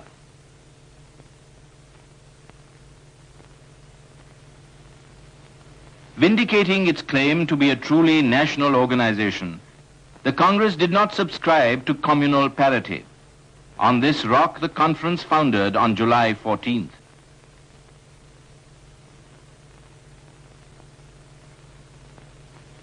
Gandhi wrote to Lord Wavell, "I must not hide from you the suspicion that the deeper cause is, perhaps, the reluctance of the official world to part with power."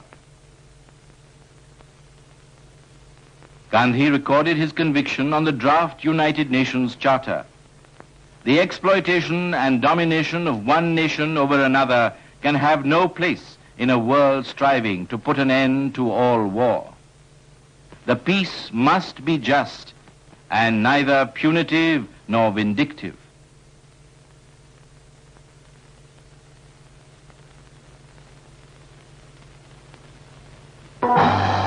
In August 1945, the horror of the atom bomb was loosed on Hiroshima and Nagasaki. The Second World War was over. Drawing a moral from the supreme tragedy of the atom bomb, Gandhi reiterated his faith in nonviolence. The atom bomb has deadened the finest feeling that has sustained mankind for ages. It will not be destroyed by counter bombs, even as violence cannot be by counter violence. In December 1945, when the country was busy preparing for the general elections, Gandhi set out on his tour of Bengal, ravaged by famine and cyclone. His mind was filled with the grim spectre. People crowded the canal bank to narrate their tales of woes to Gandhi. He prescribed to them the spinning wheel, the symbol of the constructive program, as a panacea.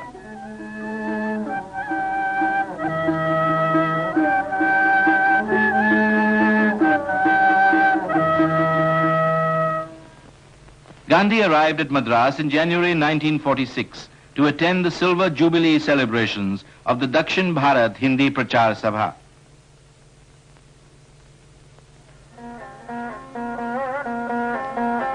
He presided over its convocation and distributed certificates to the successful candidates.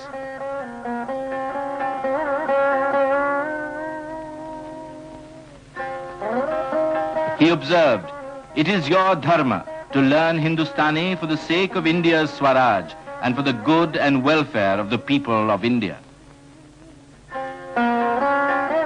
Throughout his sojourn in Madras, Gandhi harped on the need for a national language to achieve unity. Only that language, he asserted, which the people of the country will themselves adopt, can become the national language.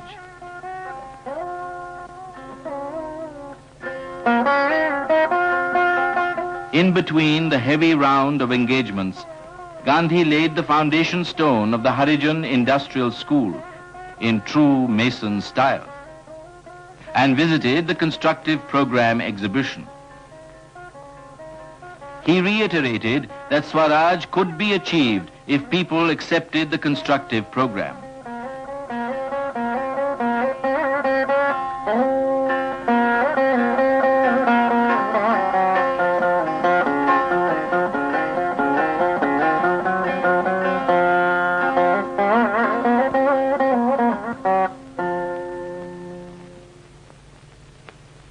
A special train carried Gandhi to Madurai. He was on a pilgrimage in the cause of untouchability.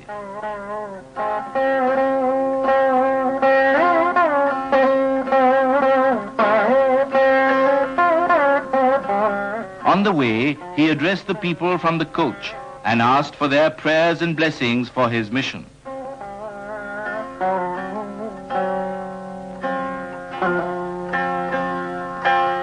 On February 3rd, Gandhi visited the ancient Meenakshi temple at Madurai, which was thrown open to the untouchables as a result of his long crusade against untouchability.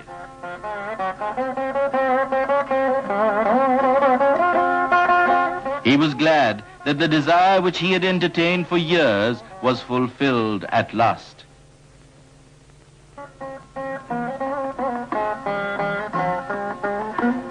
Crowds continued to surge at all the stoppages during the journey to Palni.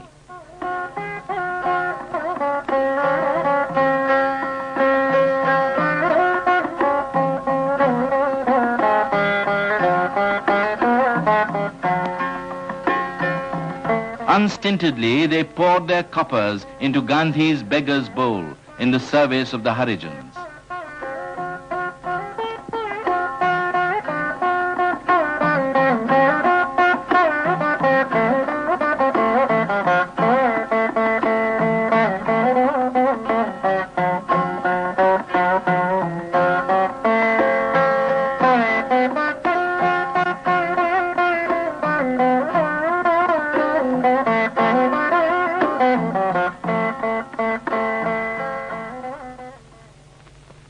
At the vast meeting held at Palni under the shadow of the temple, strongly condemning the ulcer of untouchability that pervaded national life, Gandhi argued, "Why should we not all be the children of one Indian family, and further, of one human family?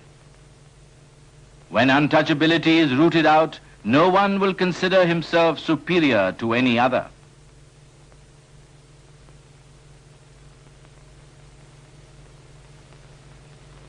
On February 10th, 1946, the weekly Harijan was revived after a lapse of 3 years and a half. It is the fashion, wrote Gandhi, to blame nature for famine. Scarcity of rain is by no means a monopoly of India. Everything possible should be done to draw water from the bowels of the earth, and food should be grown on all cultivable areas. Dealers must not hoard nor speculate. Cloth famine can be averted by telling the millions to spin and weave in their own villages.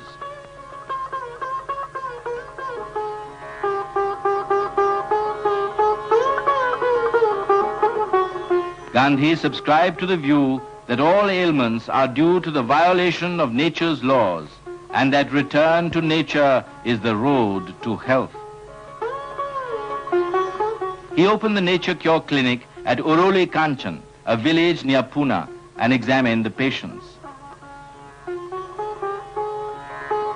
His prescriptions emphasized use of the 5 elements of nature: earth, water, air, sun and sky, for he believed that in simple natural remedies lies the villager's hope.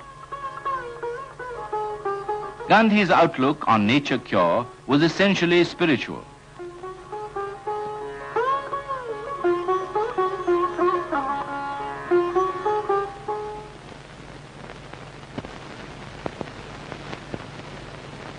It was India's hour of destiny. The British Labour government's delegation, consisting of Lord Pethick Lawrence, Sir Stafford Cripps, and Mr. A.V. Alexander, arrived in India in March 1946 to discuss terms for the transfer of power. The cabinet mission began its work by interviewing leading representatives of the main political parties.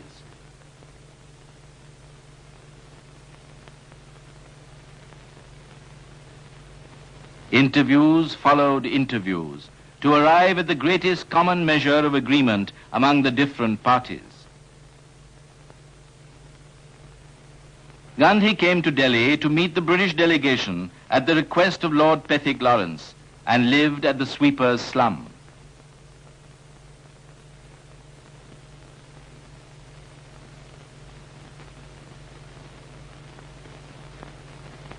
Day after day and week after week, the representatives of India poured in to meet Gandhi, and the obscure little sweeper's colony became the venue of many important meetings. Gandhi remained in touch with the mission during the progress of the constitutional negotiations.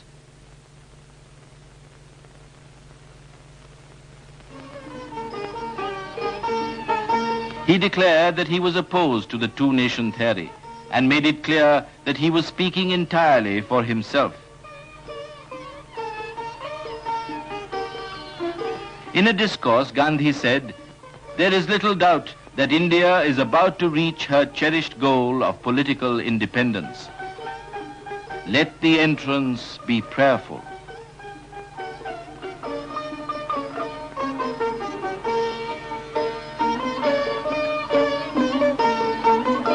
"Independence of my dreams," wrote Gandhi, "means the kingdom of God on earth." In concrete terms, independence should be political, economic, and moral, standing for the removal of the control of the British Army, freedom from the capitalists and capital, ensuring equality between the humblest and the tallest, and freedom from armed defense forces. Free India, he hoped, would continue her non-violent policy and deliver the earth from the burden that was crushing her.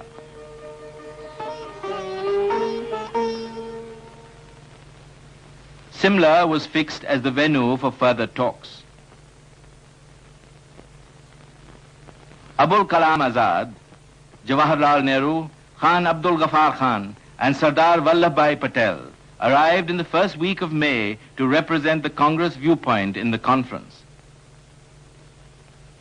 Gandhi accepted the delicate role of advisor to the cabinet mission and came to Simla having full faith in the mission's intention.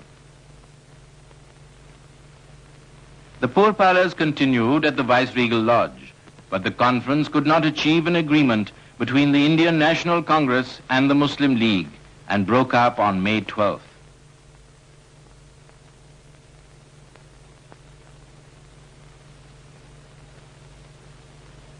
After the failure of the Simla Conference, the Cabinet Mission set forth its own plan on May 16th, rejecting the partition of India on defense, economic and administrative grounds. As the crux of the solution, they recommended a united India and the setting up of an interim government to be followed by the Constituent Assembly. Gandhi compared the mission's plan to a promissory note. Despite some vital defects, he saw in it the germs of the realization of his ideal of a land without sorrow and suffering, provided it was genuine and appealed to the people to think of the country and not of their petty selves, groups or communities.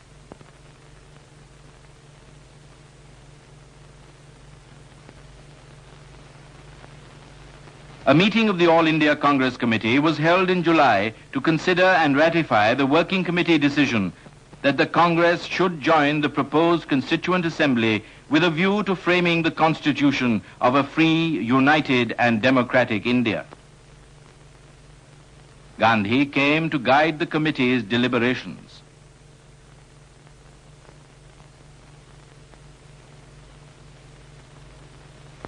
President Jawaharlal Nehru urged the people to be united and strong, so as to be prepared to face the new problems arising out of the ending of the foreign regime. Persuading the Congress to join the Constituent Assembly, Gandhi asserted it should be a challenge to combat and not a ground for rejection. Giving a picture of the independent India of his conception, Gandhi wrote, "Every village will have to be a republic or panchayat having full powers. In this non-violent society, life will not be a pyramid, but an oceanic circle whose center will be the individual, always ready to perish for the village." He made it clear that in such a society, every religion would have its full and equal place. A call by the Muslim League to observe August 16, 1946 as Direct Action Day to protest against the proposed formation of the interim government let loose an orgy of violence at Calcutta. Madness seized a section of humanity which killed, maimed and burnt.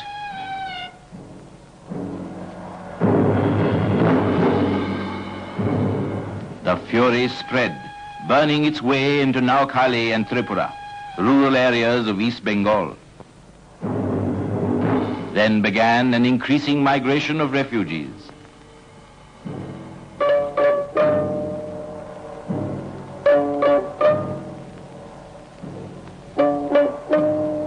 Communal hatred spread to adjoining Bihar and other parts of the country. Gandhi explained their duty to the ashram inmates. We should have rushed into the blaze and offered the purest sacrifice to quench the flames of the conflagration. With these words, he took their leave and left for Delhi.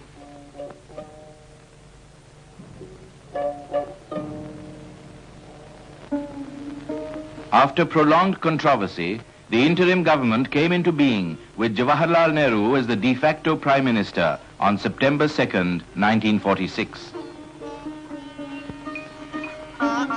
The ministers and members of the working committee assembled at the sweepers' slums to seek guidance from Gandhi.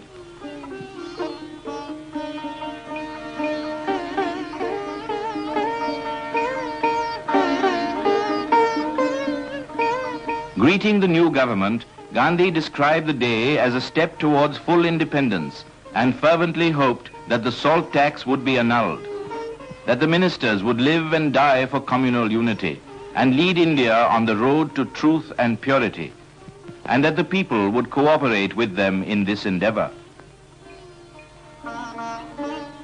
Pouring out his soul's agony over the dark happenings in the country, Gandhi bemoaned, "The springs of life in India appear to be dry today." The cry of blood for blood is barbarous. Independence of India is today at stake in Bengal and Bihar. Unless I can stem the violence, life has no attraction for me.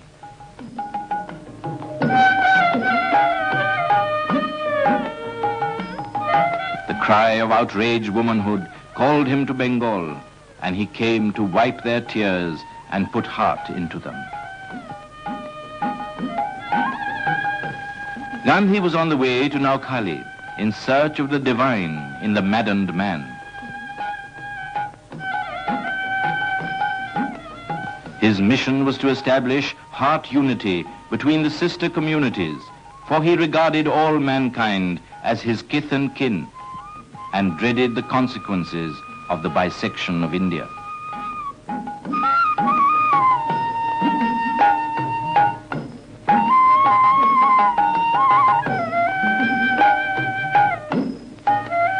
To justify his inheritance, man had to return good for evil, he declared, and added, love and tolerance between the unlike are greater virtues than between the likes.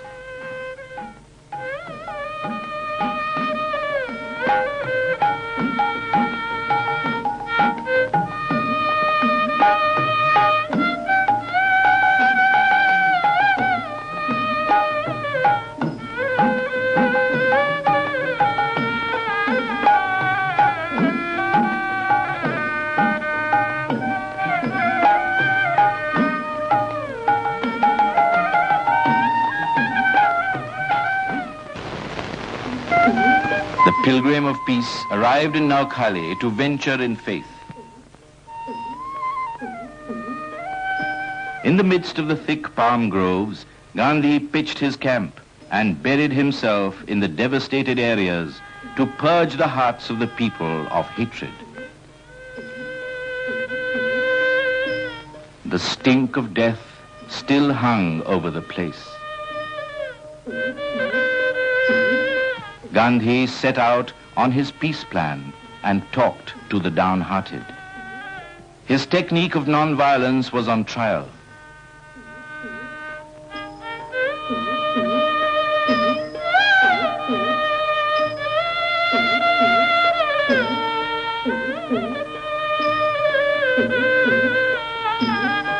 Emphasizing the need for complete religious toleration, he maintained, in every province, everyone is an Indian, be he a Hindu, a Muslim, or of any other faith.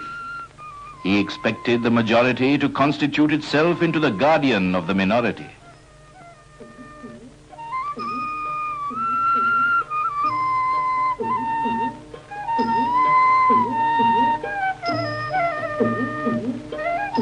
In Gandhi's presence, fear fled, and the hold of fanatical terror loosened. People flocked to him for advice and comfort. He was happy to see the dead souls return to life, and this was reward enough for his mission.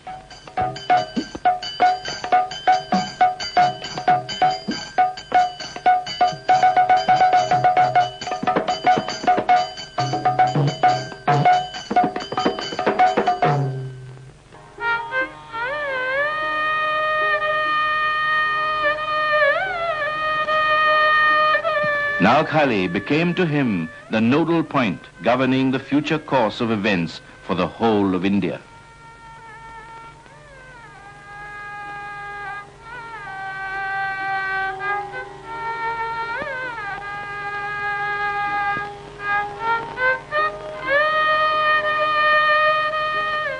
On December 27th, Jawaharlal Nehru came to Sri Rampur to seek Gandhi's advice on important political matters. During Nehru's sojourn, Gandhi explained to him the technique of non-violence he was pursuing in Naukhali.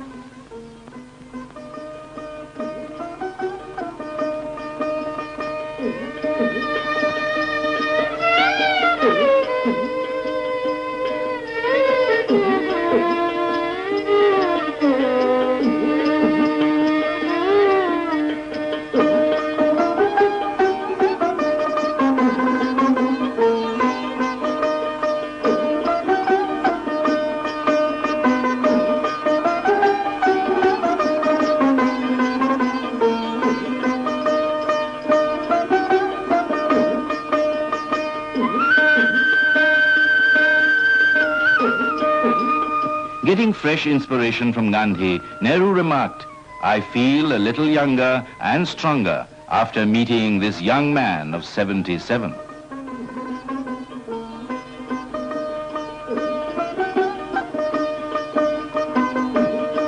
Gandhi stood at the door of his hut and probed his future path.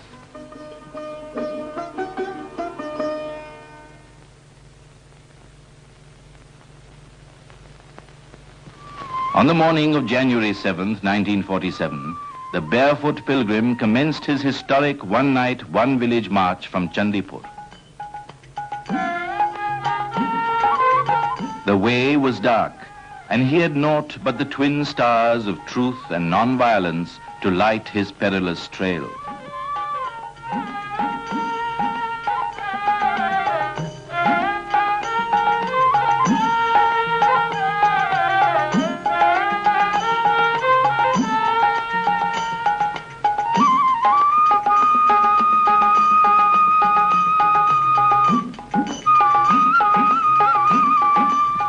He strolled on the narrow village roads, mingling freely with the Hindus and the Muslims, and expounding his gospel of communal unity and peace.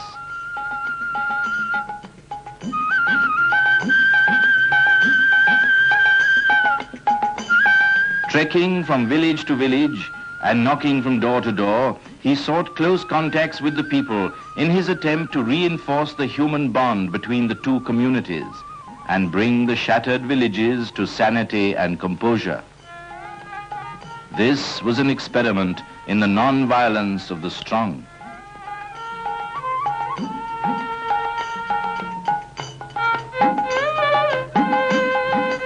Touring through miles of difficult terrain, Gandhi finished the first stage of his tour after 28 days of walking, crowded by experiences both sweet and bitter.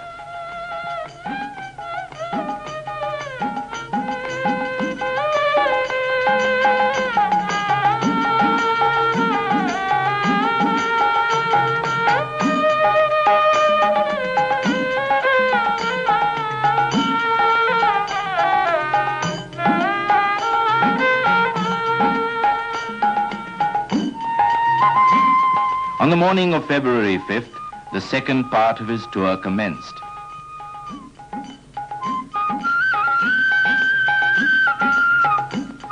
Tireless in his pursuit of communal harmony, the pilgrim progressed, making his way through the inaccessible delta of the Ganga.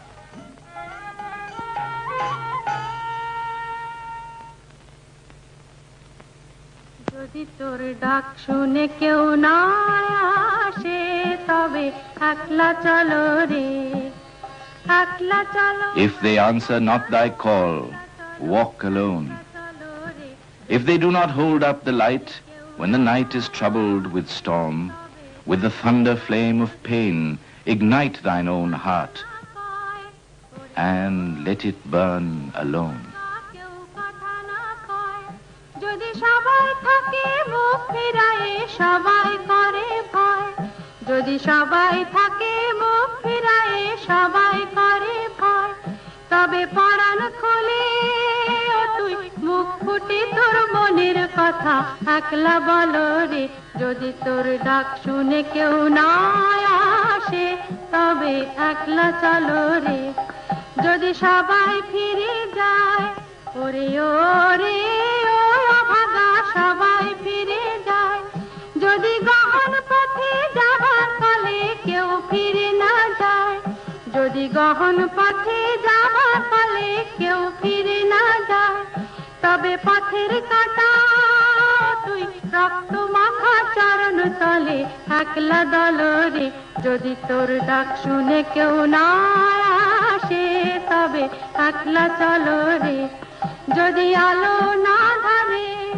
ওরে ওরে ও ভাগা আলো না ধরে যদি ঝড় বদলে আমার রাতে দুয়া দেয় ঘরে যদি ঝড় বদলে আধার রাতে দুয়া দেয় ঘরে তবে বজ্রানলে আপন বুকের পাথর জ্বালিয়ে নিয়ে একলা জলরে যদি তোর ডাক শুনে কেউ না আসে তবে একলা চলো রে একলা চলো একলা চলো একলা চলো একলা চলো রে যদি তোর ডাক শুনে কেউ না আসে তবে একলা চলো রে During the 7 weeks pilgrimage, Gandhi walked about 116 miles through 47 villages. The epic of Naukhali closed after 4 months when he boarded the steamer at Chandpur on March 2nd, on the way to Bihar to still the raging fury.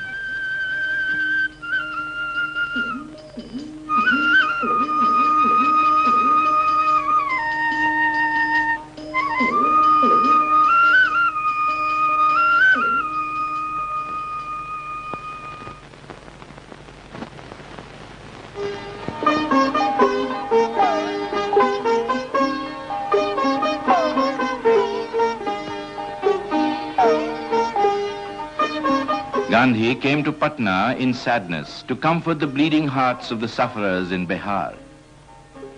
Khan Abdul Ghaffar Khan was his constant companion.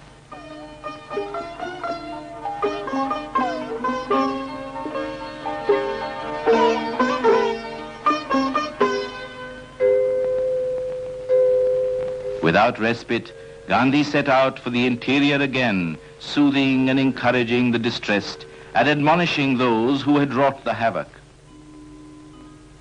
In city and village, he chastised the majority and preached repentance and restitution.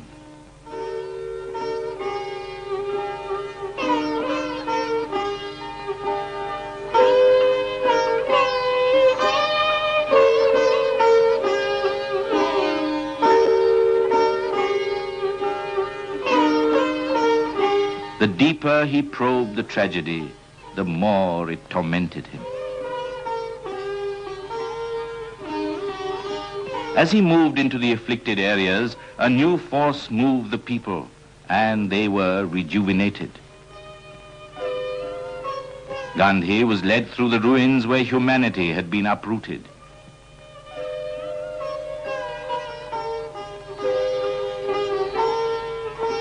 He was deeply moved and stood like one transfixed.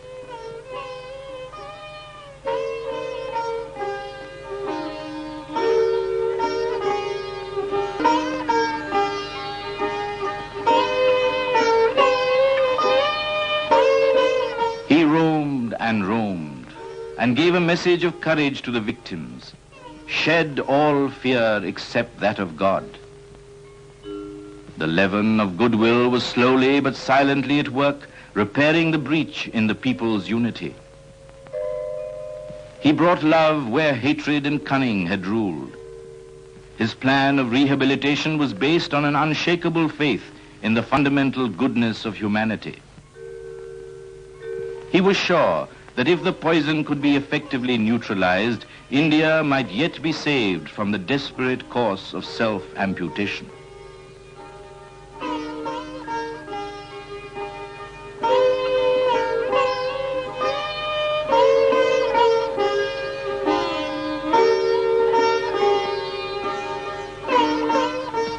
At the gathering for the evening prayers, the villagers swarmed to hear Gandhi.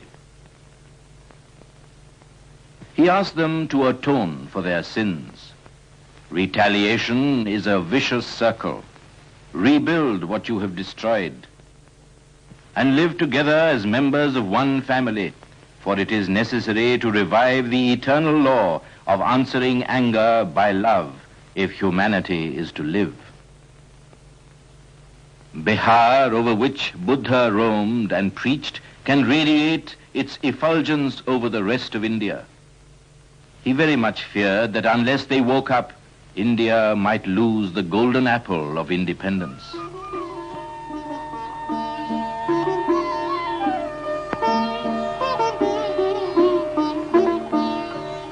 While Gandhi's mind was full of the dark implications of the madness which had wrought desolation and destruction in Bihar, he received an invitation from Lord Mountbatten, the new Viceroy of India, to meet him.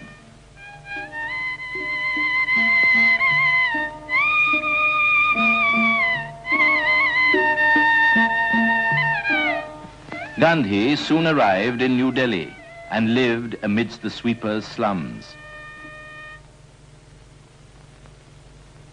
In the Viceregal Gardens, he met Lord and Lady Mountbatten.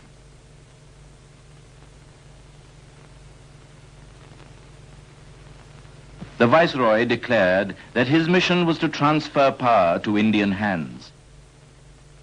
Gandhi made it clear that he was opposed to any division of India.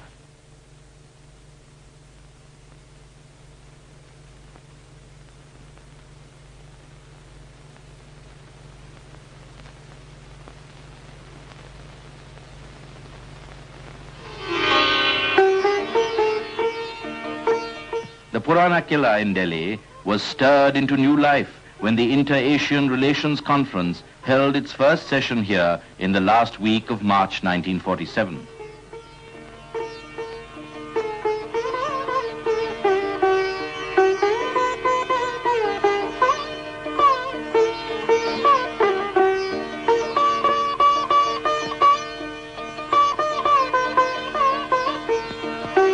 It was an impressive gathering symbolizing the political renaissance of Asia, bringing together nearly 250 delegates from 22 Asian countries.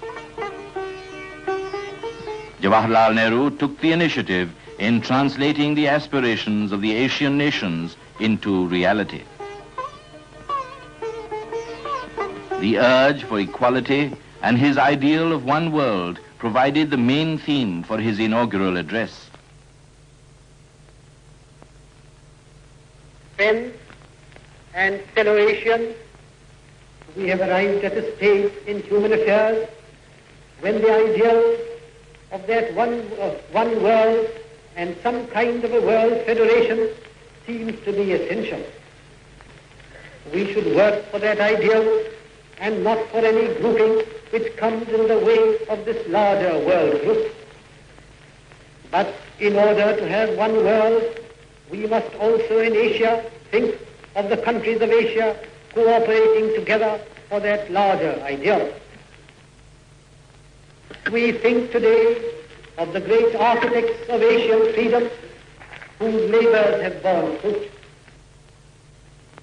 We think also of that great figure whose labors and whose inspiration have brought India to the threshold of her independence. Mahatma Gandhi.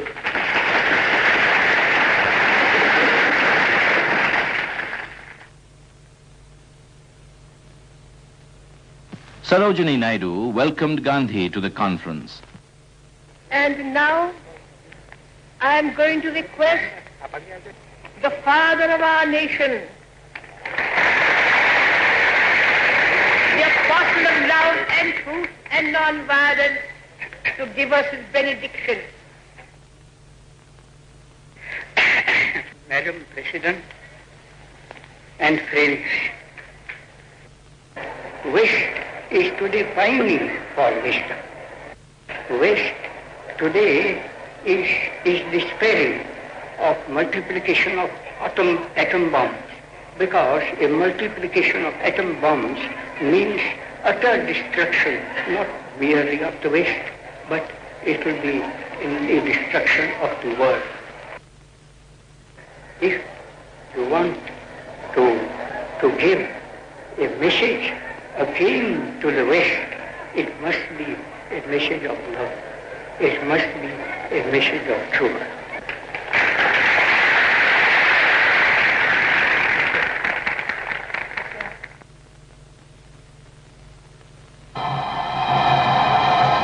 The terrible pendulum of violence was swinging wider and wider.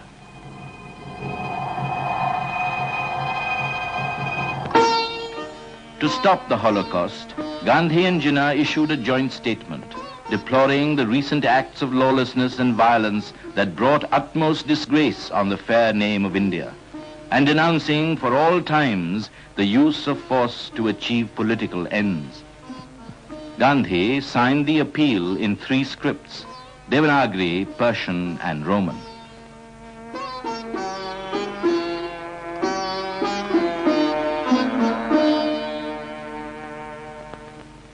At a prayer meeting stressing the equality of all religions, Gandhi observed, "I believe in the message of truth delivered by all the religious teachers of the world. It is my constant prayer that I may never have a feeling of anger against my traducers, that even if I fall a victim to an assassin's bullet, I may deliver up my soul with the remembrance of God on my lips."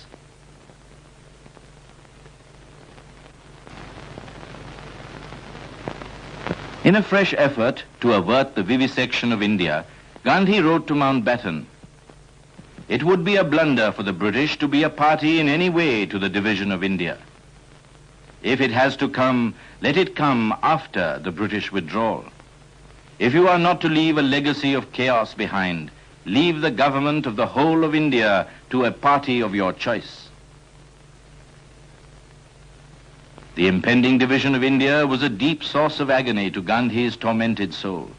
Ploughing his lonely furrow, he mused in a low tone, "Let posterity know that Gandhi was not a party to India's vivisection." He remained on the periphery during the last stage of the negotiations.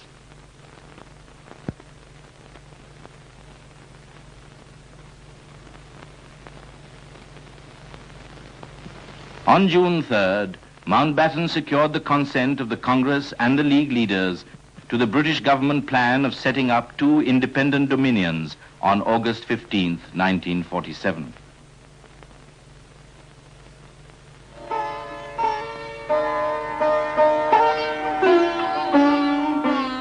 The Congress Working Committee disliked the partition of India, but it could not let India bleed continuously, and accepted the plan. An emergency meeting of the All India Congress Committee was convened on June 14th to ratify the decision to establish a strong government and arrest chaos.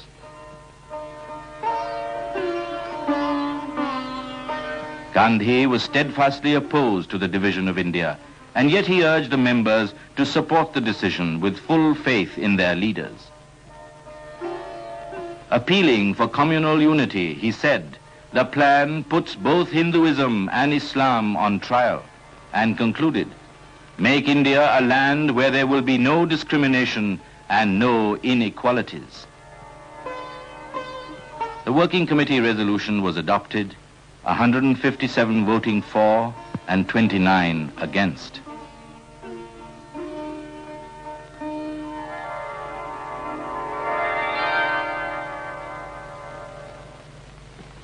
Giving his definitive summing up on socialism suited to Indian conditions, Gandhi wrote, "Even as members of the individual body are equal, so are the members of society. This is socialism." He stressed its purity.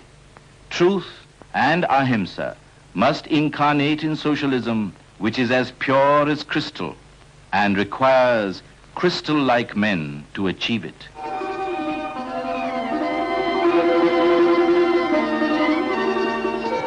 India was moving into a new orbit out of subjection.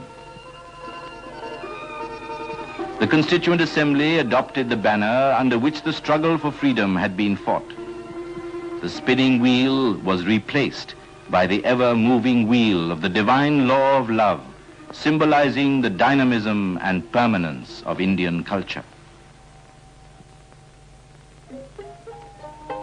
The sands of time were running out.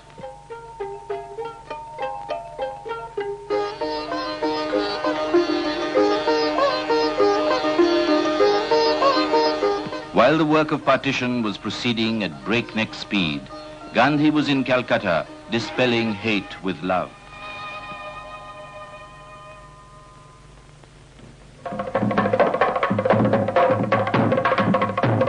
The midnight of August 14, 1947, symbolized the rebirth of a nation after the slumber of centuries and a long struggle for self-determination. India emerged from subjection to freedom. A new hope came into being. A long-cherished vision materialized as the ancient land took its rightful place in the community of the world.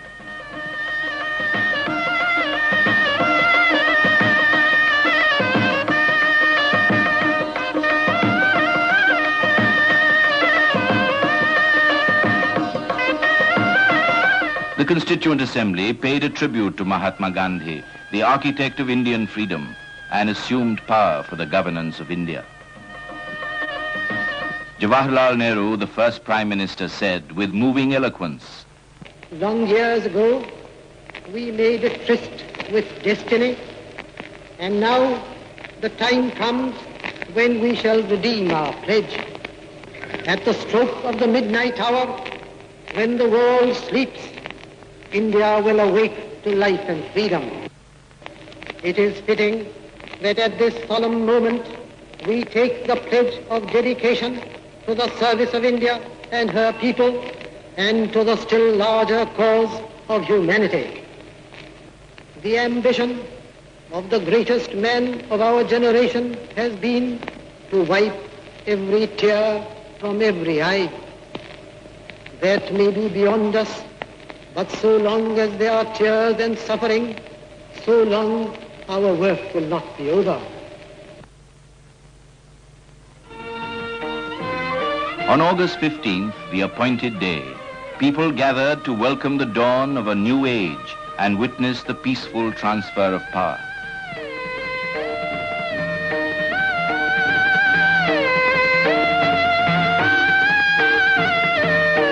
Lord Mountbatten became the first Governor-General of the Dominion by the will of the sovereign people of India.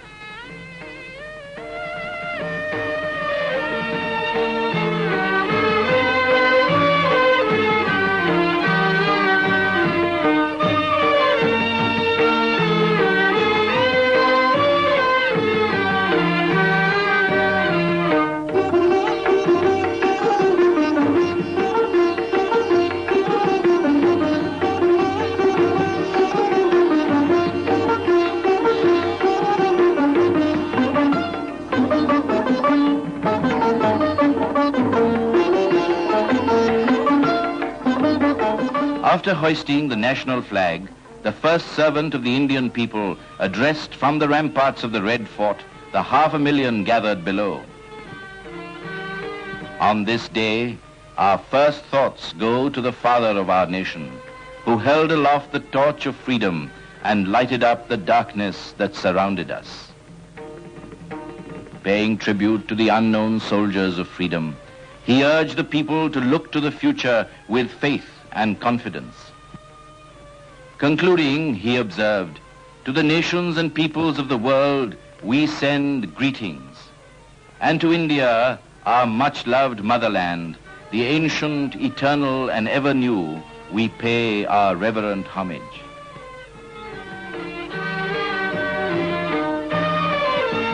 As a result of Gandhi's healing presence in Calcutta, stirring scenes of Hindu-Muslim fraternization were witnessed. But for him, it was a day of prayer and deep heart-searching.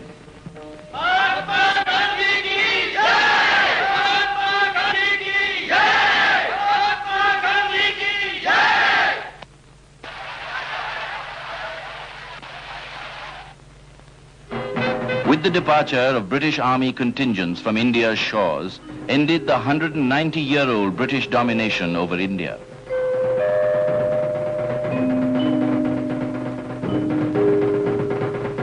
Gandhi praised the British withdrawal as the noblest act of the British nation.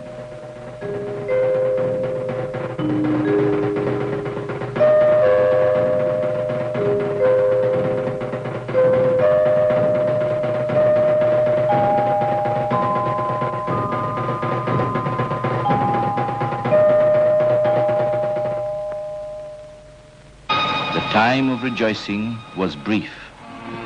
The rumblings of communal frenzy could be heard in the distance. A vast region was churning with hate. Minorities were tyrannized and persecuted. Millions of men, women, and children, uprooted from their settled homes and cut off from their old moorings, migrated on a dimension unprecedented in recorded history and trekked their way to safety. Migration was not a matter of personal choice for the migrants, but was forced on them by the hate of man.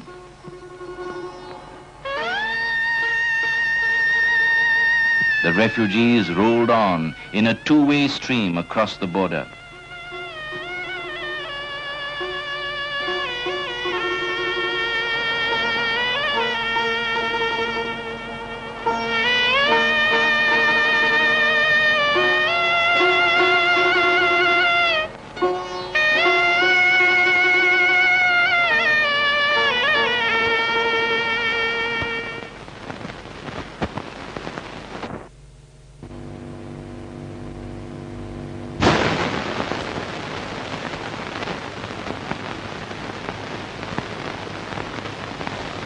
The continuing tension agonized Gandhi.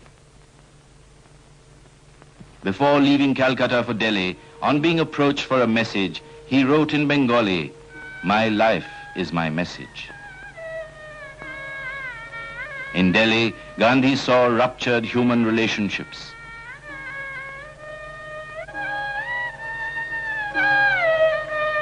He planted himself alone amidst the raging torrent and listened to the tales of woe of the embittered and the uprooted. On his 78th birthday, Gandhi invoked the aid of the all-embracing power to take him away from the vale of tears rather than make him a helpless witness to the butchery of men, and cried in a prayerful tone, "Not my will, but thine alone shall prevail."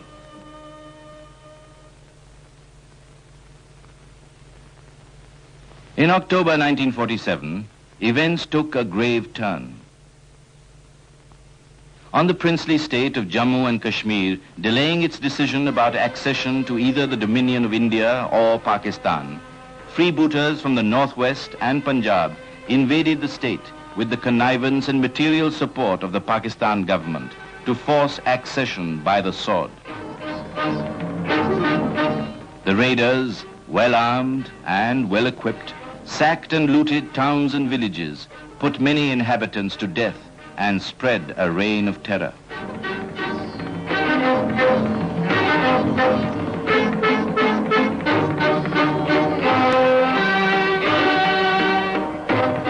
Under the guidance of the National Conference, the people of the valley defended their soil and their common heritage with courage and unity. The invader was almost at the doorstep of Srinagar.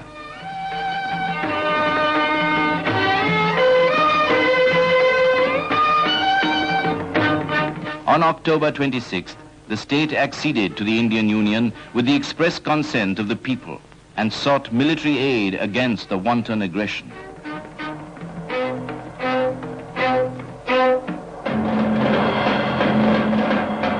Indian troops were flown in and stemmed the tide of invasion.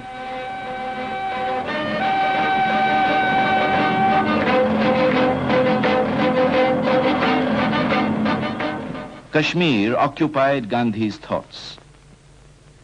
Though he did distinguish between an aggressor and a defender, sending troops to Kashmir was not his way. The case of the defenders, he felt, was so manifestly just that if the people had resisted the unprovoked invasion non-violently, it would have won the admiration of the world.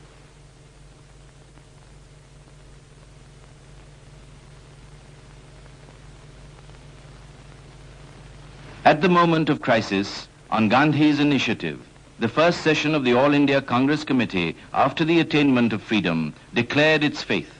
India as a nation is bound together by indissoluble cultural and historical links.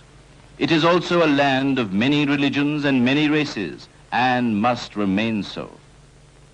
Our aim has been to develop this great country as a democratic, secular state.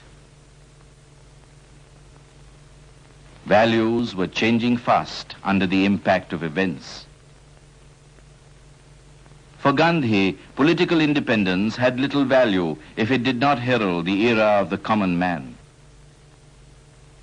He was uncompromisingly opposed to the mania of mass production by the sacrifice of human values.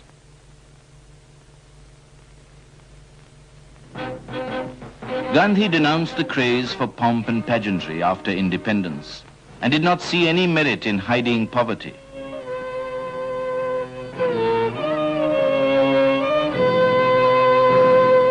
India India, he maintained, possesses only her moral capital, which increases with the spending.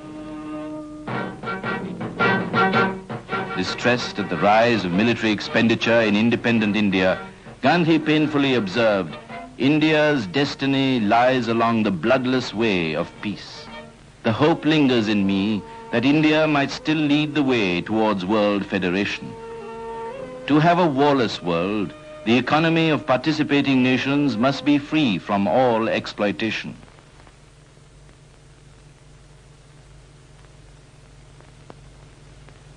Communal harmony and the secular state were in great jeopardy. Sporadic violence in Delhi continued. In the face of the moral challenge, Gandhi was groping for light. Out of the depths of anguish came the decision to fast unto death, to purge the city of Delhi of the communal virus and lay his head on God's lap. On January 13th, 1948, he began the fast and passed from tumult into peace.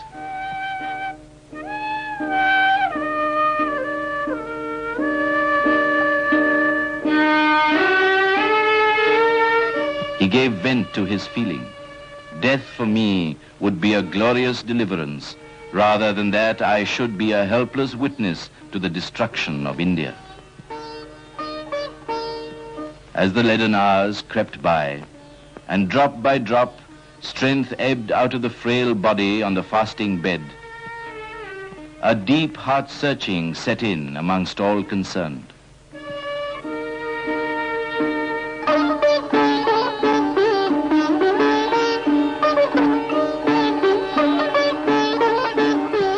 The fast terminated with the reunion of hearts of all communities, brought about by an awakened sense of duty on January 18th.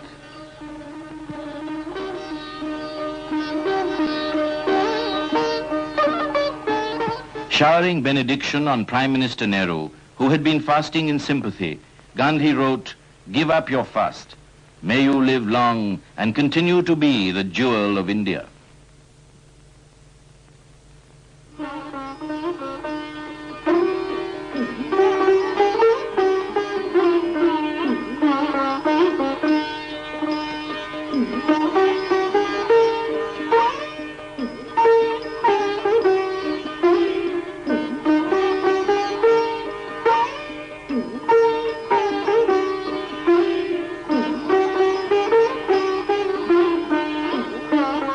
Though feeble, yet vibrant, Gandhi continued his after-prayer talk. आखिर की एक बात कहकर मैं खत्म करूंगा.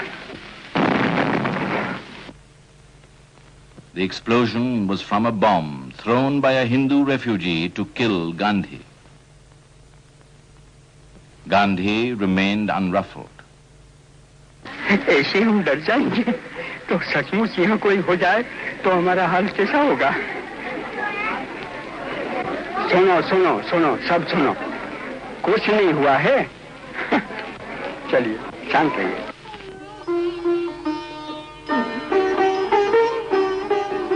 Relying on God, he refused to accept any kind of human protection.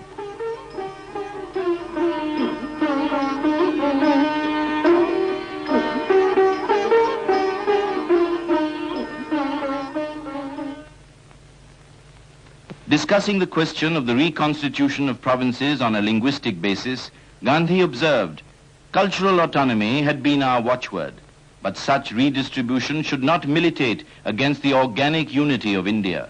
Autonomy did not and should not mean disruption. Surveying the political scene in a tone of infinite sadness, he remarked, I have to find peace in the midst of turmoil, light in the midst of darkness, hope in despair.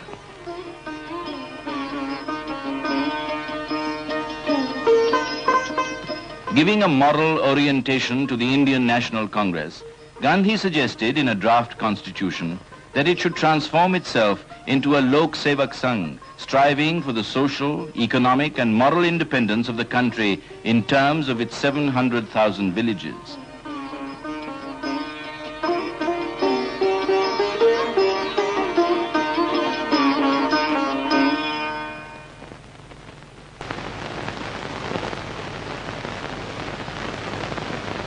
On Friday, January 30th, Gandhi asked for pending letters. I must reply to them today, for tomorrow I may never be.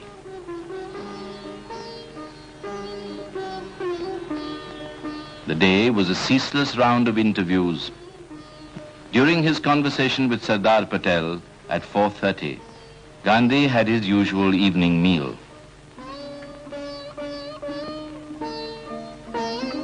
It was getting near prayer time. I hate being late, Gandhi averred, and rose to go to the prayer ground.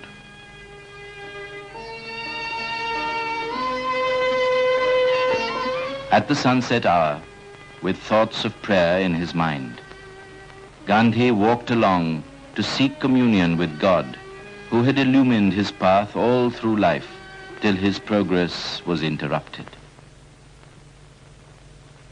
The perverse assassin of the ages came with his unholy design and accomplished the foul deed.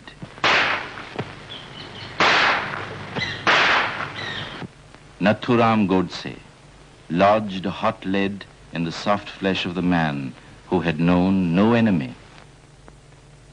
Once again, blood had flown for the salvation of mankind. That sin is not of one man, but a sin which floods the whole human world from age to age.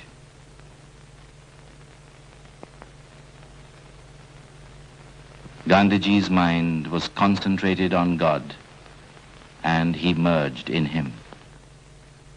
He fell here with Ram's name on his lips. A radiance hung over the spot. Men and women of all religions scooped up handfuls of the blood-stained earth to preserve.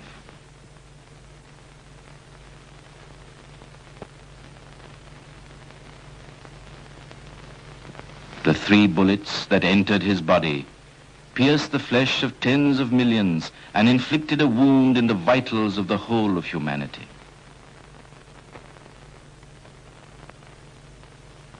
Choked with emotion, Jawaharlal Nehru said, "The light has gone out of our lives and there is darkness everywhere. Our beloved leader, Bapu as we called him, the father of the nation, is no more. The light has gone out," I said, and yet I was wrong, for the light that shone in this country was no ordinary light. The light that has illumined this country for these many years will illumine this country for many more years. The nation stood still and silent for the man who gave it her freedom and her flag. A great wave of grief swept over the world.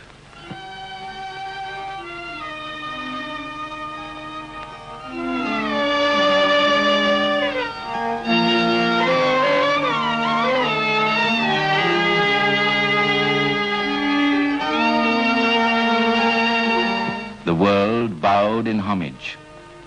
The United Nations organization lowered its flag. Peoples of all races felt as one human family in mourning. The UNO paused to pay a tribute to the Mahatma.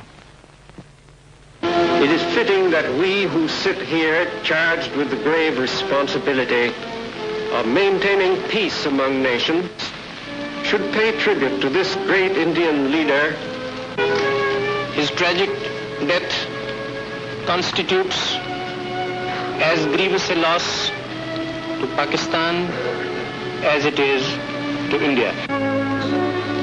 He was the man who said that faith transcends reason, that God has his footstool where live the poorest and the loneliest and the lost. But our conviction that Gandhi has not lived and has not died in vain. We have lost our biggest man. If I may venture to say so, the world has lost its tallest man, judged by all moral standards.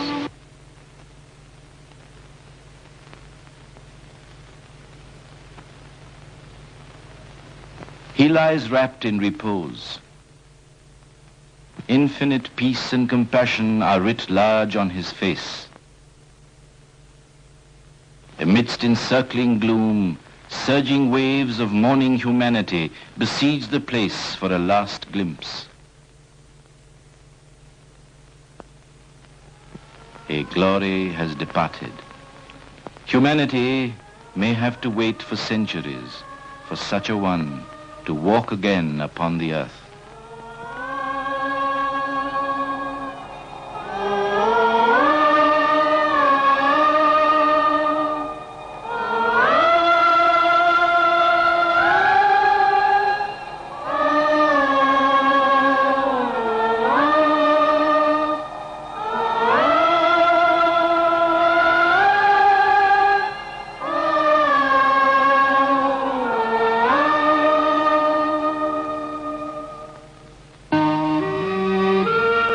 He is one who is attached to no person and no place by ties of flesh.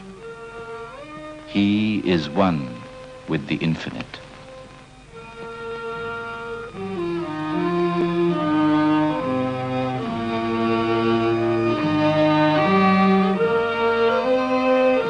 This man of divine mission laid down his life for the reconciliation of all men in brotherhood and love, became enshrined in millions and millions of hearts, and shone like a beacon for the whole world. He was perhaps the greatest symbol of the India of the past and of the India of the future.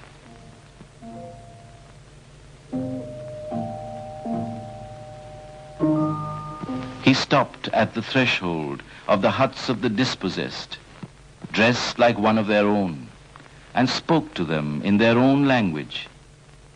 He lived on this earth as love in the midst of hate, as forgiveness in the midst of vengeance. He could fight the evil without, because he had mastered the evil within. He was the victorious one in death as in life. His legacy is courage, his banner, truth, his weapon, love. We rejoice in the midst of our tears and our shame. We glory in his having walked on our land. The best prayer that can be offered is to obey the mandates of the Master and to follow the path for which he lived and died.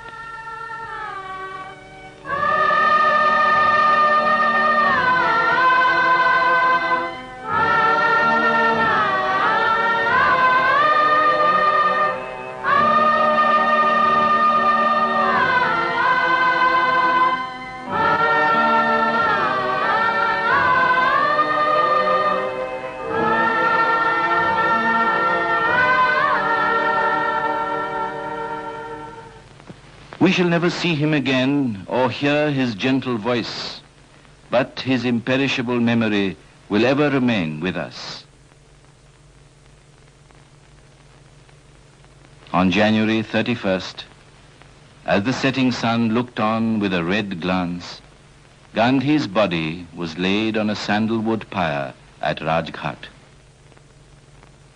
Strong and dormant emotions rose in a flood of tears.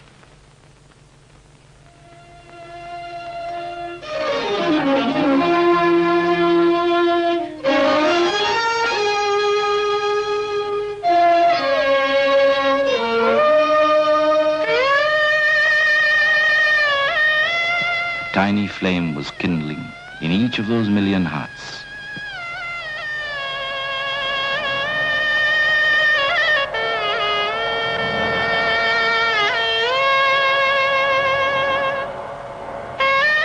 The logs burst in flames. The flames leaped up towards the sky. From the pyre comes the message. Lead me from the unreal to the real, from darkness to light, from death to immortality.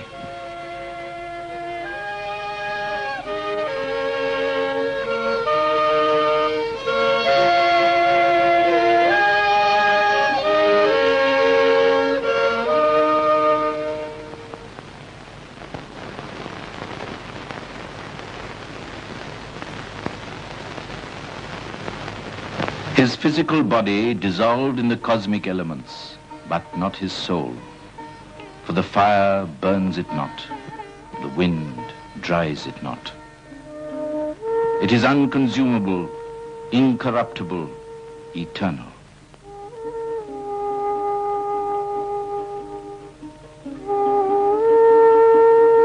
After 13 days of mourning, the urn containing the Mahatma's mortal remains was carried in a special train to his final resting place, the waters of the Jamuna and the Ganga, the equalizer of beggars and kings, of sinners and saints.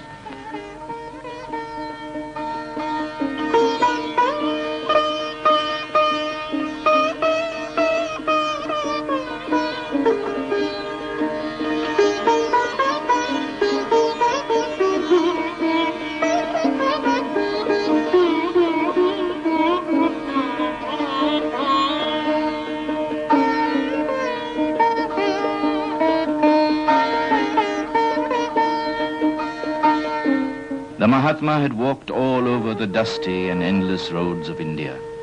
He no longer treads the silent plains and dales.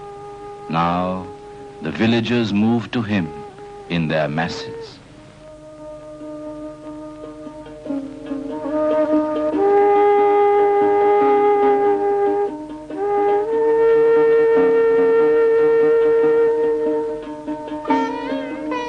The lonesome and weary train steamed into Allahabad railway station.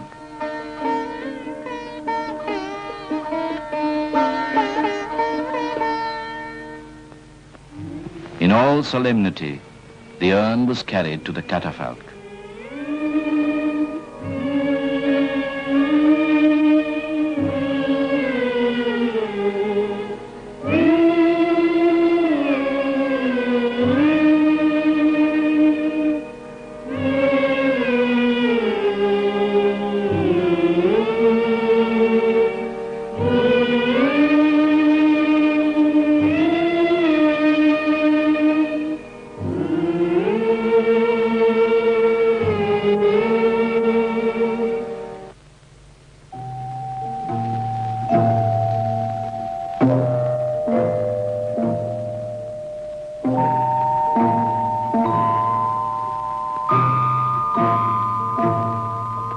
Slowly, the catafalque moved towards the Sangam, the sacred confluence of the Ganga, the Yamuna, and the Saraswati.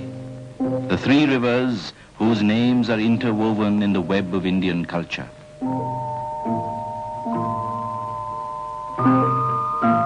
The Mahatma had kindled his torch at the central fires of the eternal being and aspired to identify himself with the whole creation. Who else but the elements can be the custodian of his physical remains? No place could be better as his final resting place than the bosom of India's lakes and mighty rivers. Raghupati Raghav Raja Ram Patita Pavan Sita Ram ईश्वर अल्लाह तेरे नाम सबको सन्मति दे भगवान रघुपति राघव राजा राम पतित पावन सीताराम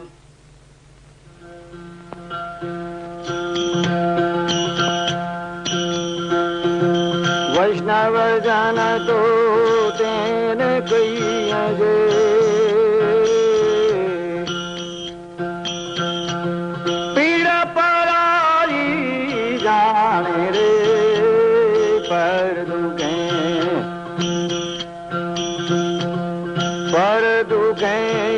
उपकार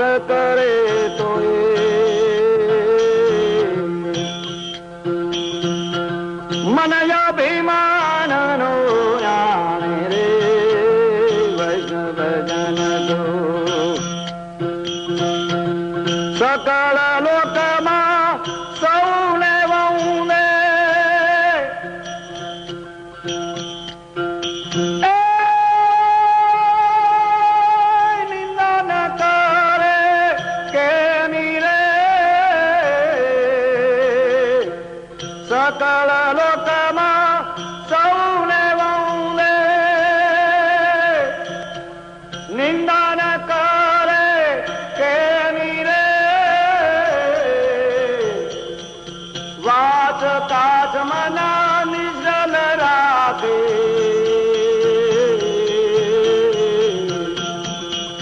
धन धन जननी तेनी रे वैष्णव जन दो वैष्णव जन तो तेन कहिए जे पीड़ पराई जाने रे वैष्णव जन तो।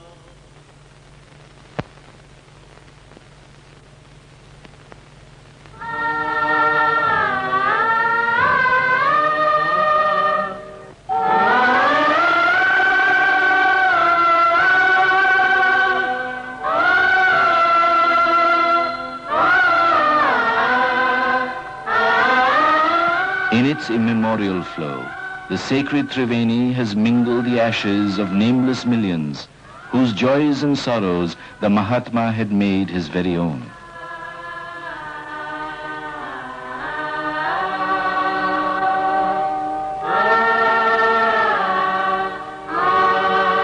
The last journey ended.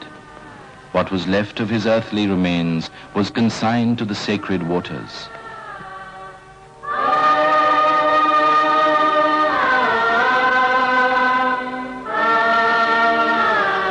Mahatma Gandhi lives in all that is true and good. He now belongs to the ages.